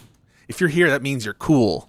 That means you're awesome. Probably. There's a 50% chance that you're awesome, and there's a 50% chance that you're just an asshole. But I'm just objectively correct, and it's just so funny to watch people. By the way, Pisco still thinks he's 100% correct on the Hasan TSA thing, even though that was disproved like one day after it came out. And Hasan doesn't even really stand by it, except for when he's trying to virtue signal. Mauled and get mad. Stay mad. Really do. Stay mad. I'm just objectively correct about everything. About absolutely everything. So let's talk a little bit about what my critique was regarding the centrist point. Okay? The centrist point in the Live and Learn episode with Taylor Lorenz. Here was my critique. My critique was, let's not dispute the fact of the matter regarding whether she's a centrist or not. Okay? Let's not dispute that. Why? Because centrist is a term that is susceptible to many plausible. What was the final result of the Hasan TSA thing? How much of the story was true? Basically none of it. I don't think he got pulled over for any special screening. At most, he was chatting for like 30 minutes with what sounded like some standard security thing. Apparently, he was in the wrong line because he said he went to the global entry line, but apparently like months before he even left the country, his global entry was revoked. Basically, none of it was true. Meanings. And so to accuse someone of being factually incorrect, you need to know in what sense they're using it. Much better to do what Soypill, I think, did effectively as well. And listen, to Hutch's credit, that's part of his point as well, no doubt about that. Just how you explain that position in terms of whether you're using it as a pejorative, which, by the way, I agree she is, right? My position is she is using it as a pejorative. People don't listen, they don't care because they're fucking 2 IQ. They're like, oh, it sounds vaguely defensive of Taylor, therefore you grant her whole outlook. It's totally preposterous. Has nothing to do with what I'm talking about. My critique is quite limited. It's like, just don't like dispute the fact of the matter of centrism. Just ask what she means when she uses that term and just go from there, right? Because what you do when you start to dispute the factual accuracy of a term like that is, and when you don't have an indication that there's like some sort of clear and objective meaning that's being referred to, or some overwhelming standard usage, you can get in a lot of trouble and you can make claims for which there's no defense, right? And so that was my entire thing. But they can't give ground. The Pisco snarkers can never, ever give any ground whatsoever, right? They can never even just give a little bit to be like, okay, I guess that point makes sense. It's always like, no, you're a communist. So let's get to brass tacks. What was the claim? The claim was, what I offered, that the term centrist is susceptible to different plausible meanings. And on some accounts of centrism, she probably would be a centrist. I would be a centrist on some accounts of centrism, and not just fanciful proprietary definitions of centrism, but normal definitions of centrism, plausible definitions of centrism. And that was and therefore don't linger there. That was my whole point. And in my conversation with Hutch, right? I'm like, what do you think is the colloquial definition of centrism? I asked this of Hutch. Do you guys remember the conversation we had fucking yesterday? Jesus. The conversation we had yesterday, I said, what do you mean is the colloquial definition of centrist? What was the answer? Does anyone remember what the answer was from Hutch? Anybody remember? And I don't think it's an absurd answer. I'll tell you why it's not an absurd answer. What was the answer given by Hutch? I agree with this answer by Hutch, by the way. So I don't want to say that he's stupid. It's the correct answer. It's one colloquial definition of centrist. What did he say? Anyone know in the chat? Put it. I don't remember. What did he say? I don't remember. No, I don't remember. Can you go over the whole thing? Okay, yeah. Well, I will obviously say it if no one knows what it is. But it's just like the Patrick Wallet meme. I'm like having to walk everyone through the steps. He's so much I farther do ahead got of all Taylor of the us. Rages syndrome. I don't want to get rid of it. I want to get worse. Moderate. Yes. Moderate. That was what we cashed out as the definition of centrist, the colloquial understanding. I said, well, Which you is mean stupid, moderate, by right? the way. And I'm like, so it can be used interchangeably. What does that mean? Absolutely. Synonymous. Oh my God, this is the argument line that he wanted to run down. Is this the quote unquote crash out? I don't care if this is it. It's just more of the same. If you say, well, I think by and large the common colloquial definition, or at least a plausible colloquial definition of centrist is moderate, right? Then we can use it interchangeably, right? Does that make sense to you folks, by the way? Does that make sense? You can just substitute. Okay, I don't care. Was trying to use it as a pejorative. The meaning of them is they're in their use on centrality. You're moderate because person moderate. Did he talk to IRI or no? Yeah, no, that's fine. And they also use liberal. Oh. Synonymous in some, at least in at least one plausible sense of the term, which I just okay.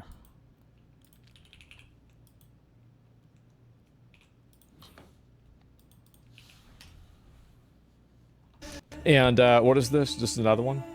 Uh-oh. Because if you listen to even a minute of me talking about that, my issue is that every time a politically violent event happens, conservatives get horny as... Every time a politically violent event happens, you mean every single time that a leftist does something that's illegal? Because every single time it's a leftist. Oh, every time. Okay.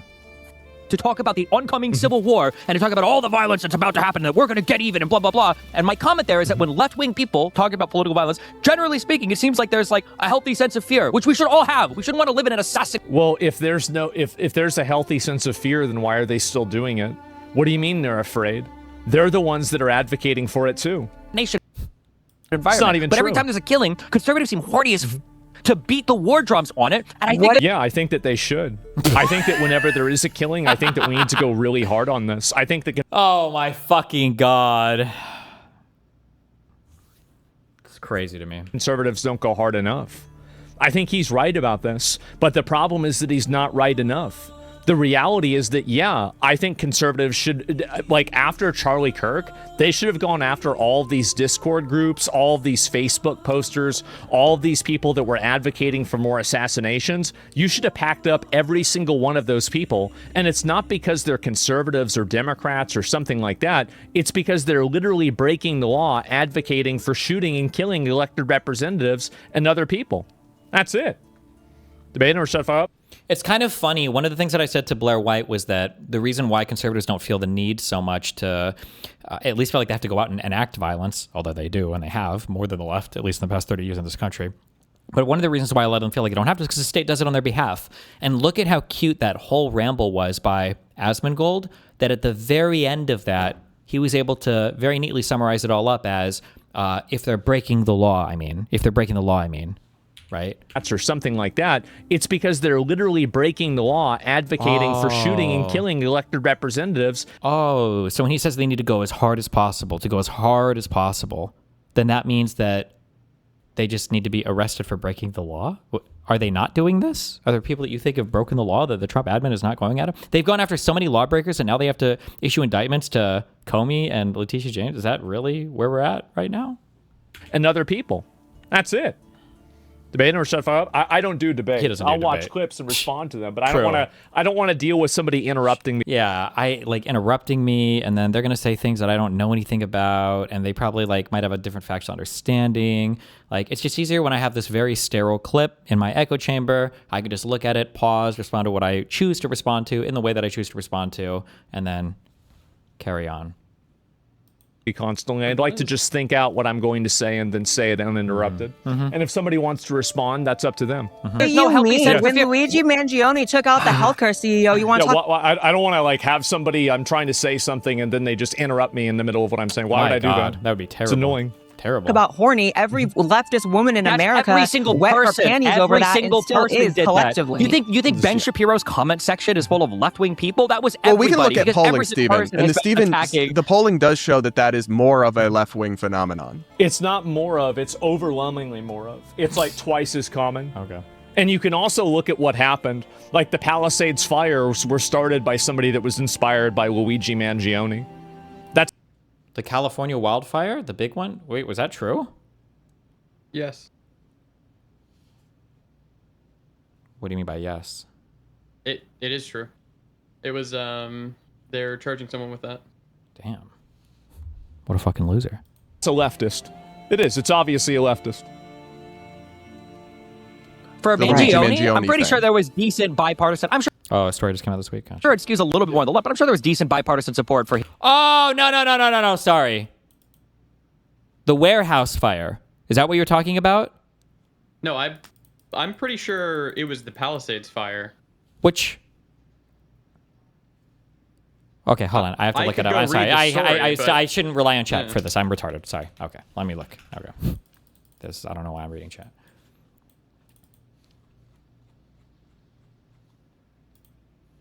Okay, on May 6th, which is, that's yesterday. On May 6th, 2026, new information was released by federal prosecutors saying that Rinderknecht, Jesus Christ, was distraught over a relationship with a former coworker, angry about not having any New Year's Eve's plans, fixated on Luigi Mangione, and had an obsession with fire. Court records confirm that Rinderknecht searched for Mangione-related news using the search terms "Free Luigi Mangione," "Let's take down all billionaires," and Reddit, "Let's kill all the billionaires." Where did this come out at? Like, what was the the release for this? Was this is this an argument they're using in court? Court files, yeah. Is there a link to the filings on this? I'm curious what these look like. Don't have them off the top, man. I think I read it in a New York Times article. I can't remember. Okay, hold on. I'm kind of curious. Because yeah, this was breaking news, I'd say.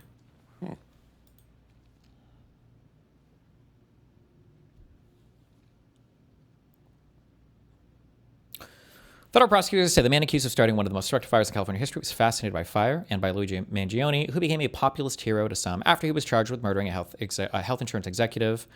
30-year-old guy is accused of intentionally setting a fire in the Santa Monica Mountains, which later exploded into the Palisades fires, which killed 12 people and destroyed thousands of homes across the Pacific Palisades neighborhood of Los Angeles in January of last year. A trial memorandum released by federal prosecutors last week paints a portrait of Mr. Rinderknecht. What is a trial memorandum? As in like a summary of like all the arguments that were presented, I guess. In the weeks before the fire, as a lonely and erratic man who was angry at the world, particularly the rich. Federal prosecutors say that in December of 2024, the month before the fire, Mr. Rinderknecht had been living alone in an apartment in North Hollywood and working as an Uber driver. He seemed to have followed the case of Mr. Mangione, who was charged with fatally shooting Brian Thompson, the chief executive of United Healthcare. In the wake of the shooting, Mr. Mangione became a folk hero to some people who saw him striking a blow against the health insurance industry and its profits. Mr. Rinderknecht searched for Mangione-related news using the search terms "Free Luigi Mangione," "Let's take down all the billionaires," and Reddit, "Let's kill all the billionaires," according to court documents. When investigators later asked Mr. Rinderknecht why someone might commit arson in the Palisades, he said it would be out of resentment of the rich, and he compared such a fire to the murder for which Mr. Mangione was charged. We're basically being enslaved by them, he told investigators. Jesus. Mr. Rinderknecht was arrested in October and has been charged with 3 arson-related counts. He's pleaded not guilty, and his lawyers maintain the fire was sparked by fireworks. A fascination with Luigi Mangione as evidence for arson in the U.S. Attorney's Office is going to need a much bigger court. Good one.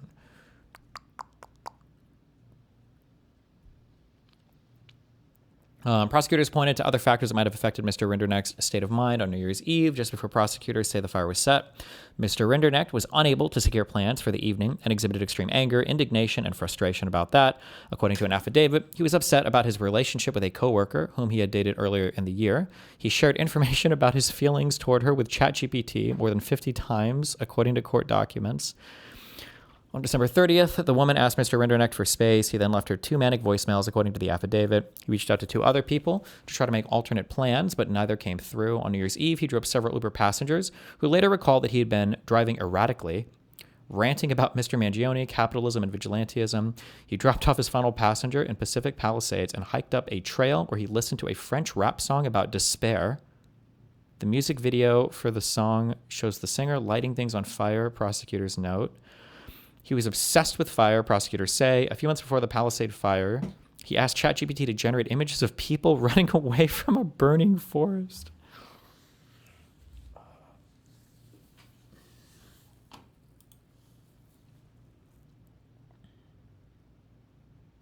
On December 5th, he viewed images of a wildfire in South California caused by arson. On December 29th, he filmed fire engines leaving a Hollywood station and said out loud, presumably to himself, "They're coming for you, bro." Wait. Oh, he filmed fire engines leaving a Hollywood station. Okay, they're coming for you, bro, and warned himself to get his mind in order and not be liking this craziness, according to court documents. Prosecutors say that just after midnight, he lit a fire in the chaparral and then repeatedly called 911. He watched as fire trucks arrived and took videos of their efforts. That blaze, known as the Lackman Fire, was not fully put out. It rekindled amid terrible winds 7 days later and became known as the Palisade Fires, prosecutors say. One of the reasons prosecutors say it was so easy to narrow it down is because of the stark absence of fire pits in the Southern California area, with less than 2% of homes actually having a fire pit in their backyard. Did you know that? Less than 2%? Oh my God. Less than 2% of fire pits in their backyards? Really? That's interesting, because I feel like we said that was extremely uncommon for people to have a fire pit. True. But I thought everyone had a fire pit. What's going on there?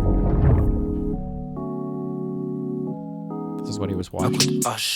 Yeah, faut que tu le saches. Beaucoup de gueuches remplies de fâche. Yeah, mon dans les poches, sous capuche, Haïti pêche, c'est la dèche, je veux ma sacoche, remplie de gueuches, remplie de cash. Ni la mar, ni Scott, ni Rocky, mais elle veut ma toffe, mon croquis. Le quotidien me tue, mais je suis groggy. Me barre sous le soleil des tropiques, avec mon blé, avec ma bœuf, avec ma gosserait, mon gros kiff. Tout mon amour dans. For him, I'm sure it skews a little bit more on the left. Yeah, it's like twice as much. Shooting and killing the healthcare exec, which is not good. If you look at the polling, it is more profound among left of center respondents. It's not even remote. I would have to look at that polling. I feel like there was one poll done on this, and I hate this stupid fucking poll.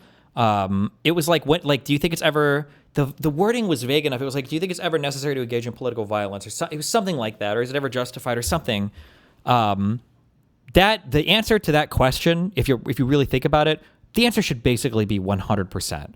Like, the country was founded on insurrection. Like everybody should agree that some kind of political violence is justifiable, assuming like if the government was coming to like steal your children, or if the government was coming to like kill all the Jews or black people, or coming to steal your rights or your it's just like, it's such a vague, stupid question. And it's like it's so crazy to me that, like, at least for the conservatives, maybe on the left you could say no, but like for conservatives who are like, well, the main reason why we have the Second Amendment is to protect ourselves from a tyrannical government. Well, that's political violence, right? Like, I feel like the question is so stupid. 100%. And at the end of the day, like, I'm glad you guys can so always point to things Republicans are saying. And the answer is always going to be answered differently depending on who's currently in power. Yeah, probably. And your attitudes towards like the current administration and everything. I imagine that to be true. I understand how people engage with it in a little bit more of a shallow way, but it's just kind of silly to use it as evidence for like which side might be more radical or dangerous or likely to commit crime or whatever. Although I will say there is a complaint that I've had that I've said a billion fucking times. The left is more violent today than they were 10 years ago. And I think a lot of that framing is the sloppulous bullshit and the sucking off of these fucking loser rich kids like Luigi Mangione and all the billionaires are our enemy. We need to go kill them all. I think it's pretty fucking cringe and stupid, but never going to, you could list a million things that you find inappropriate or incendiary that a Republican says, conservative says, and I could go on the list and condemn it with you very, very easily because that's how I feel. Doesn't but matter. It's interesting how you guys are constantly pointing to things conservatives are saying, whereas we can sit here and constantly point to things that leftists are doing that actually results in shots being fired and people actually getting shot. So it's not. She's completely right about this. It's not even close. Equal. The idea that this is a problem on both sides is equal. The idea that people. It's a false equivalency that's being created so they can wash the problem away and act like they don't have to engage with it. Because if they say that, well, both sides are doing this, they can effectively say that they're free of guilt from encouraging it themselves because everybody's doing it.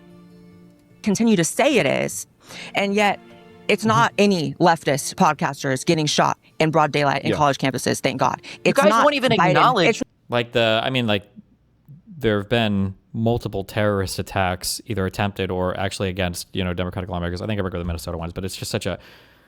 Some people were like, I should have brought up that the majority of left political violence over the last 3 decades or whatever has been left versus right. The reason why I don't bring that up is because no conservative believes that. They all think that all those cities are fake. And now the government has removed that from their own website, so I can't even really cite the government on that because the government doesn't even stand by it anymore because it was the Trump administration. So it's like, it's not even worth it. It's like. Not Biden, who was shot at 3 times, thank God. Is it 3 or 4? I mean, you're losing count even of how many times Trump's been shot at. So good one. you can talk about words all day, and words do matter, but then you have the real life consequences and manifestations of those words. And to pretend as if there's an equal playing field of violence going on, I think you guys are very lucky that Republicans and people on the right who actually own guns and know how to operate them are not just as incendiary as you guys, are not trending every other day on Twitter for how we need to take somebody out on the left. I think he's completely right. 100%. Absolutely. You guys are very and know how to operate them, are not just as incendiary as you guys, are not trending every other day on Twitter for how we need to take somebody out on the left. I think he's completely right. 100%. Absolutely. You guys are very... Did he say he before or she when we're referring to Blair? I feel like I would have caught it. I don't know. Very lucky. And I think if anything, you guys really push it when you do incite all this stuff. And it's not just you, because we don't need to make it just about you, because it's clearly not. It's people like Hasan. It's definitely Hasan. He? No, she. I might have said... I don't do the misgendering thing, by the way. Like, yeah, Blair White's like a trans woman. I don't do the, oh, I'm going to call them a he on purpose. I think I was thinking about something else. That would be my guess, because I would have caught it earlier. What was her name? Taylor Lorenz had a whole thumbnail about how someone needs to do it and like circled Trump, clearly, insinuating assassination, hundreds of thousands of views. It's clearly an issue. And to deny that, I don't think that you have anyone's best interest or the country's best interest to see your denial of that. This is just a very... I hate these fucking lefty tanky fucks that count as my camp when they attack my party all day fucking long. Like, I'm really gonna have to answer for fucking Taylor Lorenz here? Are you fucking kidding me? Oh my God. Very unserious approach. There's a child's approach to politics. It's an unserious approach whenever you look at the people that are actually committing crimes and making organized calls for violence and then acting on them. Whenever you correctly identify that the overwhelming majority of those things that are happening are coming from one group of people, that is a childlike response. Really. True. How about that? In the environment in the United States right now. And you're serious by being in complete denial of what's actually happening? Denial. Let's let Stephen respond. You would look at the country where the president and your political party tries to be as maximally inflammatory at all points in time in the most egregious manner possible. Well, apparently it's not working because conservatives aren't going out shooting people the same way that liberals are. You're inflaming the other side. They're not throwing firebombs at Teslas. Whenever Elon Musk went and said that Donald Trump was in the Epstein files and implied that he was a pedophile, no conservatives went out and burned down Teslas. So I think that there's like, because very clearly Elon Musk has had a massive break with the Democrat Party, and he's also had... He came back into... massive break with the Democratic Party, okay. A massive break with the Republican Party. For a bit, but he came back into the fold. With the conservative, with the Trump thing. So why did one of these things happen and not the other one? It's obvious. And then when people... Well, so we're just ignoring every single piece of right-wing violence over the past decade? Is that we're just not talking about any of that? I think I bring up the Minnesota shootings. People on the left respond predictably. When they respond predictably? What was the response? How is burning down Tesla a predictable response? Democrats and leftists. I don't want it to. Who's going to get the results to kill Joe Biden? To you guys. It's happening one way. Name me two. Who wants to kill Joe Biden? The implication of that being that people want to kill Trump because he deserves it. Because he deserves it? That might be in your mind, little bro. But the argument that I've clearly laid out here, I said maximally inflammatory, that when you get out and you poke and you prod and you talk about executing all your political opponents and you make fun of every political opponent that died, you say the Rob Schneider Trump derangement syndrome, I'm glad Robert Mueller is dead, that when you are bragging about double tapping Venezuelans off the coast of South America, when you're talking about all these things happening, you have alligator Alcatraz, you make fun, you talk about these shithole people, you try to, like, when you're doing all of this shit, and it's like, damn, people really fucking hate me out here. What? Like... That's the implication. No. Because tons of people wanted to kill Joe Biden. What do you mean? Do you think that, why, well, I guess we shouldn't have to see, why would we have the Secret Service for Joe Biden then? Oh, that's why, if nobody good point. Holy shit. That was a great argument. Good job. If nobody wanted to kill him, let's just get rid of the Secret Service and save some money. It's so stupid. Things that Joe Biden said that incited hatred in your heart. Yeah. Where you're like, God, I can't believe Biden said that. I can't even think about what Biden said or didn't say. He was barely alive. He was a vegetable. You guys voted in a vegetable. It's about, so this is the thing, you can put Trump in a bullseye saying stuff like that, complaining about... Put Trump in a bullseye? Oh my fucking God. Oh my God. He's doing tricks on it, guys. He's doing tricks on it. the COVID restrictions, etc. I mean, like those happened under Trump. Hello? It's about, so this is the thing, you can put Trump in a bullseye saying stuff like that, complaining about the COVID restrictions, etc. I mean, like, again, it doesn't matter what Biden said, it matters what happened. And obviously, yes, Biden, I think generally didn't, I think everybody can acknowledge that Trump uses more incendiary rhetoric than Biden. But the reality is that it doesn't matter because Trump's rhetoric isn't working. You're not seeing conservatives going out there doing. They did January 6th. That whole thing was on Trump's behest. You saw Tina Peters break into some Colorado bullshit trying to steal fucking votes. These mass You got people signing up to ICE who don't even know anything about policing, who are running around fucking killing U.S. citizens. Shootings, but you are seeing liberals doing it constantly. Or not shootings, these mass, I guess, like riots and shit like this, right? But no, you didn't have to say or do anything for 4 years. Past 2 weeks that are like, holy shit, I can this see is the point. This is the point. You hone in on people who are holding office. The president of the United States, you hone in on people holding on. Okay.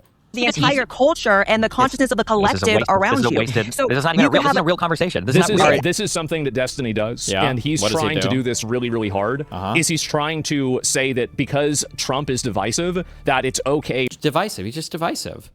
For the entire Democrat Party to have collective violence and unrest. That's basically what he's saying. He's saying that because Trump says things that make people mad, that somehow is equivalent to burning down buildings, destroying property, and being violent. So that's it. Meet famous supporter of the BLM riots, Destiny. That's me. Yep. POE has a new banner picture on Twitter. Oh, really? Are they doing something different there? Yeah, it's so embarrassing to see that happen. And yeah, I think if you get mad, that's on you. Yeah, I mean, obviously. Oh, that is, holy shit, that looks fucking badass. God damn. And if that's a new class, I'm playing it. I'm going to tell you that. Yeah, I'm going to play it. And that's it. How can people don't talk Destiny? Well, again, like, I'll respond to things like this that people like to say, but yes, Trump also never calls for violence. He just insults people and wishes they'd be put in jail. Well, it's overwhelmingly, like, again, you can't hand wave all the actual violence that's happening by saying, but Trump said. Violence. You just can't do that. You can say that both of them are bad, but they're obviously not equivalent. Whenever you have a mass group of people that are going out there and violently attacking police officers, ICE officers, anybody else that's disagreeing with them, this is clearly worse. the police officers that are just disagreeing with them. Holy shit, bro. Than anything that anybody is saying. That's the problem. I wish Trump was the monster Democrats make him out to be. Yeah, so do I. Jesus Christ.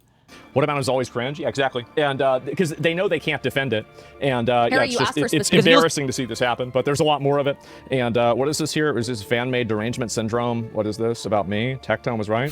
Hasan, derangement syndrome. Oh, that was it? Did I even get my response in there? Was it even in that clip? What about is always cringe? Yeah, exactly. 333. Oh, that was the only You clip. said something. I got to go through some other stuff. We've got presentation. Left-wing violence follows mainstream leftist rhetoric. Okay. War's back on. What? Yes. Here's the link.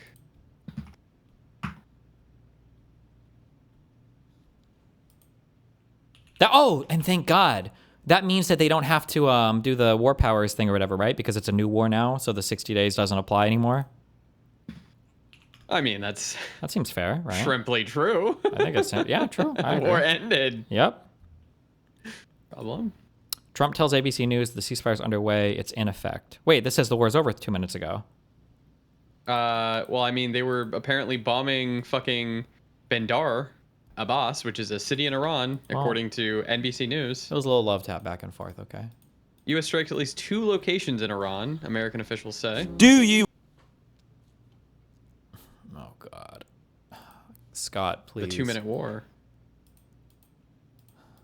I'm in my flat in London, East London, close to Canary Wharf. Oh, nice. I live in Marylebone.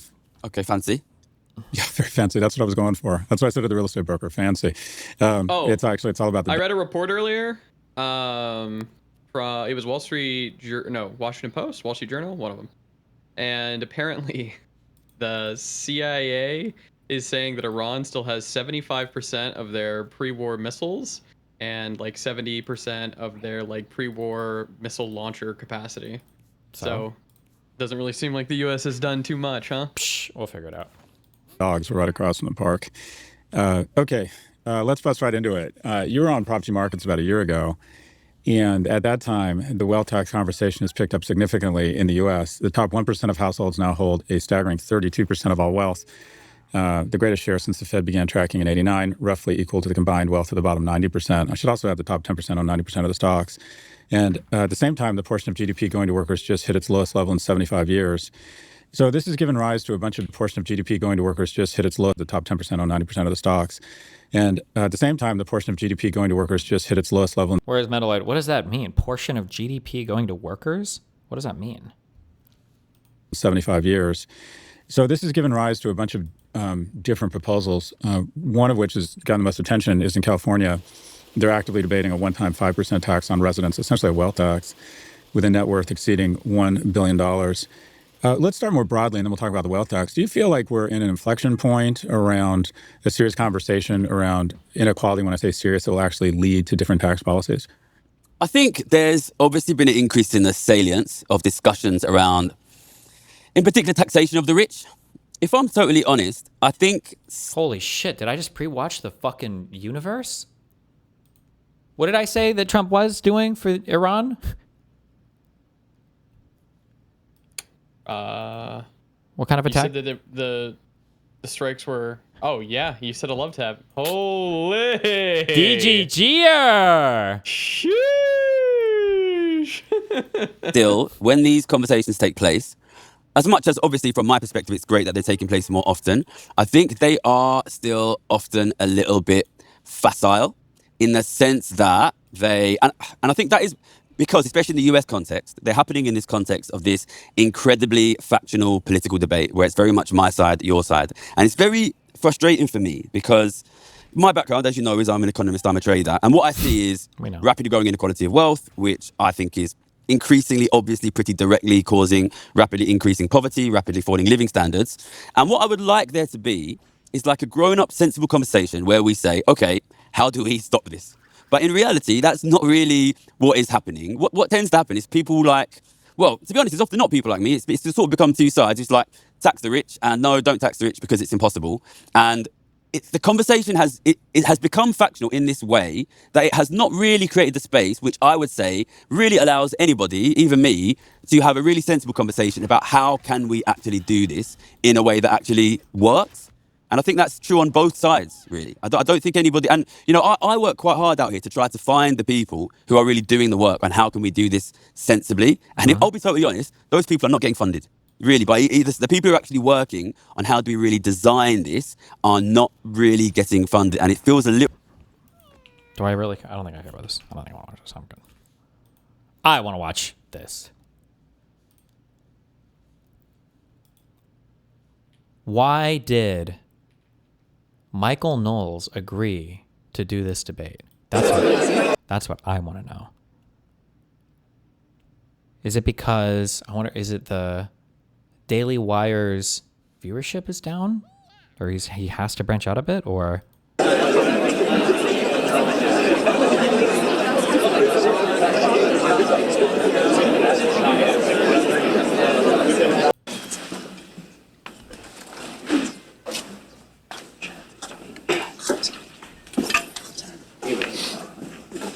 That's very awkward.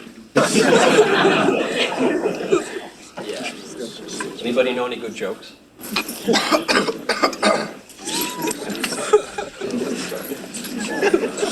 Oh, and another question would be, did they get paid for this? I wonder.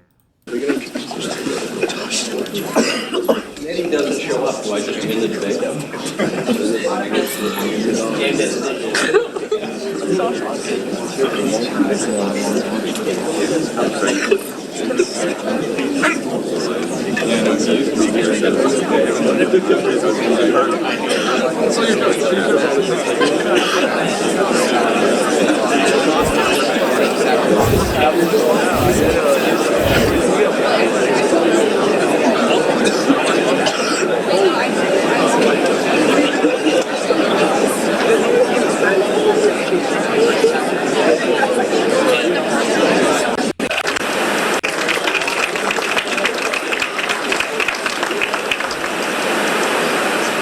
Good evening, everyone. My name is Josh Bonfiliski, and I'm the events director for the Dartmouth Political Union.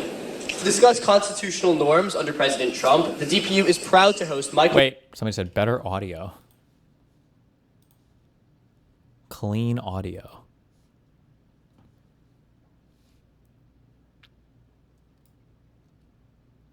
Josh Bonfiliski, and I'm the events director for the Dartmouth Political Union. To discuss constitutional norms under President Trump, the DPU is proud to host Michael Knowles and Mehdi Hasan. Founded in 2018, the Dartmouth Political Union is Dartmouth's preeminent, nonpartisan, student-led political organization, dedicated to fostering open discourse and challenging preconceptions. To this end, we host speakers from across the political spectrum, organize both student and expert debates, and hold campus-wide discussions on the issues that matter most. Our event tonight is the 8th in a series of expert debates, the DPU debate series, Critical Discourse in the Age of Disagreement. This series puts into conversation some of the most pressing and controversial topics facing our nation, promoting respectful discourse and challenging preconceptions. This series was brought to campus with the support of the Office of the President and Dartmouth Dialogues. Tonight's event would not have been possible without the support of our donors and the Office of Student Life, particularly President Bylock and Assistant Dean McKenna. Jesus. They're clapping, I imagine. Both so much for being here. I can only hope that one day I have as impressive an intro as you guys both just had. And thank you so much to the audience and to everyone watching online. The way this debate will function is we will begin by doing a moderated Q&A where I will ask a question directed at one of you. We will alternate who begins every question. And you will each have the opportunity to give a 2-minute response, and then whoever started will have time for a 1-minute rebuttal. And then after the moderated Q&A, we will switch over to audience questions. So start getting them ready. So to start off, before specific issues, I would like to start with foundational question. What, in practical terms, do you believe it means for a president to uphold or deviate from the Constitution? And does this differ from upholding constitutional norms? If so, how? We'll start with you, Mehdi, and you can each give a 2-minute response and a 1-minute rebuttal. Wow. Yeah, so thank you for having me. Great to be here. I'm actually disappointed with that vote of 78-22, because you know what they say, the only way for me is down. Yeah, so. Oh, I'm guessing, I hate it when they do this, is when they do, to see who won the debate, how many people were persuaded. Because, yeah, if you start off where it's like 80-20, like 80% of the audience sides with me, 20% sides with the other guy, if he convinces like a few people, he's probably going to win. And he's got 80 people to convince. I've only got 20. They're probably more hardcore dug in if it's like the odds are that skewed. Like, ugh. Good luck to me. I would say constitutional norms, very vague. I'm not sure actually what that means, apart from a historical precedent, what other people have done. And I think tonight, I'm guessing, and Michael can tell me I'm wrong, that a lot of Michael's argument will be, well, other presidents did this, a lot of whataboutism, a lot of see what X did, see what Y did, see what Obama did, see what Biden did. And I think we just have to be very clear here. We're talking about Donald Trump tonight. Donald Trump is sui generis. There's never been a president like him before, certainly not in our lifetimes. He's undeniable. Gave your answer before hearing them? What was the question to this? Is what do we think of when we think of a president adhering to constitutional norms? I mean, I guess it really depends. I would say there's like a spirit of how the government works, and the idea is that you are in good faith trying to work with the system to bring whatever changes you want to see about understanding that sometimes you lose, and when you lose, it's okay, and you try to win. I don't know. It's very broad. I guess it would depend. I would have to prepare a particular answer for this debate, though. I'd have to sit down and write one out, which I did when I was debating Lila. Violating both constitutional norms, i.e. precedents, but also the Constitution, the amendments, the articles of the Constitution in this country. He's doing it all the time. At this point, at this stage, anyone who tells you Donald Trump is not violating the Constitution is gaslighting you and or a member of his cult, right? The facts are very clear. We can go through them in order. I mean, right now, if you look at the Constitution, Donald Trump is violating the Appropriations Clause, the Emoluments Clause, the Elections Clause, the Taxing and Spending Clause, the Take Care Clause, the Declare War Clause. He's also violating the First Amendment, the Second Amendment, the Fourth Amendment, the Fifth Amendment, the Sixth Amendment, the 10th Amendment, the 14th Amendment, maybe soon the 22nd Amendment. And, yes, other presidents, to go back to your question, have violated norms. Other presidents have certainly violated clauses of the Constitution.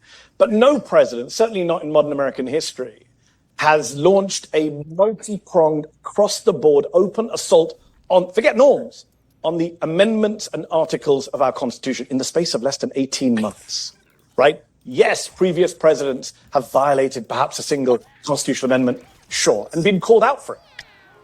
None of them said they plan to terminate the Constitution, as Donald Trump once did. None of them said, I don't know. When they were asked, as Trump was on Meet the Press last year, is it the job of the president to uphold the Constitution? I don't know, he said. None of them declared themselves to be a king or a dictator, even for a day. None of them were rebuked by their own vice president for trying to violate the Constitution and the rule of law. What did Mike Pence say? I know Michael's a big fan of Mike Pence. So I came specially with a Mike Pence quote. Mike Pence said, President Trump demanded, I choose between him and our Constitution. If you are pressuring your own vice president to put you above your Constitution, you're not just violating norms, you're violating the Constitution, you're violating your oath of office. And it is very clear tonight that Donald Trump is a clear and present danger to the Constitution. Forget norms. Let's raise the bar. To the Constitution, to the articles and amendments of the Constitution, to our rights and liberties, to our democracy. And you don't have to take my word for that tonight. Just take Mike Pence's. The Mike Pence standard of constitutional jurisprudence. Okay, wonderful to be here. Thank you all for having me. My father is a Dartmouth graduate, so I hope I don't do the family too much shame this evening. Retarded on him. But I don't think I... The what? His tie looks retarded. Too Why? big. Really? I think it's like the new Trump fucking thing where everybody has like the huge fucking middle area of the tie. Mm-hmm. It's stupid. Okay. will, because we have to Mehdi's point, we have to narrow in on what exactly we're discussing. What does it mean to uphold the Constitution? And I certainly hope that my opponent here does not mean some kind of pedantic literalism that merely looks at the text of the Constitution, though we should certainly do that as well. But to uphold the Constitution, it would seem to me, entail upholding what the Constitution has meant, how the Constitution has obtained, how it has in fact governed our country from the beginning through the present. And so I think my opponent here is trying to break me away from citing historical precedent and how other presidents have upheld the Constitution. And I think that's for very good reason. If I were in your shoes, I would do the very same. Because when you look at how the Constitution has in fact been put into effect in the United States, no reasonable person could even suggest that Trump is upholding it. You know, if we were to use this very limited, pedantic, literalist Constitution, then we would have to disqualify virtually every single president we've ever had from upholding the Constitution. All the modern presidents who have surveilled en masse, all of the great presidents who have violated habeas corpus, who have interned people, two great presidents and two great parties, the Republican Abraham Lincoln and the Democrat Franklin Roosevelt. But going back even further, we would have to disqualify Jefferson for the Louisiana Purchase. We would actually have to disqualify President Washington, because President Washington declared neutrality in the French Revolutionary Wars, and he was accused of violating the Constitution by no less a man than James Madison, the father of the Constitution. But Madison gets his comeuppance because Madison would be accused of failing to uphold the Constitution when he annexed West Florida. So I think when we take a look at what the Constitution has meant, how it has been interpreted by the three co-equal government, adjudicated by the Supreme Court, laws enacted by the Congress, and then, of course, the executive power and the president, we will find that the Constitution prevails. The warnings of the histrionic critics of President Trump, who have been promising us that he's on the brink of shredding the Constitution for about 10 years now, any day now, it's coming, I think we will find that President Trump is indeed the president and the Constitution, nevertheless, and I think very much for that reason, prevails. Would you like to respond? Well, Right, you're 1 minute. the best thing about social media is you can see what's going on in the world. And today I looked at Michael Knowles' tweet advertising this event. And underneath the tweet, Tim Pool, another podcaster some of you may know, posted what looked like a Grok-generated list of previous presidents who had violated the Constitution. So I was able to prep myself for the debate, knowing that Michael would have all of those examples, which he did. Thomas Jefferson, Louisiana Purchase, ratified by Congress. Abraham Lincoln and FDR, Civil War and World War II. I don't see either of those things happening right now. We can go through the list. I've already conceded that previous presidents have done unconstitutional things, but Donald Trump has done it in a way that no other president has, in a time frame no other president has, without the excuses that other presidents could at least point to. World War II and the Civil War, you think that's what's happening in America right now when he goes after migrants in Home Depot parking lots? No, that is not what's happening right now. And let's just be very clear. Michael said no one could dispute that he's upholding the Constitution. He says histrionics.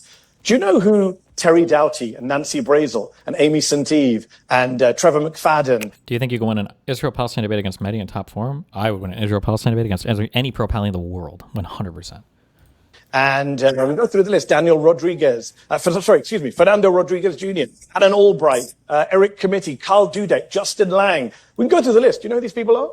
They are Trump-appointed judges who have ruled against Donald Trump since last January in key constitutional cases. First Amendment, Fifth Amendment, Sixth Amendment, 14th Amendment. They've all said, Donald Trump, what he's doing is violating the Constitution. These people are not liberals or Marxists, as Stephen Miller says. They're not doing histrionics. As Michael says, they are looking at the Constitution. And even as MAGA judges, they're saying you've gone too far. You have violated these amendments of the Constitution. It's Trump judges saying this, not me. It's Mike Pence saying this, not me. Michael can make these arguments about liberal histrionics. The problem is now... Is your position closer to Mehdi Hasan or Mark Levin? Is Mark Levin the crazy... Is he a conservative talk show host? Is he the British guy that used to fill in for Rush? I'm making that up, right? I feel like we've watched Mark Levin before. I don't know. That guy's fucking crazy.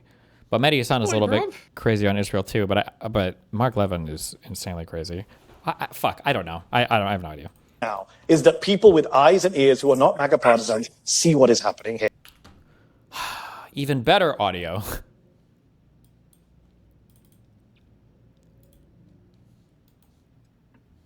We're at 27:20. Oh fuck! It's not starting from the same spot. Oh. Right now, when he goes after migrants in Home Depot parking lot, and they are looking at the Constitution, and even as MAGA judges, they're saying these arguments about liberal histrionics. The problem is now is that people with eyes and ears who are not MAGA partisans see what is happening here. Donald Trump is doing things that President not done before, including ignoring a 9-0 Supreme Court ruling. Okay. Let's try our hardest in the next question to really adhere to tire regulations. I will. Well, it's right there. Oh, are you going to strike? I saw it and defied it. You at least didn't see it. Wait, it's not that bad, I guess, but like, did somebody take the cleaned up audio and use like some kind of AI or whatever to like fill what was missing? I think that's what happened, right? That's what I feel like I'm hearing. Let's try our hardest in the next question to really adhere to tire regulations. I will. Well, it's right there. Oh, are you going to strike? I saw it and defied Like it. that sounded like a bad like a Chinese like a kung fu movie dub. Regulations. I will. Well, it's right there. Right here. Oh, are you going to strike? God damn it. Just let me watch the other one. The other one was fine enough. It's over. Deportation on this. Yes to hearings and legal representation. Supreme Court ruling. Okay. Let's try our hardest in the next question to really adhere to time regulations. Well, it's right there. Oh, are you going to see the clock? I saw it and defied it. You at least didn't see it. Thank you so much for those thoughts. That was really interesting. Mehdi, I know you talked about ICE immigration, and actually in 2025, the Department of Homeland Security reported record-breaking immigration and enforcement actions with over 600,000 deportations. Given this information, should undocumented immigrants have a right to due process under the Constitution? And if so, can deportations at the rate completed in 2025 be carried out without compromising access to hearings and legal representation? Sure. Yes.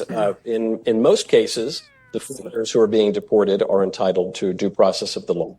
This is not the case necessarily when it comes to revocation of visas, which are not some natural or constitutional right. But in the case of the people who are being deported, they are entitled to due process, and they are receiving process, actually, from President Trump.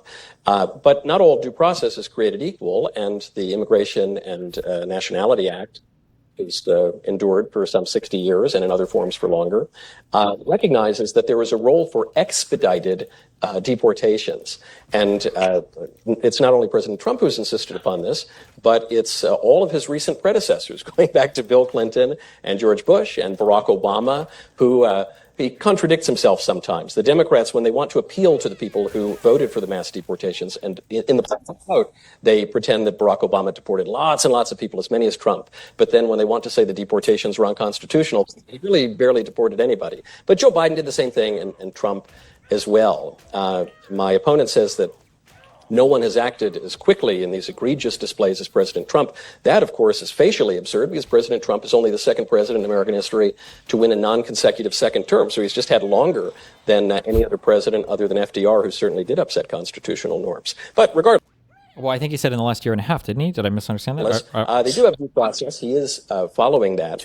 And the mass deportations really could be much larger. Let's not forget the great Democrat President Truman, who deported near 750,000 foreigners, Mexicans. He did so with scanty due process of the law. That was in 52. Followed President Eisenhower, 1954, deported 1.1 million in Operation Wetback. There was not even really the suggestion that either of those men had violated the law by deporting foreigners who don't really have any right to be here. So President Trump is very much within the mainstream of the Constitution in his deportations, and frankly, I wish he were more.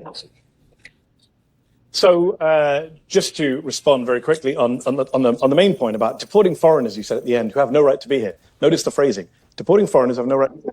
How do we know they have no right to be here? You need due process. Unless they have due process. That's the whole point. When you end up deporting American citizens, do you know they deported American citizens?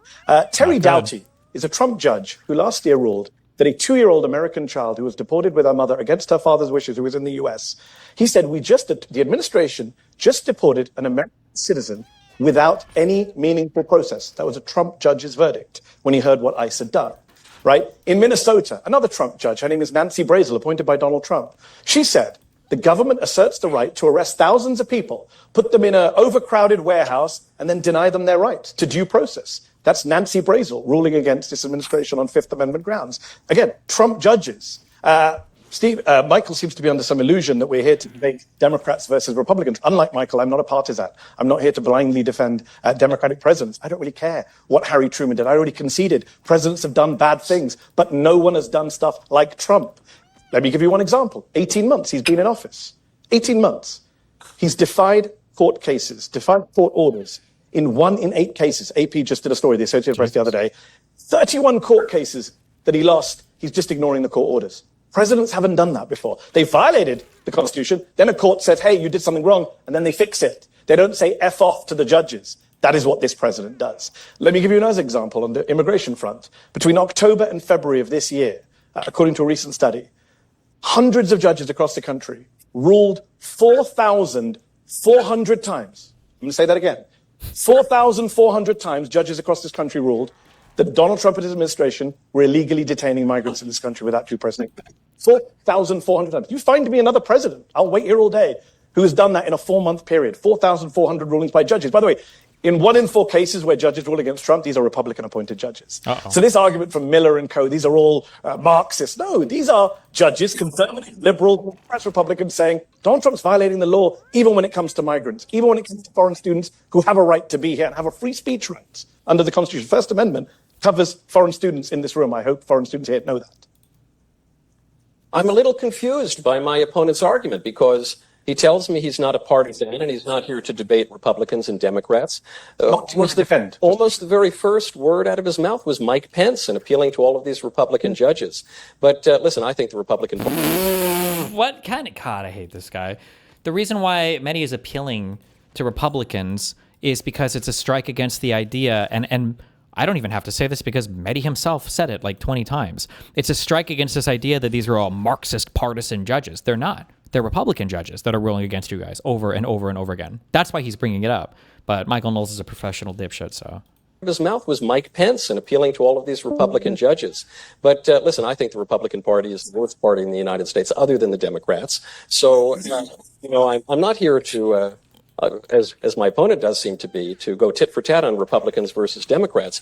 We're here to talk about the Constitution, and we can't talk about how the Constitution has actually governed the country unless we talk about the people who have effected it, and those people are Republicans and are Democrats. But I'm also confused by my opponent's reaction, and I think this might be because the opponent here has the misfortune to be grown up in a foreign country, He did not learn proper English. You know, the United Kingdom, they don't. So maybe he misheard when I spoke. But I answered in the affirmative. Of course, illegal aliens, in most cases, have the right to due process, but they don't have the right to lengthy due process. This has been...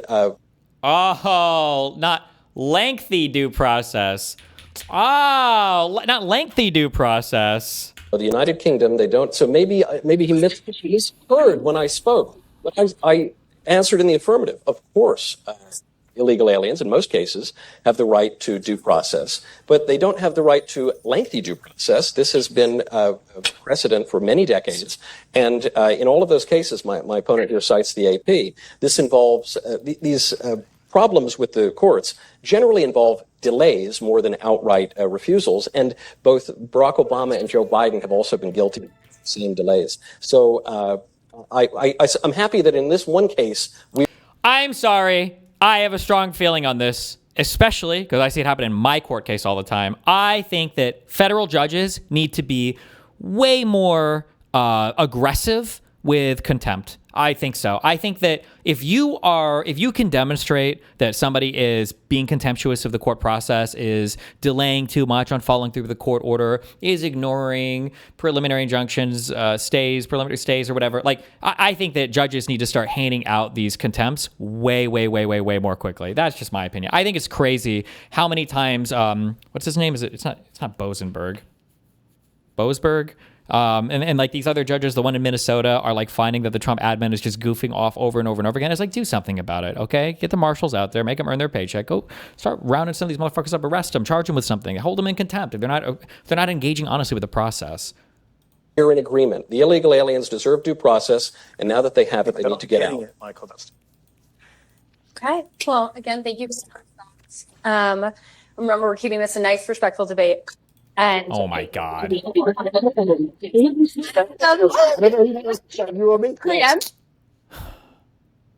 This is his alma mater, they said. I hate this so much. Dude, Mehdi is a fucking, for however broken he might be on Israel Palestine, he's a debate assassin, okay? So this is just to protect Knowles. Oh, it's his dad, sorry. Okay. Helen, you were keeping it respectful. Love to now talk about it is fine for one here in the news, etc. Specifically, President Trump's Operation Epic Fury targeting Iran was carried out without prior authorization from Congress. This was carried out without prior authorization from Congress. Has reignited a long-standing constitutional debate over war powers. At the same time, President Trump has argued that involving Congress can pose operational risks, citing concerns about leaks and the need for speed in national security decisions.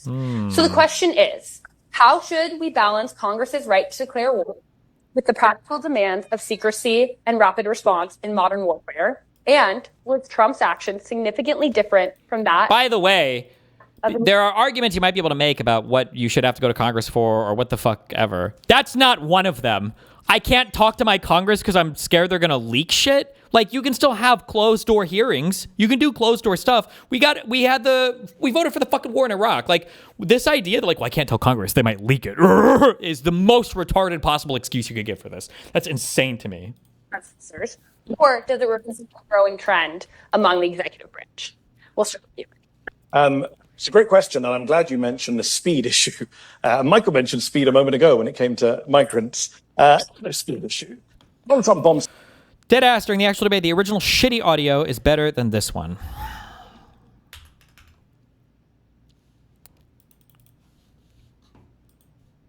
I saw it and defied.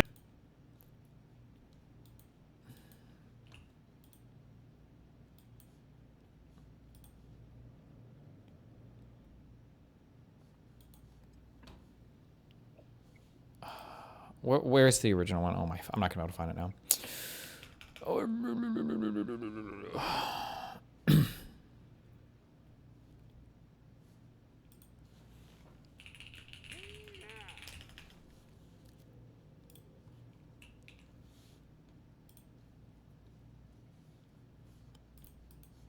$35.19.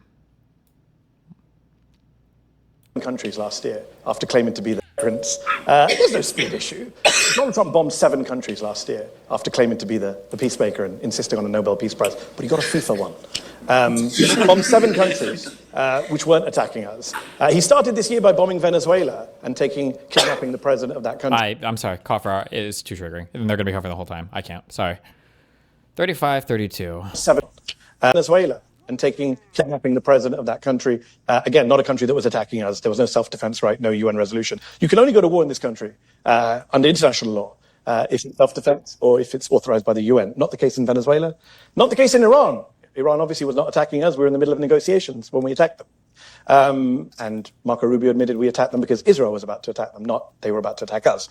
So there was no speed, there was no justification, and it is a good question about balance. And again, I suspect Michael is going to say, well, all previous presidents have declared war without congressional approval, which isn't true, by the way. George W. Bush, I'm going to go home and take a shower after this, but I'm going to defend George W. Bush. He's going to say George W. Bush went and got an authorization for the use of military force against Afghanistan in 2001. He went and got an authorization for the use of military force against Iraq in 2002.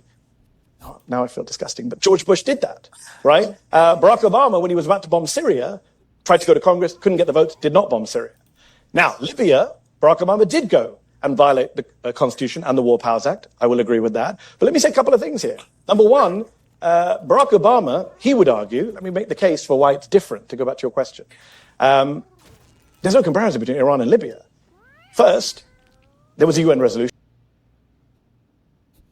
If you would have asked me to fucking make a prediction here, I would have never predicted that Mehdi Hasan is going to provide the positive argument for why the United States needed to intervene in Libya. Most people hate this intervention, but interesting. Okay. For Libya, it was being enforced by a NATO operation that the US joined to stop an imminent massacre of people in Benghazi. That was the stated aim. No UN approval in Iran, no NATO mission in Iran, no imminent massacre of civilians. That happened not when we attacked.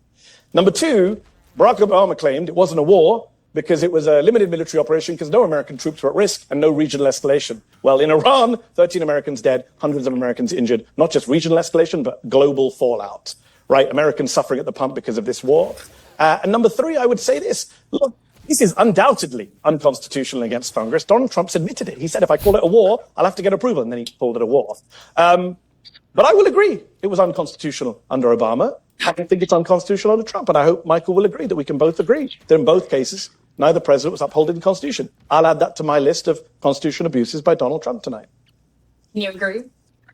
Well, I'm just glad that my opponent continues to eschew comparisons to past presidents, chat between the Democrats and the Republicans. But you're right. I was going to bring up Libya because this involves not only the Constitution, but the War Powers Act. One thing it doesn't involve, though, I'm a little confused. Are we debating tonight UN resolutions? Are we debating the NATO Charter? I thought we were debating constitutionality. And I suspect Mr. Hasan is deferring to these other organizations because there was not a great constitution predicate for what happened in Libya.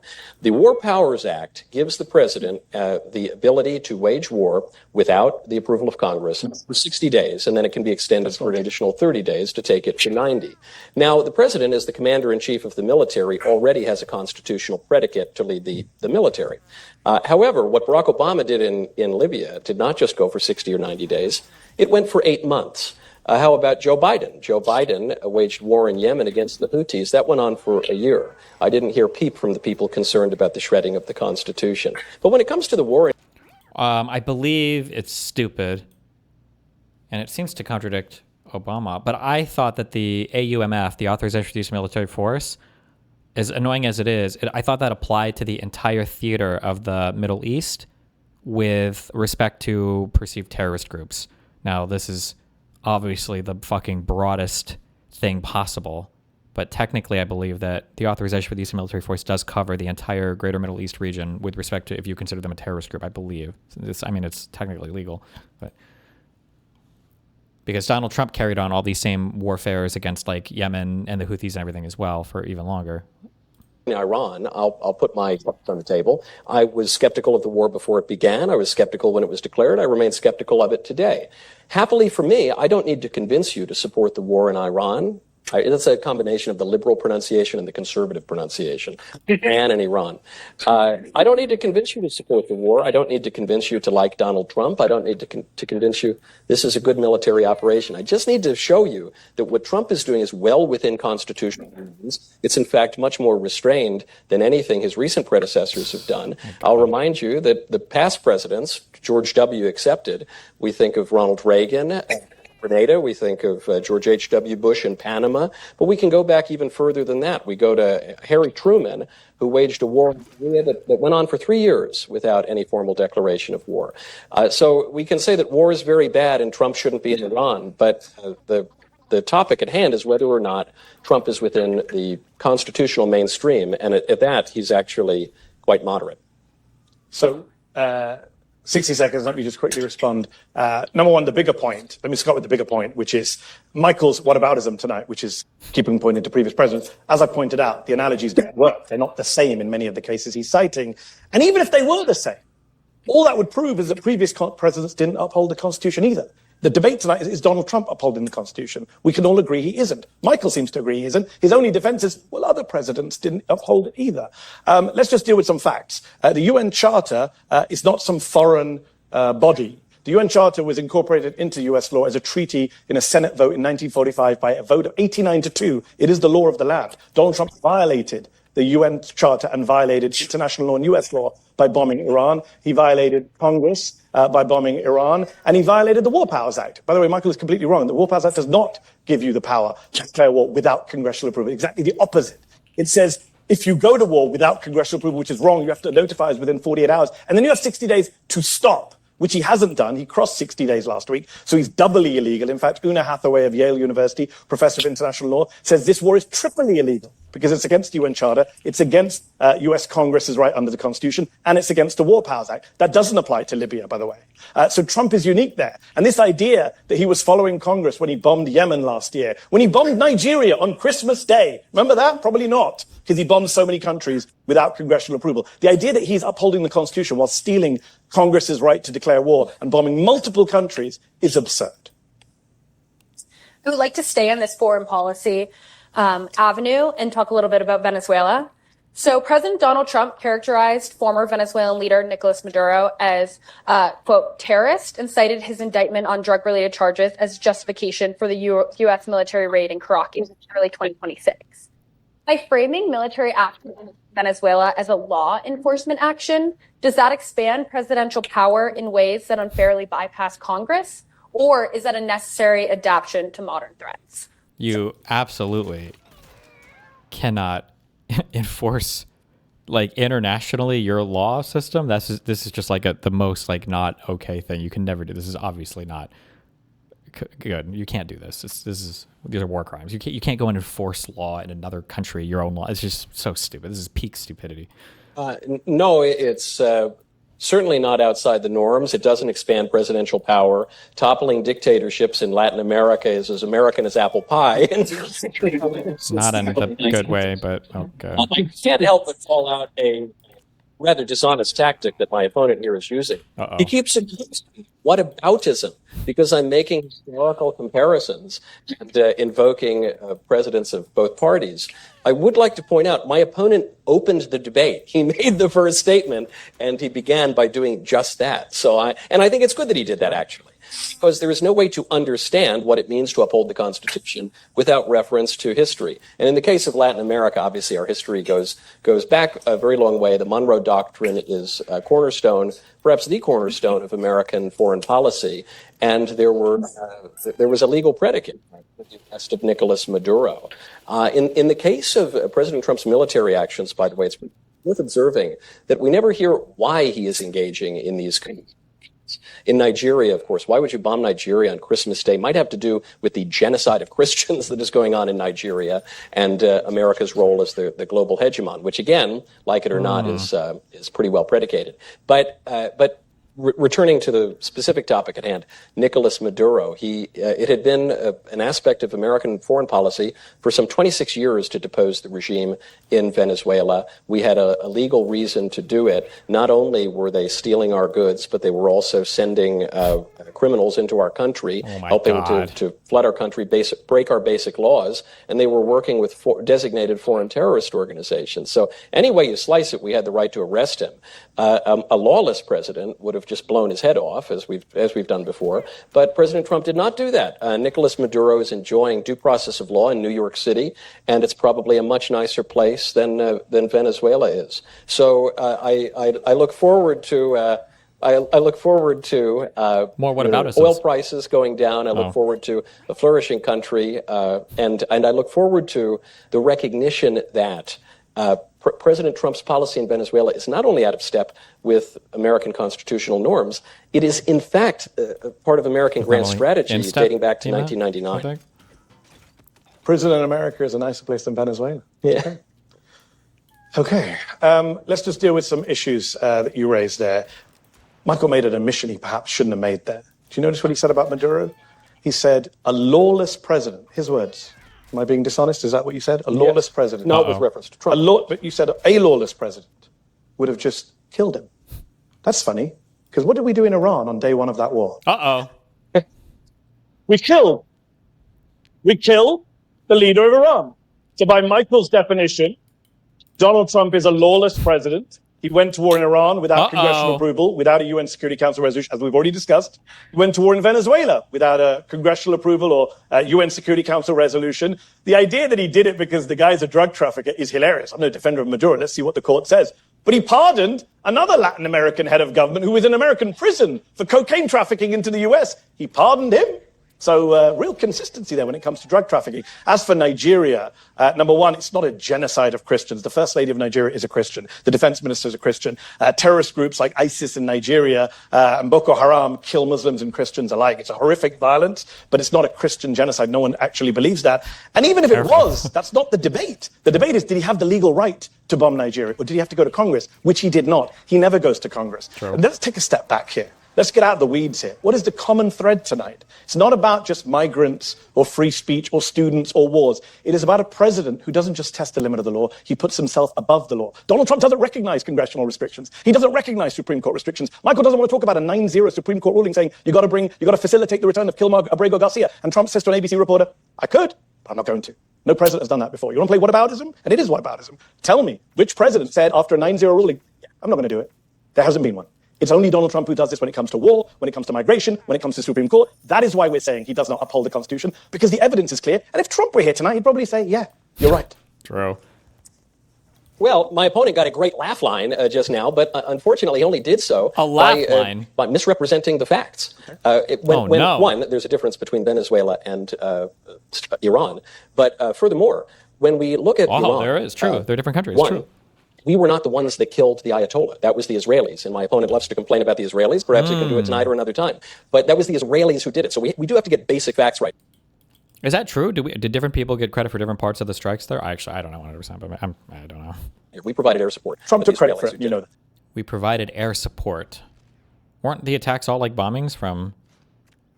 I don't know. He's publicly taking credit. If we could avoid the interruption, I just want to point out that your laugh line is based on a complete misunderstanding of what actually happened. I'll try to finish my point.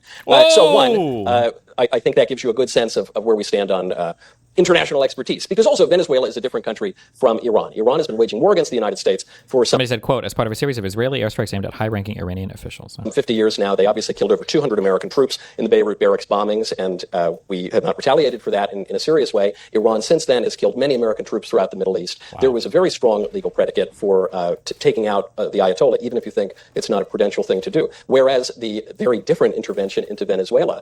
well, then why didn't he just get congressional approval for it? It was so obvious and so easy and so... such a no-brainer, right? Involved orders from judges, involved the commission of crimes, and now there will be a trial in New York. So the one similarity between the two, and perhaps we can agree on this, is that the intervention into Venezuela was rather restrained. We didn't actually depose the regime. We just put a gun to... The intervention in Venezuela was restrained when we went in and abducted their leader. Okay. of the deputy and said, play nice or it's going to be you next. And I don't know that we're going to depose the regime in Iran either. A more expansive president might do that, as Republicans and Democrats have done. Trump, once again, I point out, is so restrained here, so moderate, so well within the mainstream that we aren't even seeing regime change in either of those places. He's doing tricks on it, guys. Well, I think it was briefly mentioned, the idea of emergency acts and extenuating circumstances, and I want to zoom in on that. President Donald Trump argued that his imposition of tariffs during Liberation Day was justified under the International Emergencies Economic Powers Act, or the IEEPA. However, the Supreme Court found that the IEEPA does not authorize the president to impose sweeping tariffs such as that in Liberation Day. With this in mind, how should we think about the limits of presidential authority when it comes to using emergency powers to shape major policy? Uh-oh. Okay. Take it away. I'm going to cheat before I answer that question. I'm going to go back to something Michael said a moment ago, because facts matter.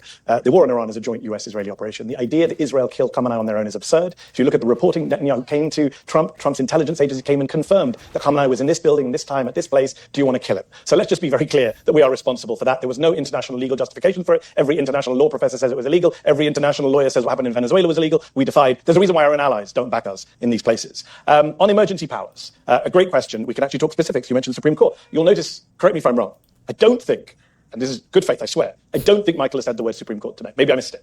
But let's talk specifics. I mentioned the 9-0 ruling by the Supreme Court on Kilmar-Garcia. Trump just said F off. The tariffs case in February, we all knew tariffs are taxes. Everyone knew that. The Trump administration tried to lie to us and say they're not taxes. You know, the Trump administration wants to, what's the phrase, piss on your leg and tell you it's raining, right? It's not a tax. It is a tax. Every economist agrees it's a tax. Every lawyer agrees it's a tax. So the Supreme Court step in and say, well, you know, the taxing and spending clause says only Congress gets to lay and impose taxes, excises, imposts, and duties. And they strike down 6-3. 6-3.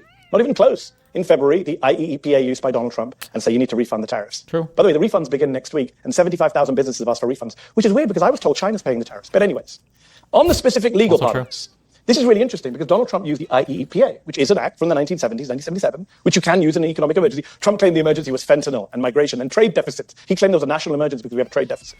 Okay. And then, here's the best part. He uses the act to go after his enemies, like he always does. Like he goes after his political enemies, he goes after his international enemies. He uses the act completely illegally, as the Supreme Court's pointed out, to basically settle scores. And we know this. How do we know this? Because Trump said so. When the Swiss president called him up to negotiate a reduced tariff, he raised the tariff and said, I did it because she rubbed me up the wrong way. She was annoying. She was aggressive. So he raised the taxes. The Brazilians prosecuted Jair Bolsonaro. Good for them. I wish we had done it to Trump. Trump got mad and raised tariffs on American consumers to punish Brazil. That's what the founders envisaged? That's what the founders thought they were doing when we were getting away from Mad King George from my old country? Was that what they were doing? Giving the president the right to tax Americans because he gets pissed off by a European leader or a South American government? Of course it's an abuse of power. Of course it's completely unconstitutional. Of course it goes against the vision of the founders. That is very, very clear.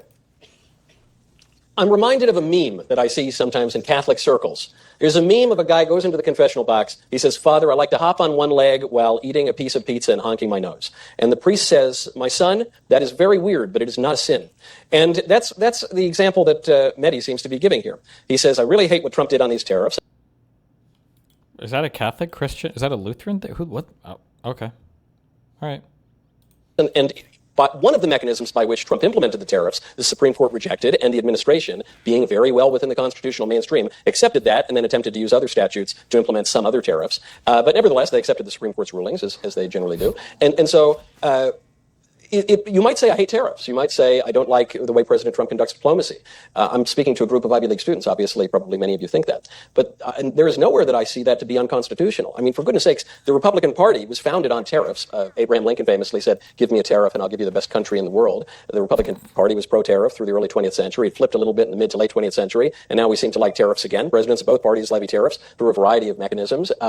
You can say it's bad economic policy, but there's certainly nothing unconstitutional about it. To Mehdi's point that the companies are eating the cost of the tariffs in many cases. That is true. I know this because I own a company called Mayflower Cigars, which makes great cigars, and I highly recommend them. But we did eat the cost about it. To Mehdi's point that the companies are eating the cost of the tariffs in many cases. That is true. I know this because I own a company called Mayflower Cigars, which makes great cigars, and I highly recommend them. But we did eat the cost of it. That means Americans are eating the cost. They're American companies. And you won't eat the cost forever. You have to pass it on eventually. You have to. Thank you very much. We did eat the cost of a lot of the tariffs. That's true. And I do wonder if, as a political tactic, the refunds for those tariffs that are forthcoming might actually help juice the economy before the midterm. So in a way, it's probably a good political tactic. It's a good political tactic to steal money from the American people in a manner that we now agree the Supreme Court said was illegal so that you can give it back to them as a... Okay, bro. But I've yet to see some argument that the tariffs would have been unconstitutional. You know, the point that we've observed here is that the Supreme Court struck them down under the basis of a national emergency, and the Trump White House complied. So what are we even arguing here? So, Michael, since you were the one who introduced the word dishonest tactic, let me say back to you, I think you're engaged in dishonest tactic tonight by avoiding the substance of argument every time. Uh-oh. It's not whether there's a genocide in Nigeria. The issue is, did Donald Trump have the constitutional power to bomb Nigeria? No. It's not whether tariffs are good or bad. That's irrelevant to this debate. Of course, tariffs are totally fine if Congress imposed them, not Donald Trump because he didn't like the female leader of Switzerland and how she spoke to him on the phone. That is the key question that we're debating tonight. At every instance, every question that Ella's asked, every topic we've covered, I've pointed out that what he's doing is going against the Constitution, going against the Supreme Court, going against Trump-appointed judges, going against precedents that you like to cite, and you're dodging it. And you're saying things about, well, tariffs are part of our history. Okay, great. This is not about tariffs. It's about what Donald Trump did with tariffs. He took a power from the Constitution, the Taxing and Spending Clause, Article 1, Section 8, only Congress shall have the power to lay or collect taxes, duties, imposts, excises, and he arrogated it to himself because he believes there are no checks on his power. He's on the record. He said in 2019, I have an Article 2 power to do whatever I want as president. That's not what Article 2 says. He also tweeted out, he who saves his country violates no law or whatever, right? He does not have the power to do whatever he wants. The founding fathers did not create America so that they could have another monarch, another king, another dictator, but no one seems to have given that memo to Donald Trump. And when he lost at the Supreme Court, Michael said he accepted the decision. Again, dishonest. He actually said that the judges were fools and lapdogs. He said Amy Coney Barrett and Neil Gorsuch embarrassed themselves in front of their families.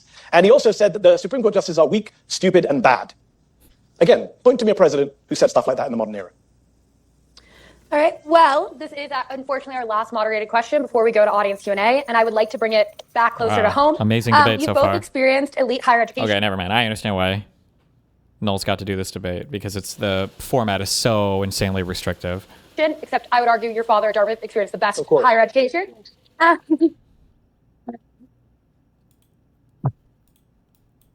And I'm sure you have seen the recent changes in dynamics between U.S. universities and the federal government. As debates over free speech and ideological diversity intensify on campuses, what role, if any, should the federal government play in ensuring viewpoint diversity? And what would that role look like within constitutional limits? I believe you started last time.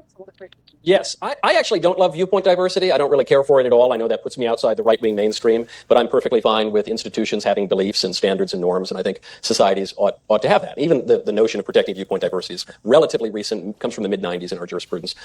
What would that role look like within constitutional limits? I believe you started last time. Yes, I actually don't love viewpoint diversity. I don't really care for it at all. I know that puts me outside the right-wing mainstream, but I'm perfectly fine with institutions having beliefs and standards and norms, and I think societies ought to have that. Even the notion of protecting viewpoint diversity is relatively recent, comes from the mid-90s in our jurisprudence. But regardless, I'm all for reforming the universities, which are failing in their chief missions. So I suppose the question is President Trump suppressing the First Amendment? And I know that my opponent here on stage made a bold prediction, a promise really, in March of 2024. He said that if President Trump were to be elected again, the stakes for the media were very, very high. What would happen to the free press under President Trump? You know, he's already threatening to do it. Last I checked, unfortunately, the New York Times and the CNN still get to publish. MSNBC has sort of gone downhill, but that's mostly because NBC didn't want to deal with them anymore. There's been really no threat to free speech whatsoever. That's I can't say anything. This. President Trump. His critics are allowed to... Michael Knowles, by the way, literally tweeted out like 2 weeks ago that he wants people like me to go to jail. Okay? Like just unfucking believably subhuman cretinous behavior. Just unbelievable how disgusting these fucking people are. And to kill him. I mean, in the case of Hasan Piker, one of the chief... critics of President Trump and one of the people who's instigated violence was exalted by the New York Times just last week after 3 assassination attempts. So I wish that, frankly, there were more limits on speech under Trump, but there certainly is not. And then when you look at constitutional precedent, we of course have to remember that our second president of the United States, John Adams, passed the Alien and Sedition Acts, much of which remains on the books today. Under Woodrow Wilson, Democrat president, he imprisoned his political rival Eugene Debs, the leader of the Socialist Party, but that act has been used to prosecute people for speech for many, many years, including the socialist journalist, the head of the Jehovah's Witnesses, the leaker of the Pentagon Papers, and Bradley Manning, even under Barack Obama. So we've seen a lot of curtailment of speech. I think a lot of that is within the confines of the First Amendment, and I wish that President Trump would tighten it up a little bit, especially when it comes to those left-wing universities that receive federal dollars and certainly don't need to. That is an amazing answer, Michael. Both to deny that there's an assault on the free press and to say you wish that there was a bit more of an assault on the free press. Let's just be very clear. let's just be very clear about where the facts are on this. Michael thinks everything's fine. Okay, Donald Trump has arrested Don Lemon. He's raided the home of a Washington Post reporter.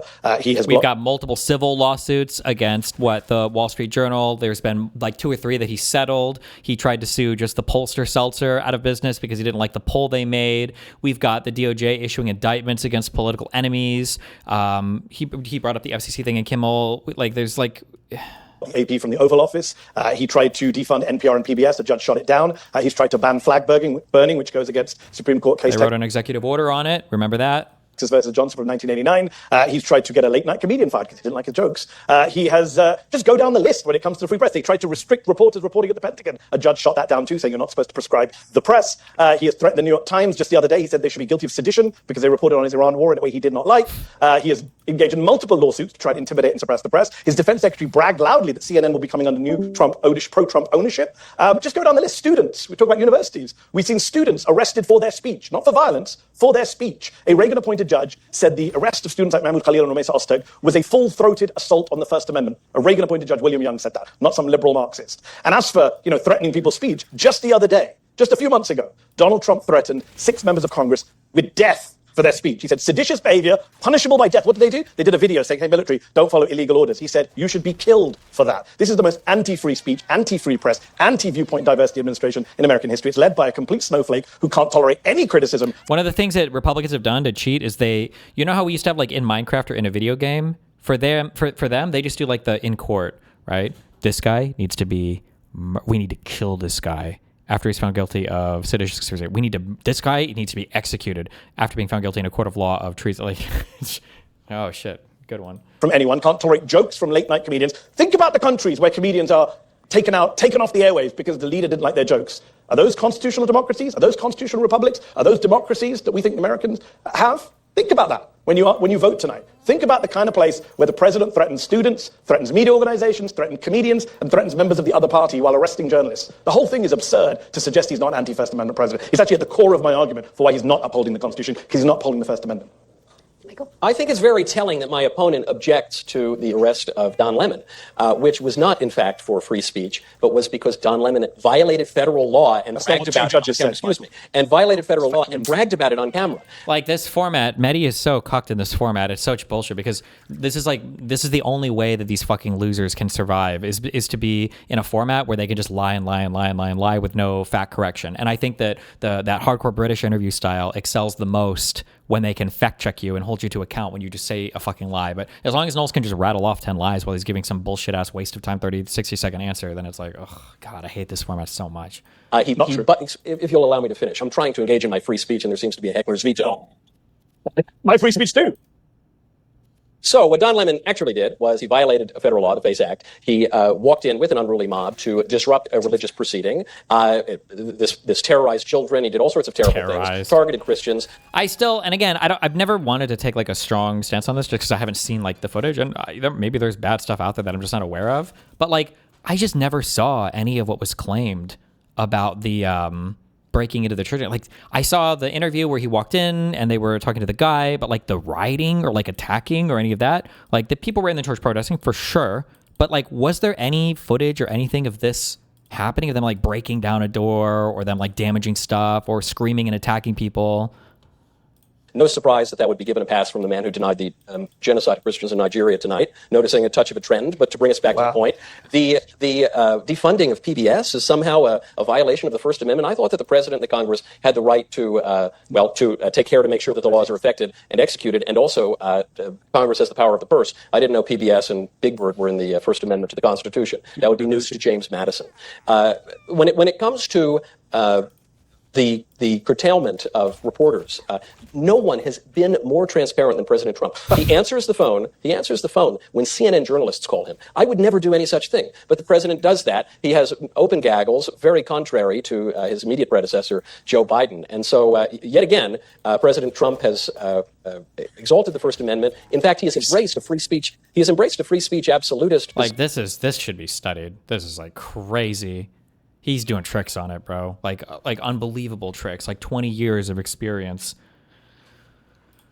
Even when it comes to flag burning, I'll just finish up on this point. Mehdi Hasan points out that the flag burning was ruled a constitutionally protected right in 1989. Curious that it wasn't 1889 or 1789. It's a live question debated in American jurisprudence. President Trump has issued an executive order to bring that challenge back to the court, as he should, and we'll all be debating it along the way because President Trump loves free speech.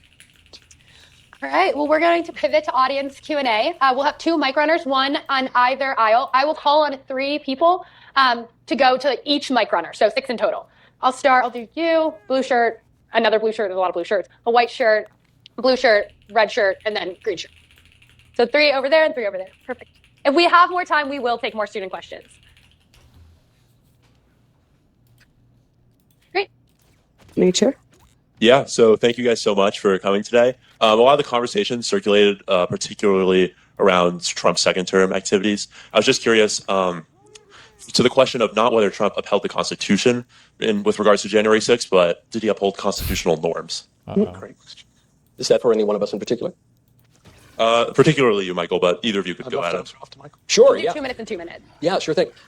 Yes, he did. Again, I'm not convincing anyone that they should love the horn hat guy. That's not the basis on which you're voting this evening. But there is a great precedent for contested elections in the United States. In fact, that's what they did in 1965 in Hawaii. 12th Amendment is about. We've had a number of contested elections. Obviously, 1860, the election of Lincoln, the Rutherford v. Hayes, which resulted in the Compromise of 1876.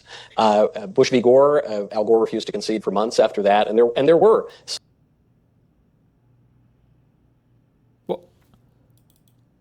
I thought he accepted the Supreme Court ruling the day it came out. Am I wrong? I thought one of the biggest criticisms that people had of Gore was, why did you concede as soon as the Supreme Court ruled against it? I thought that was always one of the biggest. When did Gore concede election? I mean, I don't know. I could be wrong.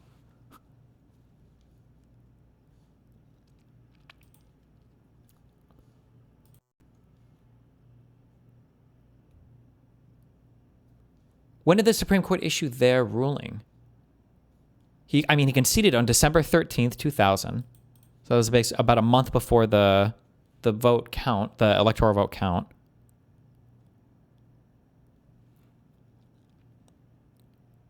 But I guess that maybe they tried to fight the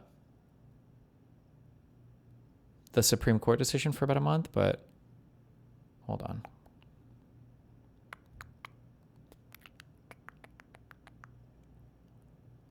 Damn, motherfucker tried to concede on election night.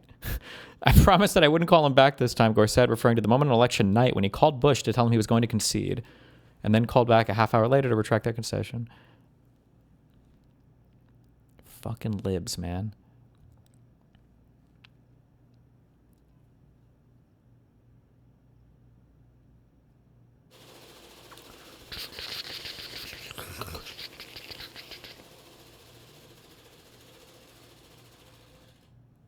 Where is this wouldn't concede for months thing at? This is just not true at all.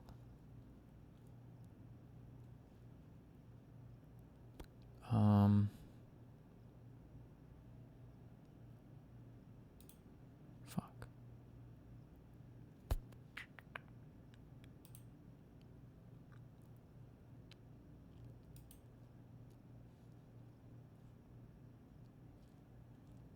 I don't know. He's just lying. He's just lying.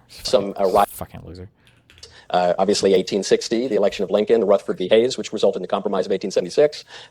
Bush v. Gore, Al Gore refused to concede for months after that, and there were some riotous events. So what occurred at the Capitol on January 6th was very unfortunate. Though it's been the riotous events, by the way, around the Gore election were the fuck, what was it called? It wasn't Stonewall. It was fuck, what was it called? It was Roger Stone's Brooks Brothers. Brooks Brothers riots. Tell me if this sounds familiar, by the way. Roger Stone led, by the way. The Brooks Brothers riot was a demonstration led by Republican staffers at a meeting of election canvassers in Miami-Dade County, Florida, United States, on November 22nd, 2000, during a recount of votes made during the 2000 United States presidential election with the goal of shutting down the recount. After demonstrations and acts of violence, local officials shut down the recount early. That's what that Supreme Court decision was about, by the way, that people got so ass-pained, rightfully so about, because they were within their recount trigger thing, and the Supreme Court basically shut down the recount and then gave the election to Bush. The Brooks Brothers Brigade to oppose the recount of ballots during the Florida election recount.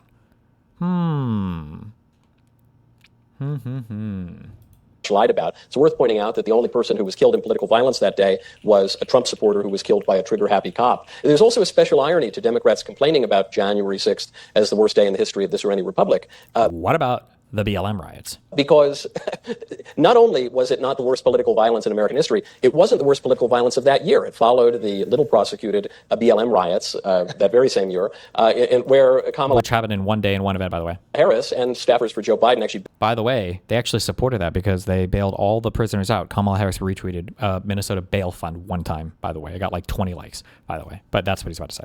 BLM riots that very same year, where Kamala Harris and staffers for Joe Biden actually bailed the rioters out of jail. But there's a greater irony. That's not true. That was also a fucking lie. But this guy's an actual hellspawn from fucking Satan, so he just lies about fucking everything.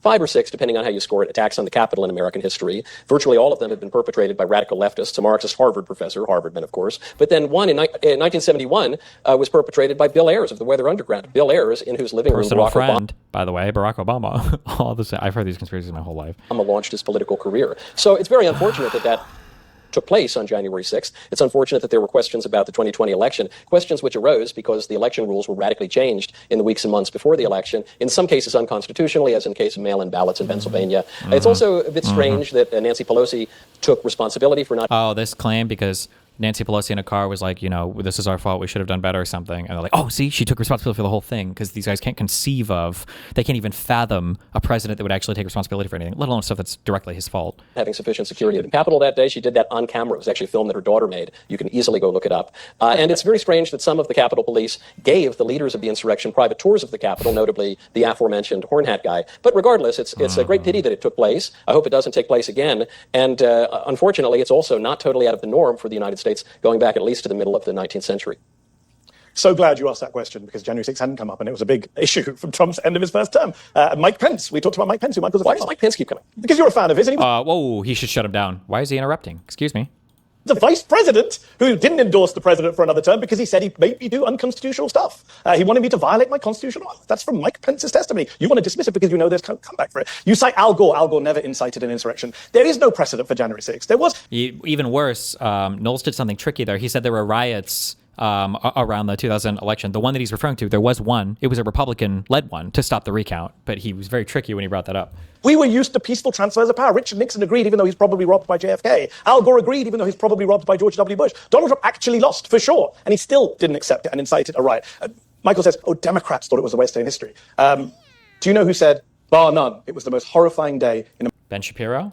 American politics in my lifetime? Mike Pence. No. No, I don't know. You kept quoting him, so I... Ben Shapiro? It was Ben Shapiro on January the 7th. He said it was the most horrifying day. Yep. That your I've boss, by witnessed the way. in American politics. A noted Democrat. But Ben I always Shapiro said disagree with that guy. on January the 7th. So let's just deal with some facts here. The people who attacked the Capitol were not going on private tours. They were not just a horn hat guy. It was people like Daniel Rodriguez, who assaulted Michael Fanone, put him in a stroke, got 12 years in prison. The judge said he was an army of hate and violence. Donald Trump pardoned him. It was people like Andrew Paul Johnson, who was just sentenced to life in prison for sexually abusing 2 children in Florida. Donald Trump pardoned him for January the 6th. He pardoned a neo-Nazi called Bradley Tyler Dykes, who did a Sea Heil salute as he attacked police officers. These are the people Trump pardoned. Michael has never condemned Trump for that. Harry Sisson asked Michael on his show earlier this year, would you condemn Donald Trump for doing that? And he wouldn't answer the question. He said, I'll never condemn Donald Trump. Do you condemn Donald Trump for pardoning neo-Nazis, domestic abusers, pedophiles? Well, hold on. Was he one? Do you condemn Trump for pardoning? I'm just asking a clarifying question about that guy. Was he one of the neo-Nazis who was getting $3 million from the SPLC, or was he a different? Oh my God! Was there any individual that got maybe over 5 years or something? Oh, they do. They love that indictment. They love that indictment, bro.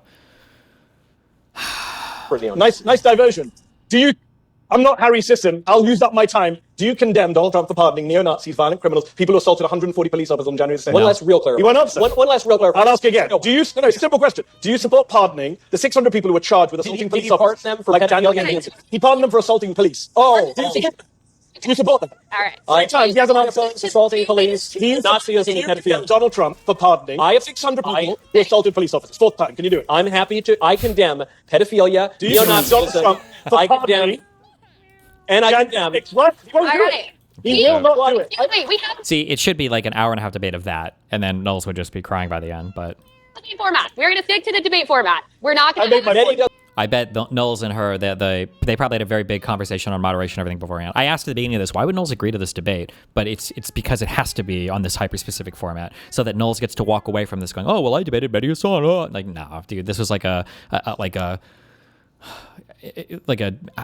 having a pillow fight, basically. You don't answer the question. I'm happy to answer on the substance. Yeah. So obviously, Mehdi's being very, very dishonest. President Trump didn't pardon anybody for pedophilia or Nazis or whatever nonsense. If you'll allow me to finish. So what he pardoned them for is because there was a massive prosecution of thousands of people on January 6th that was politically motivated, that was disproportionate because the federal government had let all of the leftist rioters who, unlike the January 6thers, killed dozens of people and it resulted in over $1 billion worth of property damage, let them off the hook and in fact raised money to bail them out of jail. And so because of the unjust prosecutions where you had Midwestern grannies who were not pedophiles or Nazis, but who were eccentric ladies, who walked around the Capitol despite all of the lies suggesting police officers were killed. That was not true. The coroner's proof that. So he recognized there were at least 2 officers that died for sure because of Jan 6, yeah. Proportionate prosecution. Or the 2 or same goes 3? for the pro-life grannies who were arrested by Joe Biden, who were in prison for praying at abortion clinics. President Trump pardoned them. Arrested by Joe Biden? For the pro-life grannies who were arrested by Joe Biden, who were in pro-life, I don't know anything about those. prison for praying at abortion clinics. President Trump pardoned them. Now, on the pardon power. Would this have been arrested by Biden, or would these have been state police if they were protesting outside abortion clinics? Okay. Look, there are lots of bad pardons that go on. Joe Biden took it to an egregious degree. But he didn't. Pardon power is absolute. And he's talking about the Hunter Biden stuff, really. If we're here to defend the Constitution, we would have to defend the plain words of Article 2, which say the president has the pardon power. Okay, thank you both. I appreciate the sentiments. We're going to keep interruptions to a minimum. Why, yes. To be fair, it wasn't an interruption. I gave up my time to ask a question. He didn't answer it 6 times. Okay, first off, Mehdi, big fan. I love your work. To Michael, I would like to say, so there's a new, I think with your assault on free speech and how we should, in your words, tighten, there's a new act proposed by Congress, the Mamdani Act. Are you familiar with that? I'm not, but I like the So it is the Measures Against Marxist Defenders and Noxious Islamists Act. And it essentially extends the power of the federal government, especially by Trump, to deny citizenship, to deny entry, and to essentially deport, to go to these ICE, horrible camps, any person who is a radical Islamist or a communist or any other sort of leftist. Gives very broad powers. Do you support that? And is that constitutional at all? Well, I love the acronym. And I take it from your description of the act when you mention that this would be a way to deport people, to deny them visas, to deny them entry to schools, or that the people we're talking about here are not American citizens. So it's really crucial to recognize here a point that has been glossed over, which is that when Mehdi Hasan says that the Trump administration... If that is true and it doesn't apply to citizens, why is it called the Mamdani Act? Is arresting students for stating their opinions, even if they're radical left-wing opinions. He's not arresting American citizens. What the Secretary of State came out and said is that they are going to revoke or deny visas to people who have views that are contrary to the American national interest, which is not only entirely constitutional, that is just plain common sense. You don't want to bring in foreigners who have no right to be in your country, who actively undermine your society. I mean, that's the most basic charge of immigration. So, and then to your point, you say, we're going to even deport some people. Well, to deport those people implies that they have no right to be here. That is, they're not American citizens. And in that case, yes, I favor deportations quite broadly. And the fact that it has that beautiful acronym is a cherry on top. I am calling, with very little knowledge beyond what you've just suggested about the act, I am calling on Congress today to pass it, to pass it twice. Can I respond? Freaking epic. So, yeah, it's interesting that Michael again says, Mehdi Hasan thinks foreign students are having their rights deprived. No, William Young, a veteran Reagan judge, said it was a full-throated assault on the First Amendment. He said, I'm going to answer the constitutional question posed here, which is, do legal immigrants have the same constitutional rights to free speech as citizens? Yes, they do, he said. These are his words. Yes, they do. There is no invidious distinction that Trump makes. His words, jurisprudence, history does not back that. In fact, go back to 1945, Bridges versus Wixon, famous Supreme Court case where they said, immigrants here in the country have the same First Amendment rights as everyone else. And these are not students who are, trying to undermine America. Rumeysa Öztürk is a student from Turkey who wrote an op-ed in a newspaper saying, I think my university should divest from Israel. That's what she wrote. Said nothing about the United States of America. Said nothing violent. Masked men grabbed her off the street. Have you seen the video? It's one of the creepiest things you will ever see. A bunch of masked men with no IDs grabbed this young woman off the street and they imprisoned her. And Michael says, it's totally constitutional. Actually, the law that Rubio is citing, it's 1952 law, obscure amendment. Do you know who said it was unconstitutional? A woman called Judge Marion Trump Barry. Donald Trump's late sister is the only judge to ever adjudicate on this. And she said, I think it's unconstitutional. Never reached the Supreme Court, but it's the only time an American judge has looked at it, and they think what Marco Rubio is doing. Trump's late sister thinks it's unconstitutional. A Reagan judge thinks it's on the First Amendment. So let's not stop pretending this is about the left and about Muslims and about socialists. No, it's not. I've already pointed out, Mike Pence disagrees with you. Ben Shapiro disagrees with you. Reagan judges disagree with you. Trump judges disagree with you. The Supreme Court disagrees with you. Yeah. And I hope the audience tonight disagrees with you. True. Yeah, maybe Mike Pence should have come here tonight. I don't know. Why am I... Just to clarify, like, I like Mike Pence as much as the next guy, but I'm not like... By the way, they fucking hate Mike Pence, just so you know. They fucking hate him. He's not my bosom buddy. I don't know. We don't sit up next. I don't know why Mehdi... He was only the vice president for 4 years. Mehdi keeps bringing Donald Trump. But anyway, I guess the question I would ask for Mehdi, and just as you offered me some advice, I'll ask you this. Do you think that foreign students who would apply for a student visa to the United States, do you think that they have some right to that visa? No, I don't think they have the right to the visa. But I agree That's the question. But I agree with That's it's not the question. Hold on. No, it's not. Claiming my time. That's not the question. What a stupid fucking... What is his... He's a PhD. He's a smart guy. Whether or not you have the right to a thing is a different question than on what grounds can a thing be taken from you. I don't have a right to sit in a private business and eat food. The restaurant owner can kick me out if he wants. I don't have a right to that. But the restaurant owner can't come up to me and say, I'm kicking you out because you're a Cuban and I know you're a Cuban and I'm going to be racist against you or whatever. He doesn't have the right to do that. The right to the grounds on which you take something is different than whether or not the person has a right to the thing itself. I don't know why I'm explaining this. It's stupid. No, it's not. We're not in Congress. I'm answering the question. No, it's not a right to have a visa, but it is right to have free speech once you're in the country under the First Amendment, per Justice Murphy's ruling in Bridges versus Wicks in 1945. Once you're in the country, you have the same rights. You're taking up all my time because you're filibustering. We're not. As you did. We're not your question. We're not talking about. Hold on. Mike. Seven times. Take your time. Yeah, good. You can start from the I appreciate that. This is why, just to loop back a little bit, this is why it's so funny that Mehdi Hasan takes issue with the arrest of Don Lemon, because Don Lemon was arrested claiming First Amendment rights, but you don't have a First Amendment right when you were actively violating the First Amendment rights of others, which is something that Mehdi is clearly very familiar with. Mehdi has just admitted the point.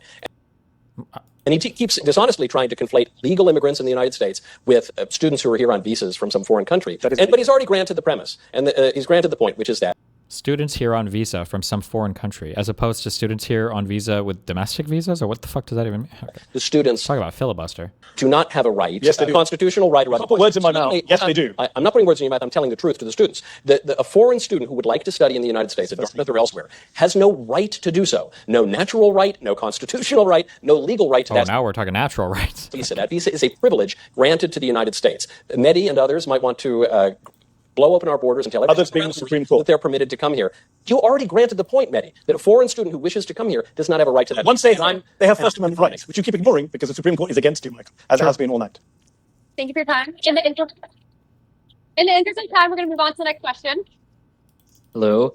I have a couple. Well, I have one main question, but I think that it lends to a lot of what this argument has been about, and I think a lot of where the argument has gone instead of maybe where it should have been. I've been really interested, and I'm curious to know, because, Mehdi, as you pointed out, there are some moments where the argument has moved as opposed to, does the president have the right? Is it constitutional that the president say, take Nigeria, for example, did he have the right to strike Nigeria?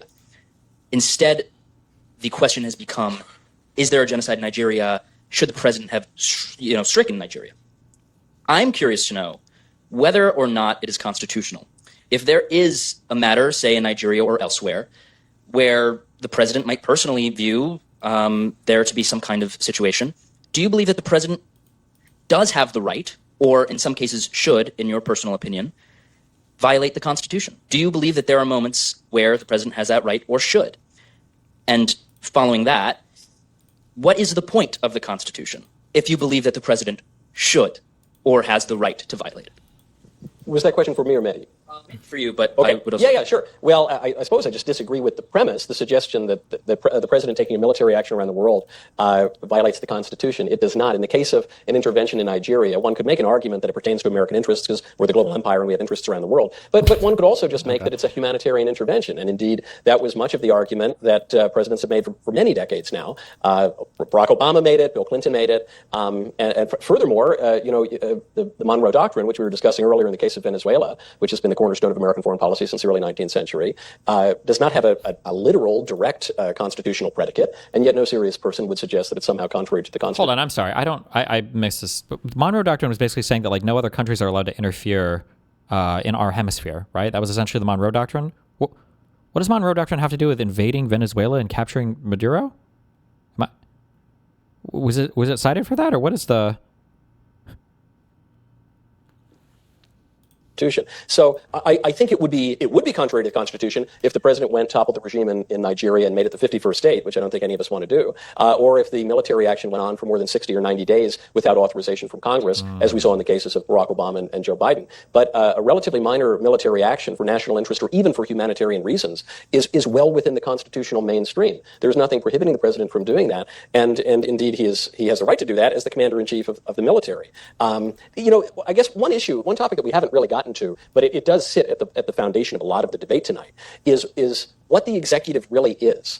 And so this gets back to Article 2, Section 1, which in the very first line explains what the executive is. And our framers said that the executive power shall be vested in a president of the United States of America.